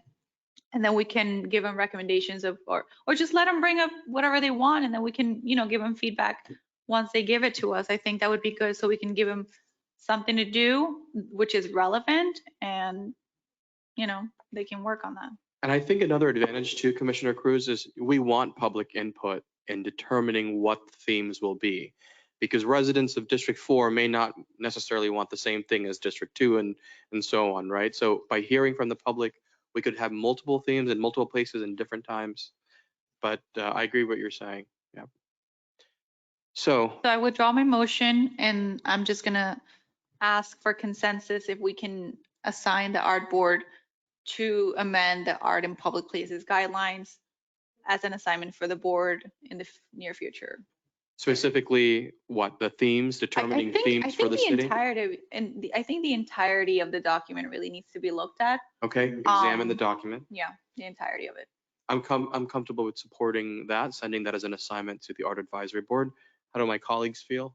Commissioner Kelly? Yeah, and I think Catherine brought that up earlier, that that was something that she wanted to delve into, that it needs to be updated. It's really old and it doesn't align with the city. And so I'm okay with that. All right. Commissioner Hay, any objections, or you're okay with sending that to the Art Advisory Board for review? Absolutely. I just think we're beating a dead horse, and I just say let the art department be the art department. We have veto power. There you go. All right. We don't have a public comment? No, it's first reading. So motion to approve ordinance number 23-017 with amendments. Is there a second? Second. I heard the second first from Vice Mayor Turkin here. City Clerk, if you could begin the roll call. Commissioner Kelly, Yes. Commissioner Hay, Yes. Commissioner Cruz, Yes. Vice Mayor Turkin, Yes. Mayor Pensurga. Yes. In a roll call vote, the motion passed unanimously. All right, thank you, everybody. That concludes legal. We're not done yet, folks. 3 very brief items. This is under new business, which we had rearranged. These were the 3 items that I requested. As you can see, we don't have anything attached to these items because all I'm asking from all of you tonight is just to have a general discussion, get consensus. And if there is consensus, it would be to direct staff to work together with me to bring back something to you. But if you don't even support it in concept, then I'm not going to ask staff to do any work, right? I don't want to waste their time. The very first item, 11A, is about creating a new charter office. This is the Office of City Auditor, and this is actually quite common in many cities. Delray, West Palm, Lake Worth. Lake Worth's been at it for almost 10 years. Fort Lauderdale, Gainesville. I even saw it in Gainesville. The role of city auditor is really to be our check and balance, to review financials, to review procurement procedures, to review operational matters, best practices, and all around this is a good thing. And commissions could direct them to do investigations or review processes, whatever it may be. But this is all fairly standard stuff in my opinion. I've wondered, why don't we have it if all our neighbors have it? And so I see this as us catching up, and it's another mechanism for check and balance, all right? So if this is something that you conceptually support, then what I would be asking for is a direction. So, for example, in this item with legal to work together to draft something, a scope, if you will, to bring back to the board. Vice Mayor, you had your hand. Yes, I know what, let's just go in order. Go ahead. Go ahead, Commissioner Cruz.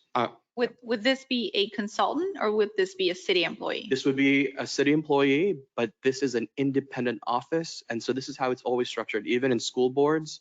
It's always an independent office that reports directly to the city commission. And the reason why that's important, and if you, I know you weren't here before, but previously the city manager would investigate something that the city manager did. And I said, how does that make any sense? You can't be investigating yourself. That would be silly. So this is why it needs to be, this is always an independent separate office that reports directly to us. And that's usually how it's structured. Okay, yeah, I would absolutely be in favor of that. I think I'm in favor of anything that increases or enhances transparency, accountability. I think it's huge. Checks and balances is so important. The only issue I see with that is like, that would take forever, right? That would take, it would, how would that work? Would that go to ballot? That or- would be part of the research that we will do and the council will do, and we'll bring it back next meeting once we have more information. Okay. So this is just initial consensus. I would be in favor of that. Yes. Okay, thank you. Vice Mayor, any thoughts or questions? Yeah, no, I'm okay with the conceptual. I definitely want to explore this. I commend you, Mayor, for bringing it up. Because and again, I think it's not just, so they would be the financial auditor, right? Essentially, because I know we have an external I one. would say we would look into what other cities are doing and let's Okay. draft up the full scope. Okay, I think their role is more than financial. okay, And it also just depends on whatever the commission directs them to, right? Because they Got it. work for the commission. got it. Yeah. Okay. Yeah, This way, by being part of the city, working directly for us, there's no outside financial motivation. right, It's not a consultant that we pay and they'll Right. give us the answers that we want to hear. right. It is truly independent. No, okay. And that, for example, that city auditor, they could look into the finance department, right? They And could- see if there's any negligence or something going on there. Yeah, that's actually fairly common. Okay. Review of financial, finances in Okay. general, or procurement processes, Okay. contracts and things like that. Okay, yeah, I think it's good to have that in place. I think that's important. So Thank- I'll definitely support you. All right, thank you. And Commissioner Hain, then followed by Commissioner Kelly. General thoughts or questions? Yeah, I think it's worth taking a look at. I would like to see a job description, and it's certainly doesn't sound like a job that would be a likable job. Because you're going to be hated by a lot of people who you're watchdogging over. No one likes that. Watchdog, yes. Okay, so we can explore it, talk about it a little bit more, and see can we make it a little appealing. Because the thought in my head right now is not very good. But the purpose of it, I can understand and accept. Right, like I said, It's many worth cities have it. discussing. Yeah, I'll leave it at that. thank you, Commissioner. Like I said, most cities have it already. We're just behind. Okay. Yeah. Commissioner Kelly? Thank you. No, thank you, Mayor, for bringing this up, and I'm interested to hear more about it and see what staff is able to come up with as far as scope and delve into this a little bit more. Yep. All Thank right. you. Excellent. We'll do some work. And so council will be working together to put something together for everybody here, right, to discuss next meeting.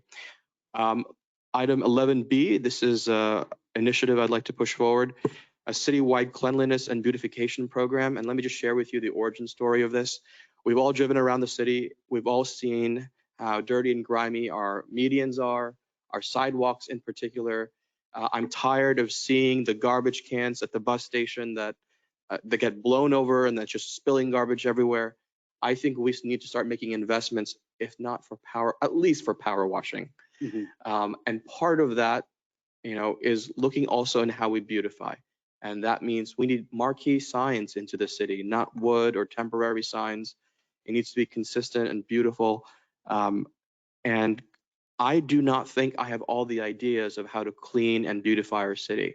And so I definitely want to hear from all of you, but I'm toying with the idea, and we don't have to talk about this now, maybe in the next meeting. I'm toying with the idea of, yes, gather commission input, staff input, but maybe we do some sort of task force or public workshop to hear from residents. What can we do to clean up the city besides what I can think of?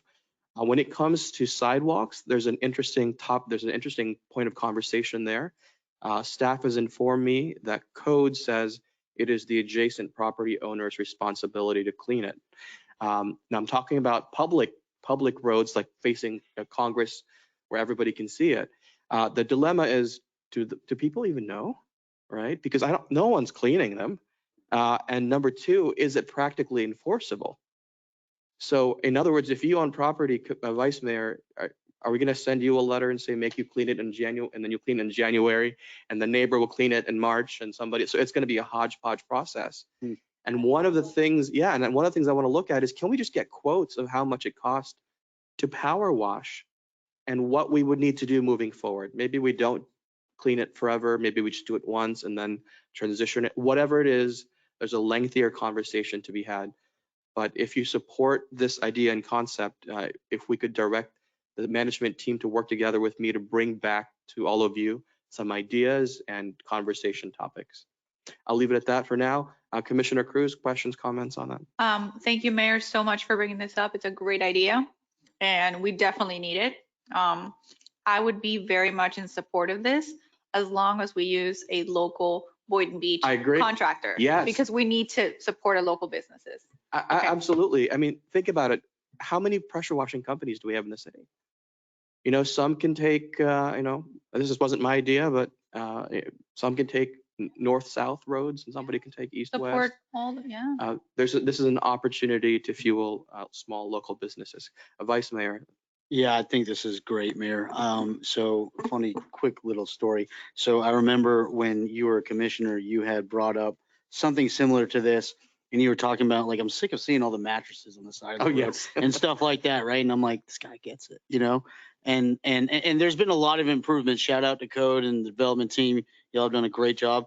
But I think we hear a lot from both of our hats at the CRA board and the city commission about beautifying the city in specific areas. So I think this is crucial.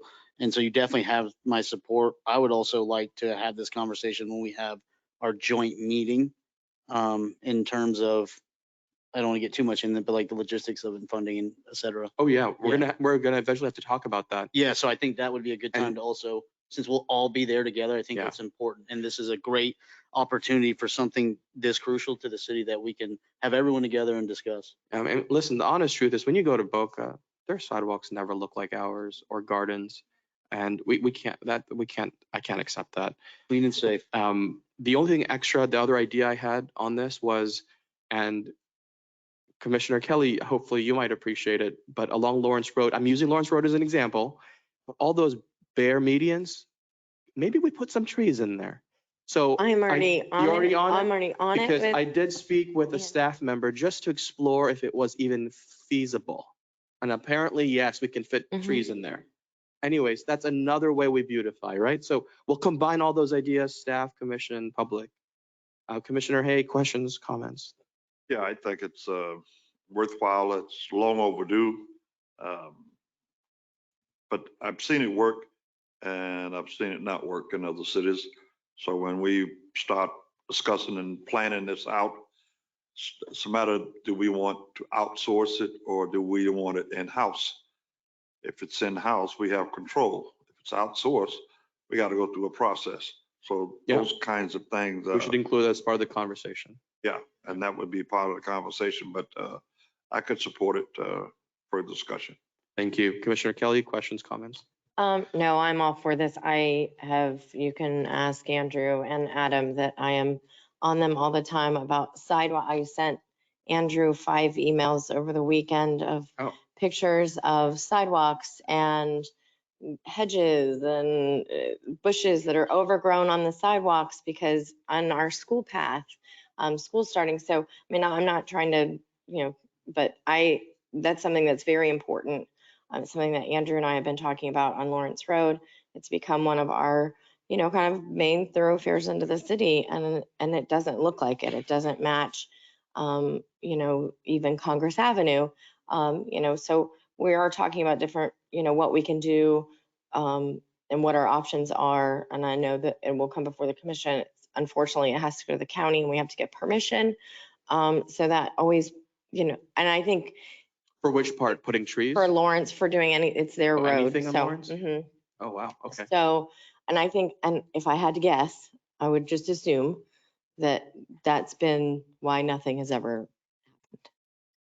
Because the city didn't push enough, or the city didn't ask, or whatever, but. Well, Commissioner, part of this conversation will have to be either we push harder by asking harder, or we have a conversation with the county to trade. Give us Lawrence. Absolutely. And we'll give you something else that we don't. Right. Right. So I am all for this. Because in order for us to clean it, like we need control. Like, people expect us to handle it, but then it's not even a city road. Right.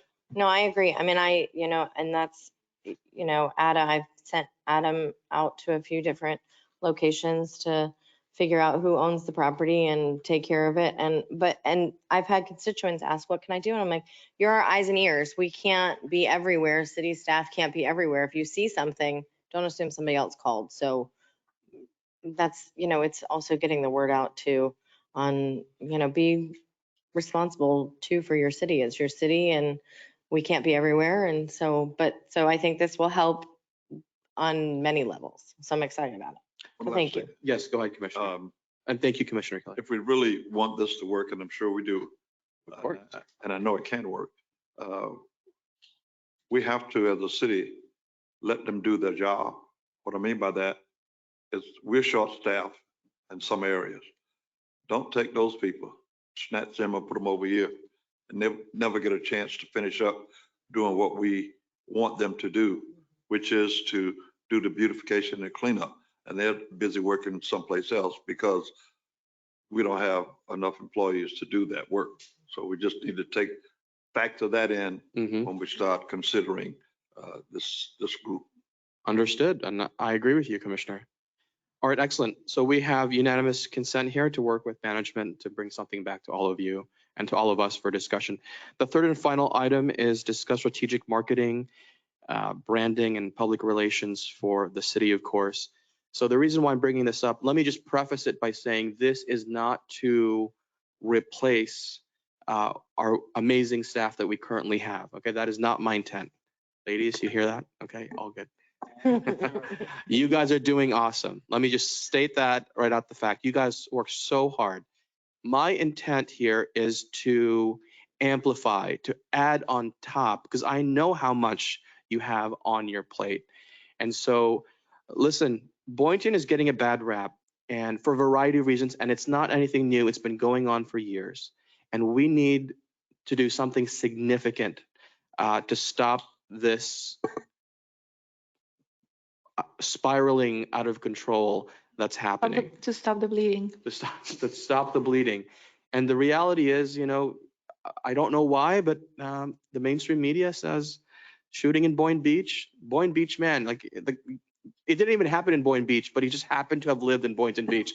So when they Google us, these are the first things people see. It's discouraging to our residents. It's discouraging for businesses, for people who want to invest in here. And I have spoken to investors where they do come in here, they fly in, they drive around, and they say, wow, what a gem. I didn't think this is what was here based on what I see online. And so I want to bring in the cavalry and bring in some professionals really for strategic marketing, branding, public relations. Let's get our city on billboards. Let's get our city on airports. Let's get ourselves, and let's just push it up to a new level. That is my intent here. And, the benefits of this will be long-term, really, because people, investments will come.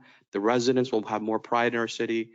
We're doing so many good things and people just don't know. And I'm ready to take it up to the next level. Vice Mayor. Yeah, no, I agree. My only concern is I want to make sure that this potential firm works in conjunction with our awesome marketing and business team. Absolutely. Yeah, They're going to have to. That's my only thing because the media kind of sucks, right? Like nationally, locally, the media sucks and they're really are losing their credibility. And what they don't talk about is all the awesome stuff that this commission has done. Like the ARPA funds for all the elementary schools, right? Like no one talked about that. No one grabbed that story. You know what I mean? They just focus on the negative, and like left to our own devices, what we have now, like you guys are such a small department, you know what I mean? And there's so much coming in. Like we do need, it's almost like we need a sword in the fight, because I'm sick of all the negative headlines and I have a very strong opinion about the media. Sometimes they could do good stuff, but I think it is important to be able to have a say at the table, and I think that requires, amplifying and, leveling up, especially with, I think the bias that we have. And I love the idea about like billboards and, maybe we can get in with the county commission so we can get up at the airport or something, you know what I mean? I think it's genius. Boca's at the airport, just FYI. Yeah. So there, I mean. Yeah, it's like an ad.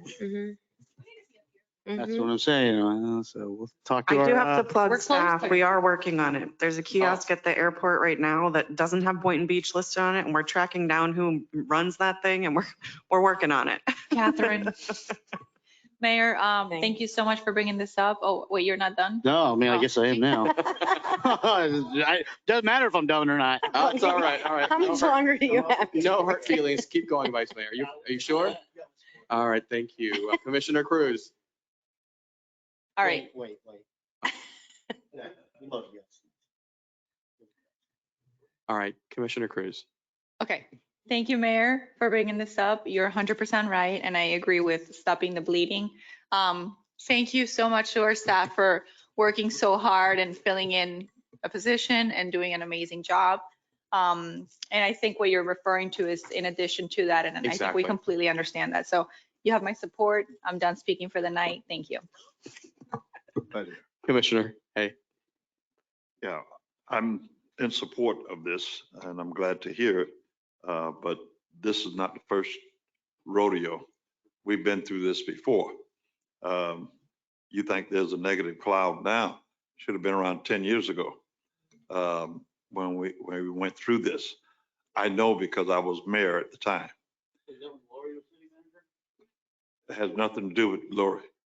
But yes, to your question. The previous mayor had been arrested. That was part of it. There too. you go. Yes. And there was a very, there was a very negative cloud over Boynton Beach for years. And one of the first strategies I said to myself, talked to staff, was what can we do to change this? Because I got tired of going to League of Cities and other meetings and they're saying, what are you guys doing in Boynton Beach now? Mm-hmm. You know, and so that went on and on. So we hired a firm to come in here and find out what is great about Boynton. What do we have to offer? We have an identity. We don't have to be like Delray. We don't have to be like West Palm, Boca. We can be our own selves. And they came up with many things that we have to offer. Right here on your program, on our agenda, it says America's Gateway to the Gulf Stream. That came from that time, okay? That came from that time period. We're the closest to the ocean from I-95. The Gulf Stream come closer to the continental United States here in Boynton. So I'm glad that you used the word, Mayor, amplify, enhance what we already have. Because I think we were really bleeding then. Now we're beginning to trickle a little bit now. We need to repair that. But I just know that if we bring in another firm, let them build upon what we already have here, because a lot of time, effort, and money was spent into that to find out those things. And I'm sure, and I feel in my gut that there's more interesting things about Boynton Beach that we don't even know about yet. Okay, so let's market those things. Let's get it out there. Let's create the city that we want it to be in, and that the good Lord wants us to be. Okay, so I commend you coming up with this. I support it 110%, and it's going to be great. Thank you. Commissioner Kelly, questions, comments? I couldn't agree more. Thank you, Commissioner Hay. I think, we try and forget 10 years ago, but, and it's slowly but surely, it's been forgotten. New people move in but I think it is time that we kind of amplify, like the mayor said, amplify what we have, because we do have a great city and we have a lot to really be proud of. And there's a lot of really great stuff going on. I mean, I think two of our downtown restaurants in the CRA are featured as, the best restaurants in Palm Beach County. There are really great things that are going on in Boynton Beach, and they need to be out there and amplified as opposed to the negative. So thank you, Mayor. I support you, and we're good to go. Thank you, everybody. We have consensus on this. This concludes my 3 items. Are there any closing comments from anybody for the night? If not, maybe a motion to adjourn. All right. I And do a have some second. closing comments. All right, second for comments. All right. Okay. Second for comments. Okay. I just wanted to, for the records, I guess I can say that what came up in public audience about the funeral, the funeral and the cemetery and all that kind of good stuff? I have not been briefed, Commissioner. Huh? I have not been briefed about the funeral situation. Well, I'm not aware of this funeral That's what I'm problem. about to say. I was not, let me just say that that was an oversight.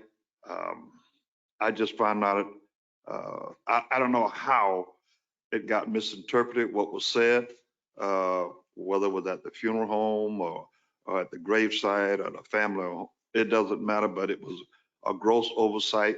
It was a mistake. I only found out a couple of days ago myself, and I was blindsided by some of the citizens about this, and they were just adamant. How can you guys do that? We didn't know that. And I'm going like, what are you talking about? So it was a gross oversight.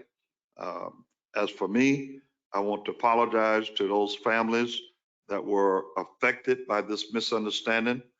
There is no such procedure, policy, law in the city of Boynton that says we don't bury folks on Saturday. That is a total, as far as I'm concerned. If I'm mistaken, staff, y'all correct me, okay? But there is no law or procedure that says we do not do that, okay? Now, as my little investigation has been going, I think there was some misunderstanding about someone going on vacation, going to be absent. Let's kind of hold it down if we can, but nothing that says you can't be buried. That's ridiculous. We wouldn't be human beings if we denied burying your loved ones. That makes no sense to me. So I just wanted to clarify the record and clarify, let people know who may still be up listening, that I was shocked too when I heard it 2 days ago. And we have no such rule like that in the city of Boynton Beach. Okay, so let it be stated. Tonight was the first time I heard anything about that. Yeah. I mean, I don't know if any of my staff has heard anything remotely close to anything revolving around not burying anyone on Saturday. I don't think the city would be in the business of denying. Someone said something. Hold on, Mario's coming up here. Maybe he can elaborate on the Okay. situation.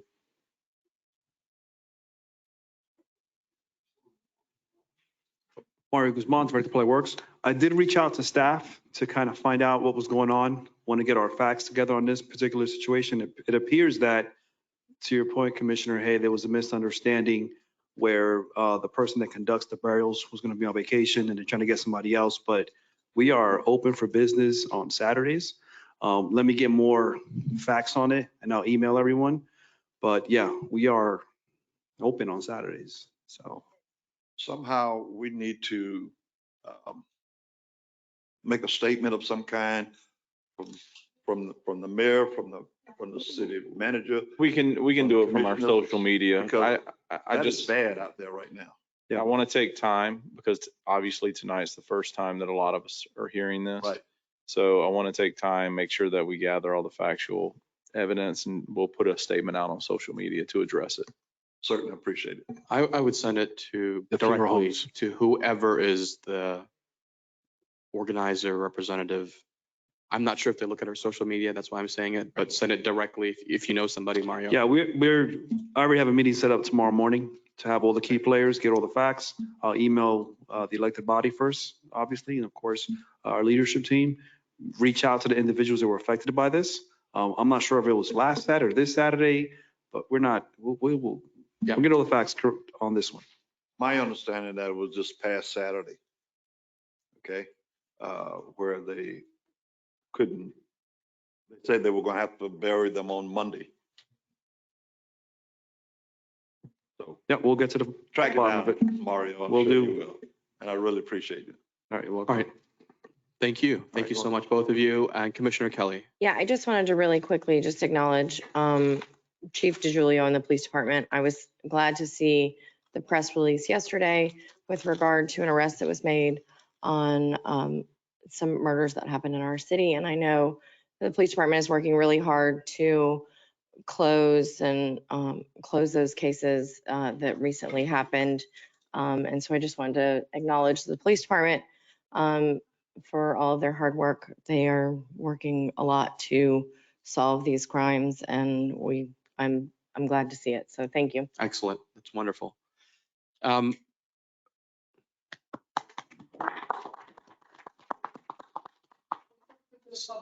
Sir, stop. My only comments as we close is that I did request from staff a variety of contracts during the budget workshops or preceding the budget workshop meetings.